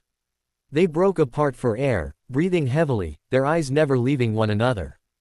Fleur softly leaned her head against Harry's, her eyes closing and a smile forming on her face. I love you Ari, I know these now, and I never want to let you go, she whispered to him, as his arms wrapped around him gently. Fleur, if you can put up with me, I'm all yours, said Harry, keying her forehead gently. Fleur keyed him tenderly on the lips, before standing and pulling him up as well. Come on, I think that our friends will be wondering where we haven't gone, said Fleur overly loud, making Harry grin as he heard the soft footsteps of a large group of people hurrying back to the hall. Harry wrapped his arm around Fleur's slim waist, while she wrapped her arms around his free arm, as they walked back into the hall together. Harry and Fleur walked back into the hall, confused to see that everybody was pointing and laughing at something. They made their way to the point of interest and their jaws dropped. A crib was sitting in the middle of the space with several toys and rattles sitting in it, alongside a fat redhead baby with a dummy in his mouth. The child in question looked severely angry and was waving a rattle furiously at people. A note was stuck to his crib that said, I'm a petulant whiny baby, hear me roar. One look was easily enough to tell Harry that Ron had been taken care of for the night. He mentally went through everything they had done together, as well as everything he had said about both him and Hermione tonight, before making his decision, bursting into hysterical laughter alongside Fleur, who was already on the ground holding her ribs. Harry and Fleur eventually pulled each other up off the ground and headed back to their table, where their friends sat, trying to look innocent. Deciding to ignore it for now, Harry grinned at the twins. Your work? He asked, gesturing to the crib where Ron the baby sat, still being laughed at by the entire student body. Harry was surprised when the twins grinned and shook their heads. Behold, the masters of this ingenious payback, announced the twins, gesturing to Alicia, Angelina and Katie, before getting down on their hands and knees and bowing repeatedly to the girls as though they were gods. Thank you, said Katie, taking a bow as a mass of cheering shot up from the onlookers. Alicia and Angelina also followed suit, bowing to the crowd as well. It was worth the detention we're bound to get, smirked Angelina, who got nods from the other two girls. I didn't hear any sort of confessions, squeaked a gasping Flitwick, smirking as the crowd grinned. The dance was slowly finishing up now, as more and more people left. Ron had been eventually changed back, though he had been immediately sent back to his dorm for attempting to disturb the night and making a fool of himself in front of the guests. Harry and Fleur sat together, talking to Krum and Cedric, as Krum explained why he went with Luna. I saw her walking down the hallway and she said something about nargles hanging above me. They got to talking, since so many of the creatures she described I had never heard of before. Eventually I asked her to the dance, since I had not yet asked anybody I liked, explained Crumb, who looked fondly over at Luna, who was talking to Hermione, who was smiling as the girl talked about aquavirus maggots that apparently hid in the Black Lake in the grounds. I have to say, I wasn't expecting that, but good on you Victor, said Harry, as everybody came over to the table. Harrikins, I do believe the dance is wrapping up, started Fred. So if you have anything else you wanted to do tonight, continued George. You should probably share now, they ended together. Merlin stop, I'm getting whiplash, said Cedric, while everybody else laughed. Actually, Cedric, Victor and I have one last surprise, but we'll have to get somewhere high to see it, said Harry, eliciting interested looks from everybody, though Crumb smirked. Have you been getting high Vithout Harry? He teased, getting laughs from everybody, Harry included. Nope, we're saving that for the third task. Imagine how cool the stuff in the maze would look after some pot, grinned Cedric, causing everybody to imagine the scenarios before they all burst out laughing again. Okay then, shall we go up to the astronomy tower then? Asked Angelina, getting nods from everybody, as they set off for a walk up to the tower. Along the way, Harry spied Malfoy having an argument with Pansy Parkinson, and decided to have just a little more fun. After whispering his plans to the twins, they began working their magic. Why weren't you paying attention to me tonight, Draco? You spent more time glaring at Potter and drooling over that French witch than you did dancing with me, shouted Pansy, feeling like her night had been ruined. It's not like you didn't have fun dancing with those boys from Durmstrang, at least I didn't dance with other women, yelled Draco. Don't even try lying to me, Draco Malfoy, screamed Pansy. I saw you dance with at least 6 other women, so don't even try and lie to me. Both were red in the face and panting, before they noticed the hallway was deserted, and there was an eerie fog creeping around them. Suddenly, they both jumped when there was the sound of moaning coming from all around them. Malfoy, however, rolled his eyes when he saw one of the inferi creatures that Potter and his friends had danced as at the ball. Malfoy would never admit that he had also danced with the other zombies. Nice try, Potter, you're not scaring anyone, drawled Malfoy, striding forward to teach Potter the lesson. Meanwhile, Pansy had looked behind her and had seen the Weasley twins and a heap of Gryffindors with their fingers pressed to their lips. Getting the signal, Pansy shrugged, deciding to see how it turned out. Malfoy strode up, before punching the zombie squarely in the nose, causing its entire head to snap back, shocking the Malfoy scion. The zombie groped about for its head before pulling it back into position. The zombie gave the horrified Malfoy a grin, before raising its hand, which had a cluster of black hair in it, the head of Harry Potter attached to it. The head suddenly looked in his direction, giving him a feral grin, causing the Malfoy heir to let out a girlish shriek of terror. He turned around, only to see Pansy's body being dragged away, her head removed as well. Malfoy was shaking in fright, before he gave a scream and tried to run for it, only to be blocked by another cluster of zombies. Boo! They all shouted, causing Malfoy to scream and faint. The group fell to the floor laughing, Pansy included, who seemed to be crying in mirth, the ugly look on her face gone. She was actually a rather pretty girl, now that the pug look was gone. Okay, who bet he would scream? Cedric choked out, still grinning ear to ear. I had my money on, pissed himself, giggled Alicia, while Katie and Angelina picked themselves up off the floor. Hang on, said Harry, looking over Malfoy. Looks like everyone's a winner, he announced, getting cheers from everybody. Even Pansy hadn't bet that he wouldn't be scared by it. Thanks guys, that was actually hilarious, smiled Pansy gratefully, while the rest smiled back. It really cheered me up for the night. Come with us, maybe it'll make the night, offered Harry. Pansy smiled and shook her head. Thanks Harry, but I should be getting back, it's late. And I can't be hanging out with Gryffindors, I have a reputation to uphold, you know, she grinned, before writing something on a piece of parchment, sticking it to the unconscious Draco's forehead and skipping off down the hallway. I didn't know you two got along, said Hermione, surprised that Harry seemed to have befriended Pansy Parkinson of all people. Met her in the library a few weeks ago, helped her out with defense homework, we got talking, found we had a few things in common, Harry shrugged. What's the note say? Asked the twins. Everybody peered at the note on Draco's forehead, before falling apart laughing once more, setting off for the astronomy tower once more. Grocery list. 1 brain. Current one appears to be faulty. Harry and the others eventually reached the astronomy tower, where he conjured couches and armchairs for everybody, before clicking the small device he had brought with him to the dance, and shouting out a spell. Hoshi Furu Yuru ni, intoned Harry, sending a shower of bright, white lights into the sky, reminiscent of shooting stars.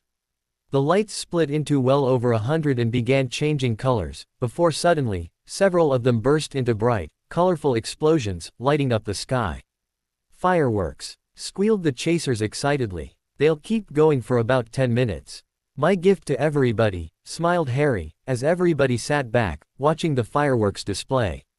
Hermione was cuddled up to Jessie, the rest of the Quidditch team huddled up together, Neville and Madison watching it with their arms around each other, Luna watching the bright lights happily with a smiling Crumb, Cedric and Cho watching together with soft smiles of contentment on their faces, and finally Harry himself, his arms around Fleur as they sat together, watching the night of falling stars together. Merry Christmas Ari, whispered Fleur, as she kissed him softly on the lips making Harry smile. Merry Christmas Fleur, he whispered back, his fingers entwined with hers, as they watched the display together. Yes, it truly was a very Merry Christmas. Fleur woke around 10 a.m. the next morning, smiling as she remembered the wonderful night she had last night, her smile widening as she remembered the key she had shared with Harry. It had been magical, far more so than when she was with Bill. Fleur looked around the room as she woke, surprised to see a delicate glass vase on her bedside table filled with blue roses, arranged in a neat little display. Fleur smiled again, knowing it was her sweet new boyfriend who had placed them there. Fleur showered and dressed as she sang to herself, her amazing good mood continuing through the morning. Even the other Beauxbatons students she passed in the corridor were surprised at the girl's happiness, which seemed to be affecting them too. Before this year, Fleur was quite cold, but ever since the start of the year she had been much kinder to everybody, though never before had she been in a good enough mood to hug random classmates as she seemed to float toward the Hogwarts castle for breakfast. The students watching her eventually shrugged, putting it off as an overpowered cheering charm. Harry woke in a very good mood too, his mind full of memories of last night, dancing with his friends, his sisters and of course, his silver-haired girlfriend. Harry grinned happily to himself at that thought, though he frowned slightly when he thought about his now ex-friend, Ron. Ron had glared at Harry and the others as they returned, but they had studiously ignored him completely, still talking about the night with excitement, even talking about organizing a dance next year as well. Ron was still asleep right now, but Harry had the feeling that he couldn't trust Ron not to try something stupid, so he placed wards around his bed and trunk, as well as adding locking charms to his trunk, just in case Ron did try something. Harry went down into the common room to find Hermione talking to the Quidditch team. "Morning all," greeted Harry, getting high fives from the twins and hugs from the girls. "Hey Harry, we were just going to get some breakfast together, did you want to come with us?" asked Alicia. "Yeah, sounds good to me," replied Harry, as the group set off for the Great Hall. Upon reaching the hall, Hermione spotted Jessie, who also joined them at the Gryffindor table, along with Fleur, who had seemingly floated into the hall just then, an enchanting smile on her face as she walked towards Harry. "Good morning, Ari," she said brightly, keying his cheek in greeting, which Harry returned with a smile. "Good morning Belle, how did you sleep?" replied Harry, leading her over to the table, where she sat down close to him. "Wonderfully, and thank you for the roses, they were very sweet," she mumbled happily, as they each took a croissant and some fruit, while Fleur helped herself to some coffee and Harry made himself a hot chocolate. "Mind if we sit here?" asked Cedric, as he and Cho neared the table, Cho half asleep on Cedric's shoulder. "Sure, but is Cho alright? What were you both doing last night to make her so tired?" asked Harry mischievously, making Cedric turn red in embarrassment while the twins snickered. "Mind out of the gutter Potter, Cho just has trouble waking up in the mornings," stated Cedric.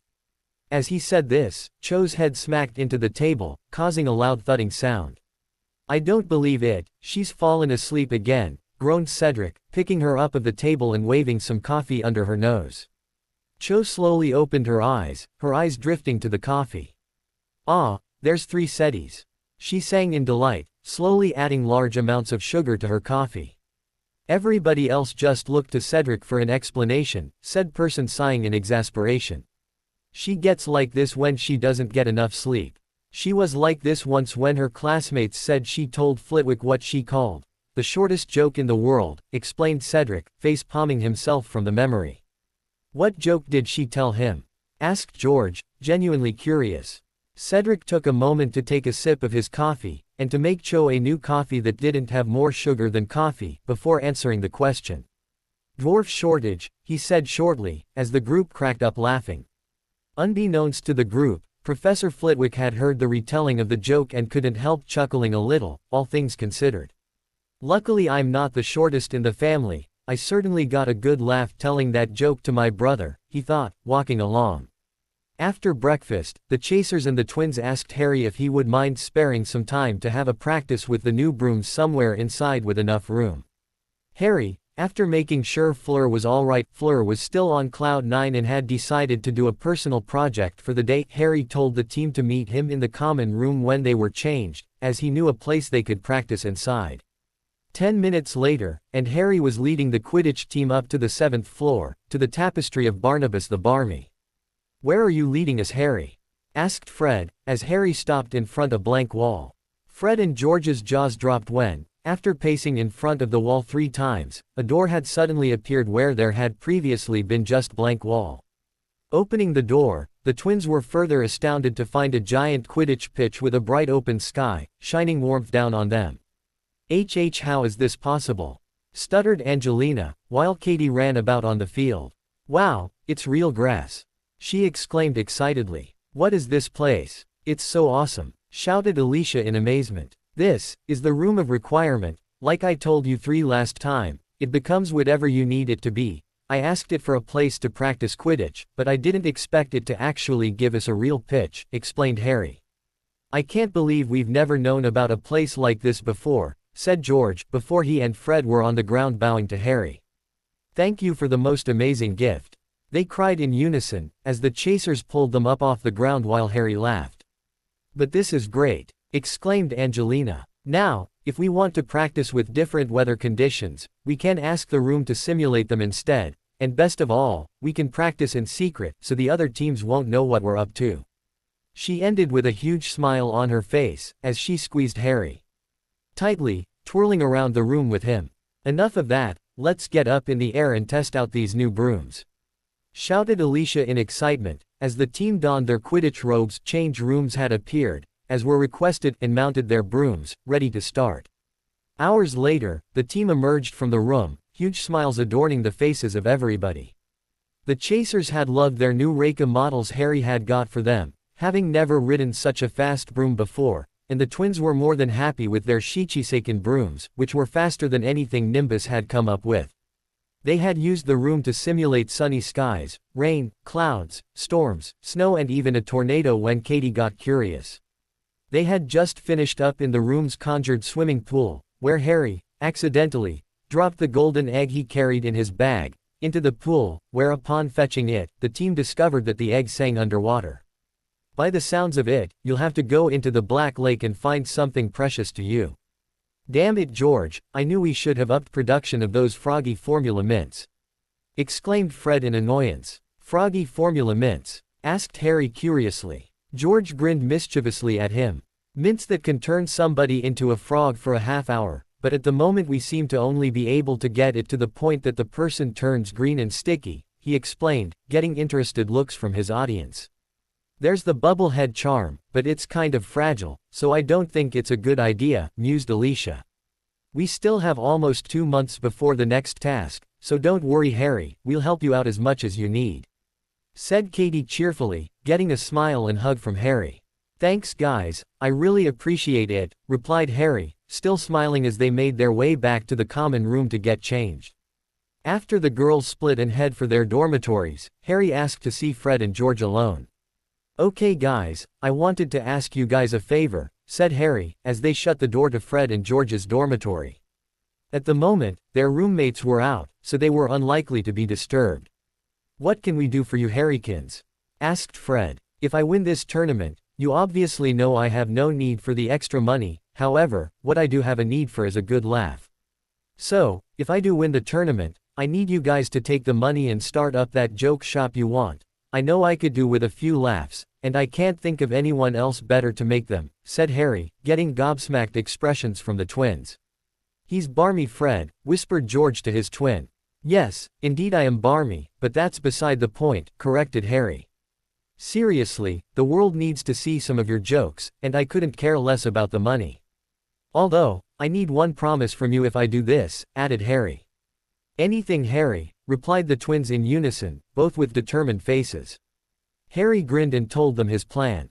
Harry had just arrived at the classroom, waiting for Professor McGonagall, who was going to give him his Transfiguration test.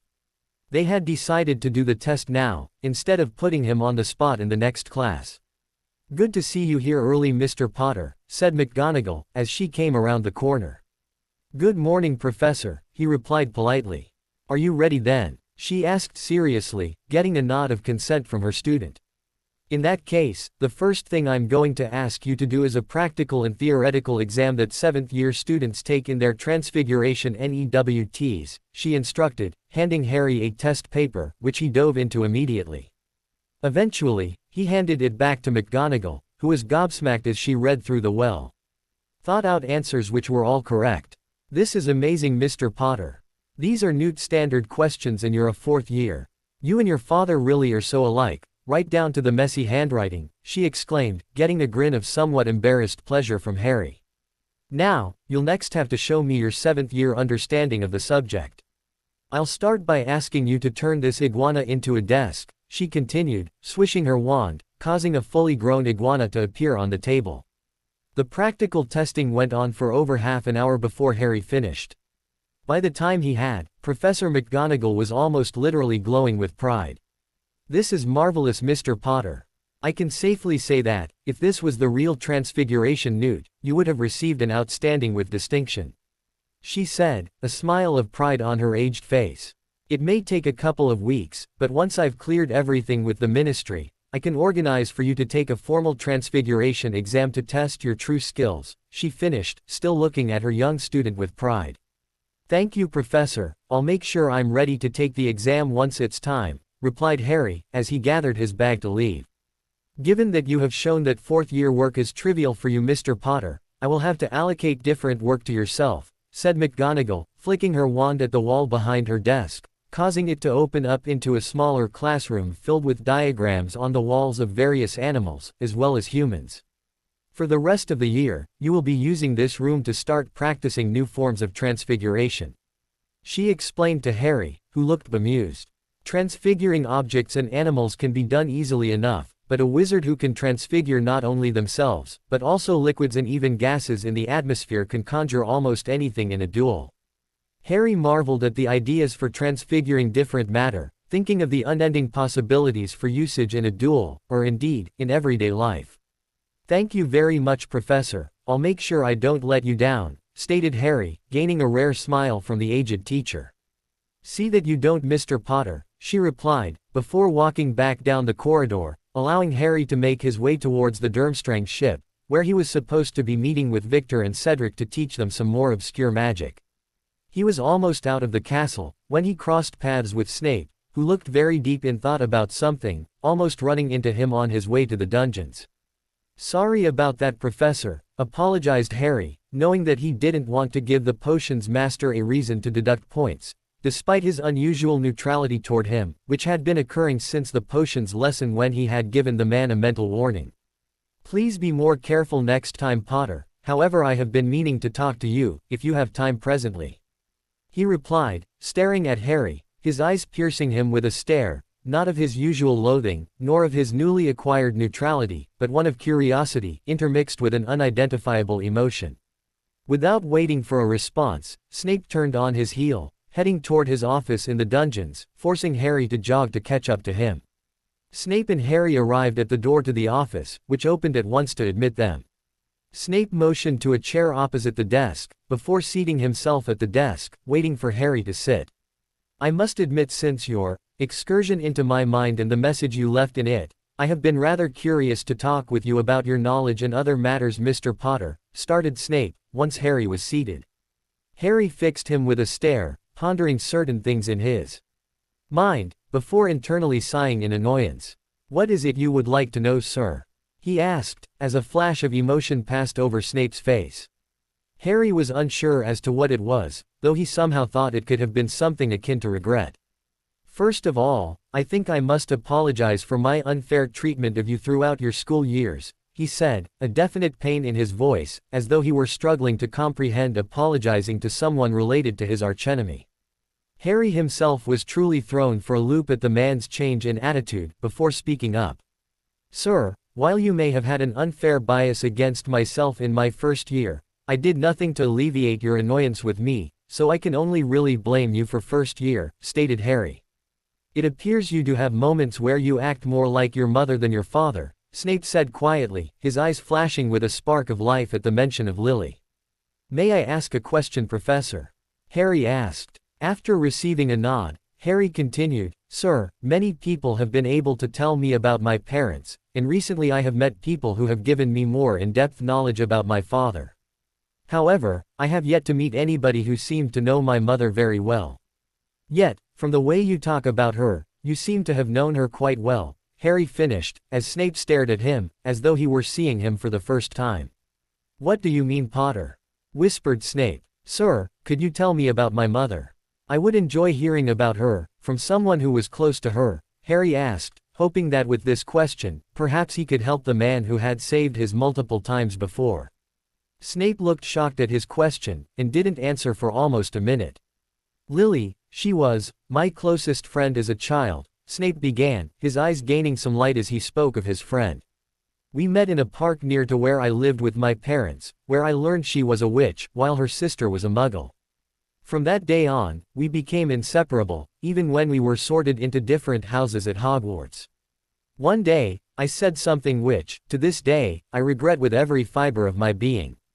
It caused our friendship to deteriorate, almost to nothing, at which point she started seeing your father, James Potter, here Snape grinded out the name, as though it was painful to even say.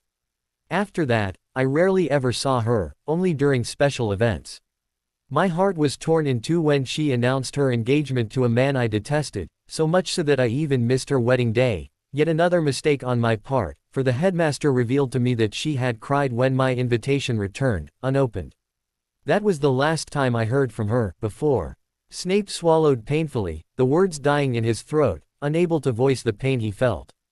Harry stared at the man whom he had hated for years, until discovering this connection to his mother. He had only ever thought of the man as the greasy, bat-like potions professor for his entire school life, and had never thought he would ever be anything other than neutral at best to him. But looking at everything from this new angle, Harry couldn't help but wonder what his earlier school life would have been like had he and Snape gotten along better. Or what would have happened if he and his mother had still been friends at the time of her death. Snape could have been a mentor to Harry, or even served as a guardian in place of the Dursleys or the unjustly imprisoned Sirius. In some twisted, alternate universe, Harry may even have been calling him uncle. Sir, with respect, I think we can both agree that we have acted foolishly, as we are respectively, the last links to my mother, you as her closest childhood friend, and I as her only child. If it were at all possible, I would hope we could become at least neutral toward each other, spoke Harry carefully, as Snape looked up from his mourning, his blank look unchanging, though his eyes showed a spark of hope and recognition. You believe you can overlook my pitiable performance in my role in your life, while I overlook your tendencies to act like a Potter. Snape questioned, his smirk back in place somewhat, though it was a different one to his usual look. I maintain that I act more like a mixture of my parents, sir, though I am still unsure of what my mother was like, hence why I am asking you, said Harry, a trace of a smirk on his face too. Snape stared piercingly at Harry, a smile ghosting over his pale face for the briefest of moments. Going to the most logical source of information. I guess Lily was your mother after all, though don't expect me to treat you any differently in class, I'll still call you Potter, you'll still call me whatever you vagabond Gryffindors call me, and we'll call it a truce, reasoned Snape, as the door casually opened itself. Wouldn't have it any other way, sir, answered Harry, walking to the door. Harry stopped just before he left the room, and half turned back to Snape. "I think my mother would have been very proud of you today, Severus," Harry said quietly, before leaving the room. Inside the office, Snape wore an expression of great shock on his face. He slowly came back to the waking world, shaking his head in disbelief as he sorted his books and reports. Even as he worked, however, the smallest of smiles flitted across the face of the potions master, along with a tiny twinkle in his eye, following a feeling of fulfillment. The night before the second task was now upon the 4 champions, who were currently planning strategy with each other in the room of requirement, which now resembled a common room with a crackling fire and 3 comfortable armchairs. The room had decided that Fleur would be happier on Harry's lap, a sentiment Fleur shared. Or at least, the night had started out with the intention of strategizing, though it had tapered off into other conversation. "So Victor, you do realize that since you're technically a 24-year-old man in the body of a 17-year-old, right?" asked Harry, grinning cheekily. "Yes, that is your point?" asked Victor, feeling a bit uncomfortable from the smirk on Harry's face. "You're going out with Luna, who is 13 years old, need I say more?" Harry finished, as Cedric burst into laughter. "Crumb is a pedo, Crumb is a pedo," sang Cedric, laughing at the poor young man, who was sputtering indignations. "Yes Ari, but I am older than you, so does that make you a, how you say, cougar hunter?" said Fleur mischievously, causing Harry to turn bright red as Victor returned his smirk whilst Cedric fell to the floor clutching his ribs as he howled with laughter at his fellow champions. "Let's not forget, Cedric died and is now alive in this timeline, so I would think that would mean technically his girlfriend, Miss Chong, is committing necrophilia," retorted Victor, which caused Cedric to stop laughing and glower at Victor, while Harry and Fleur burst out laughing. "So, in summary, I'm a cougar hunter, Fleur's a cougar, Victor is a pedophile and Cho is into necrophilia. I do ever so like when we hang out and talk, it feels like we learn more and more about each other every time, even when I wish I hadn't," finished Harry, with all of them laughing loudly at themselves. "Are we more or less done gossiping and strategizing then, team?" asked Cedric, getting nods from his fellow champions. "In that case, we should probably head off to bed, since the task is tomorrow and we should all be on time this time around," Harry said. Cedric, grinning pointedly at Harry, who gave him a bored look. "I was getting my beauty sleep, thank you very much. We can't all look nice by rubbing obscene amounts of gel into our hair to look nice," Harry retorted. "I don't use that much gel, you specky git," said Cedric in mock anger. "Please, I work with male models as celebrity, they point at you and comment on the amount of product in your hair," snorted Victor. "Just no winning with you people, is there?" asked Cedric in defeat, as Fleur giggled at the 3 of them. Cedric and Victor slowly made their way to the exit, while Fleur and Harry stayed behind for a little while, using their sparse amount of time alone together to just enjoy the other's presence in their arms. Harry was absent-mindedly running his fingers through Fleur's long silvery hair, when she spoke up. "Ari, what are your plans for the summer?" Fleur asked softly. "I hadn't really thought about it," replied Harry honestly. He hadn't had the time, what with worrying for the future and making it through the second task in the tournament, and just generally trying not to reveal that he was from the future. He had already had a few slip ups with Hermione. "I know Alicia, Angelina and Katie want to know too, but I haven't got any definite plans yet."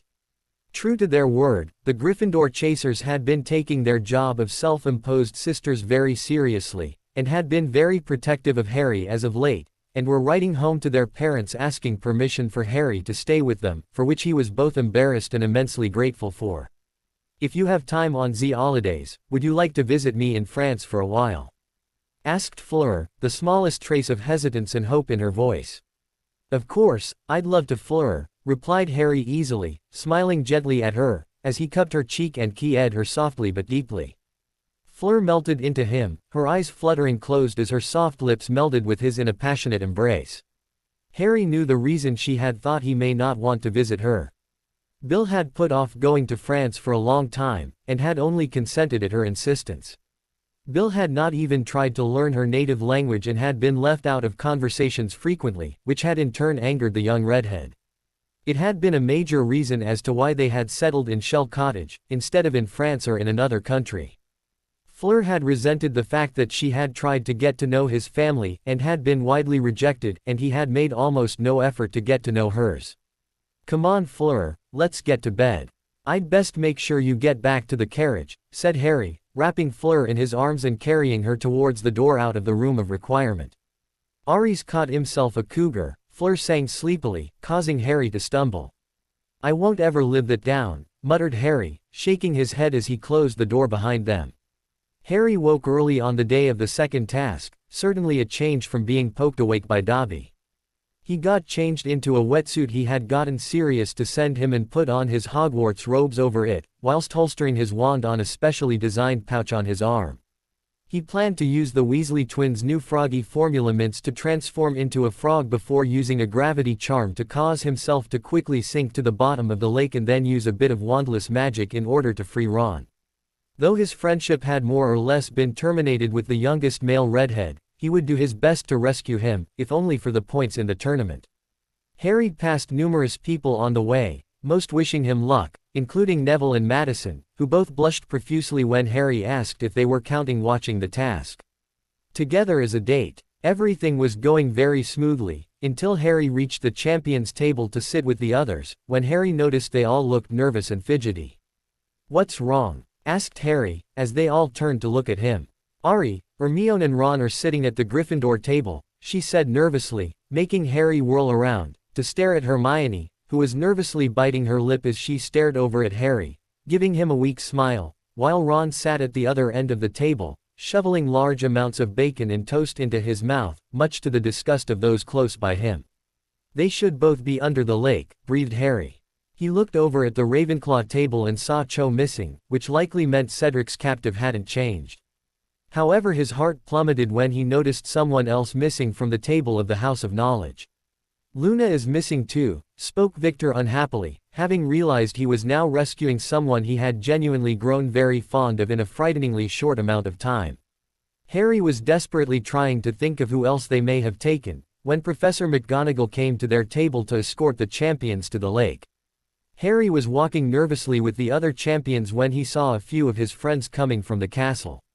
Hermione was walking with Jessie, who had his arm around her shoulders trying to calm her down, while Susan Bones and Hannah Abbott walked beside them, also seemingly trying to help Hermione prevent a panic attack. Neville and Madison walked together with their hands intertwined, though they were both obviously worried. Finally, Harry saw the twins walking down, looking surprisingly worried, along with Angelina, Katie and Harry felt his heart stop when he realized who had been taken. "Alicia's missing," Harry whispered in shock, as Fleur helped him walk into the tent, where Cedric was attempting to help Victor keep from getting angry. Harry shouldn't have found this surprising.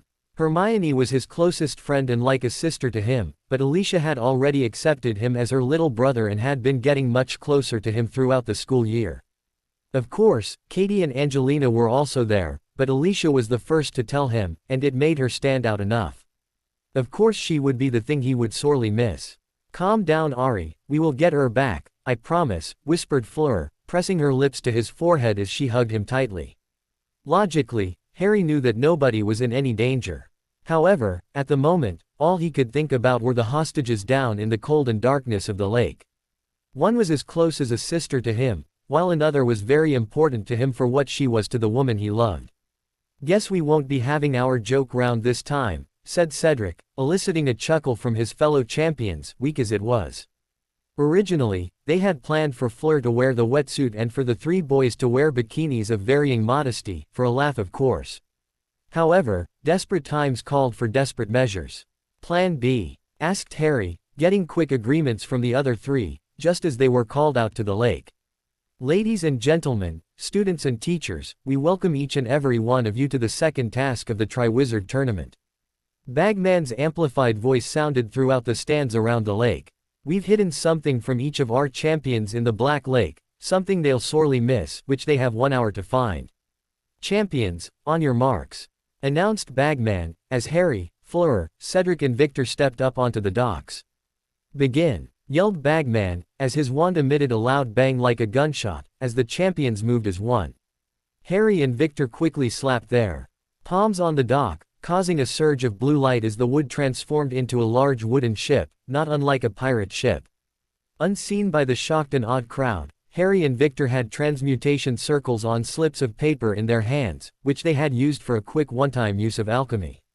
Next, Fleur and Cedric wove a huge bubble of air, similar to an enlarged version of the bubblehead charm, before reinforcing the bubble, making it hard as rock while still retaining its bubble appearance. The champions quickly boarded the boat before Victor took the wheel whilst Harry took the lookout and Cedric and Fleur started using acceleration spells to propel the boat through the water, submerging it deep into the lake. Plan B was to be used when deemed necessary, to make a show of international cooperation by completing one of the tasks together as a team. Now however, they simply wanted to get the hostages out of the lake as soon as possible. "We have incoming," announced Harry from the crow's nest. 3 Grindylows off the port stern. "I've got them," yelled Cedric, racing off to the left of the ship as Fleur took care of propelling the ship through the lake. Cedric used the battle-based alchemy gloves that Harry had given him for Christmas to compress and freeze some of the water around the ship before vaporizing the water behind the makeshift torpedoes to create shockwaves, blasting the torpedoes at the Grindylows, smashing into them and sending them far away from the ship. This continued a bit longer, as Cedric blasted several more torpedoes at numerous groups of Grindylows, capturing what looked like a tiger shark. "Merpeople village dead ahead," shouted Victor from the wheel. "Prepare for hostage retrieval," yelled Fleur, as Harry and Cedric lined up. "Espada," they yelled in unison holding up their wands, as a bright yellow energy glowed on their wands, shaping into a blade with their wands used like hilts and a guard made of the same energy jutting out the sides. Fleur stayed inside the ship with Victor, making it ready to go at a moment's notice, as Harry and Cedric leapt off the ship, their bodies coated in human-shaped bubbles for protection against the lack of oxygen and the crushing pressure, as they sliced through the ropes and warded off the mermen, who were advancing on the pair as they took hostages not their own. Harry grabbed hold of Gabrielle and Alicia in his arms and quickly took her towards the ship, while Cedric guarded his back with his sword which, when swung, caused 9 other swords connected at the guards to materialize from the first sword, increasing the range of attack and successfully warding off the mermen, as Harry took over for Cedric with his own sword, while Cedric recovered Cho and Luna.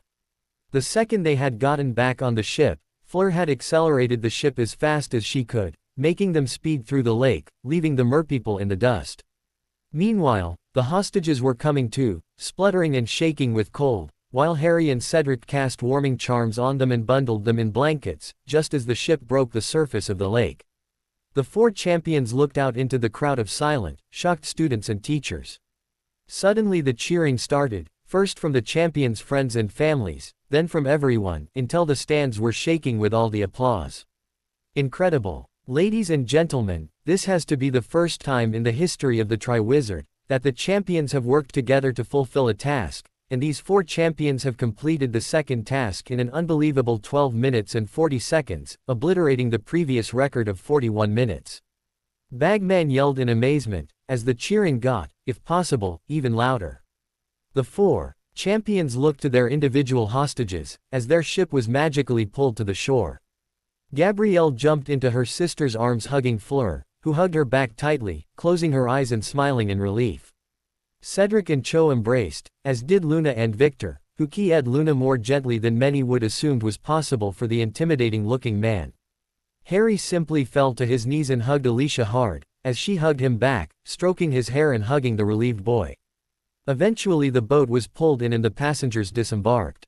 Madame Pomfrey quickly hustled everybody to the private stands and wrapped them all in warm blankets. No protests were heard, as the relief in having freed the passengers was still felt by the 4. They all knew that the hostages would be safe no matter what, but each still felt horrible knowing they were down in the lake, and needed to rescue them as fast as was possible. "The judges have an announcement to make," said Dumbledore, silence falling in the stands as his magically amplified voice rang out. "It has been decided that, due to the superb show of international cooperation the champions have shown thus far in the tournament, most recently with the amazing display of teamwork and magic in accomplishing the second task, we have decided to award the champions with enough points each to put them on the exact same amount of points for the third task. So as it stands, all champions have a total of 94 points, with Miss Delacour and Mr. Diggory receiving full marks, and Mr. Crumb and Mr. Potter receiving 48 points. Announced Dumbledore, smiling widely at the champions, as the combined students of the three schools rocked the stands with their cheers and stamping and clapping. The day done, the students began to head back inside, before, pop. Suddenly, students yelled out in surprise, as a cloud of smoke formed around the champions. Students all around gasped in surprise, before many roared with laughter, as the smoke cleared to reveal Cedric, Victor and Harry had all turned into bright green frogs. A banner soon appeared above the group, emblazoned with the words, "Froggy Formula Mints, see the Triwizard Champions for details. Turn your friends into happy little amphibians for 5 minutes per mint, or until they receive a key from their prince or princess."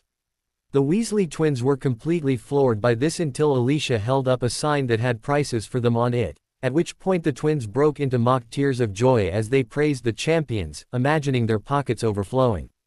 As the school laughed at the display, Luna picked up Victor Frog and keyed him, turning it back into a smiling Victor in a cloud of green smoke.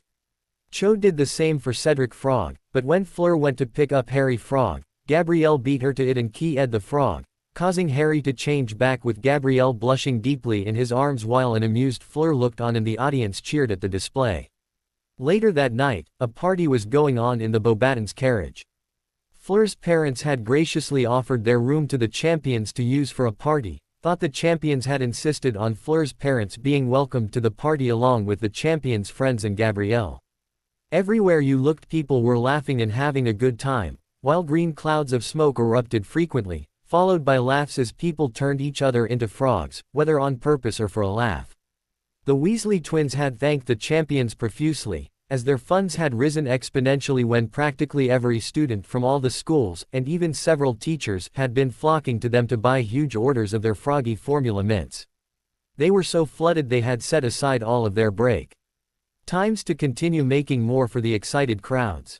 Harry and the other champions had outright refused to take a percentage of the profits, despite the twins' protests, though they were more satisfied when Harry said they pay them back by doing him a favor. Though they seemed quite surprised by it, they easily agreed to help him out. The party was winding down around 9 p.m., when people had seen Gabrielle falling asleep and started discreetly letting others know they would have to split for the night. "Ari, could you come with me?" asked Fleur, tapping Harry on the shoulder, making Harry turn from his conversation with Victor, Cedric, Neville and Dean. "Quidditch or football, which was better?" "Sure thing, Fleur." Harry smiled at her, excusing himself from the boys, as Fleur led him over to her parents and sister, who was blushing and hiding behind her mother's leg. "Mama, Papa, this is my boyfriend, Ari. Ari, these are my parents, and I'm sure you remember my sister," Fleur introduced, while Harry leant on one knee to smile at Gabrielle. "How could I forget the beautiful princess who saved me from being a frog?" said Harry in amusement, which made Gabrielle laugh. "Ari Potter, it is so nice to meet you. Fleur has told us of nothing else in her letters apart from her boyfriend, the famous Ari Potter," said Fleur's mother, giving her daughter a wink, as Fleur blushed beet red. "Enchante, Mademoiselle Delacour," said Harry, taking her hand and keying the back of it. "Appeline please Ari," she replied, smiling gently at him, before her smile became a bit more mischievous. "Or you can go ahead and call me Mazzer," she laughed as both Harry and Fleur turned red in embarrassment while her husband laughed merrily. The rest of the meeting went well, with Harry being introduced to Fleur's father Jean, before Fleur and Harry wishing them good night, as Fleur walked Harry out. "Bonne nuit, mon amour," said Fleur softly at the carriage entrance. "Bonne nuit, ma belle Fleur," whispered Harry, as they embraced, their lips melding perfectly into one another's, as they shared a good-night key. As Fleur floated away to her room, a blissful smile present on her face, Harry smiled to himself, as he walked back to Gryffindor Tower. "Just one more left," murmured Harry quietly, as he vanished into the dark recesses of the ancient castle.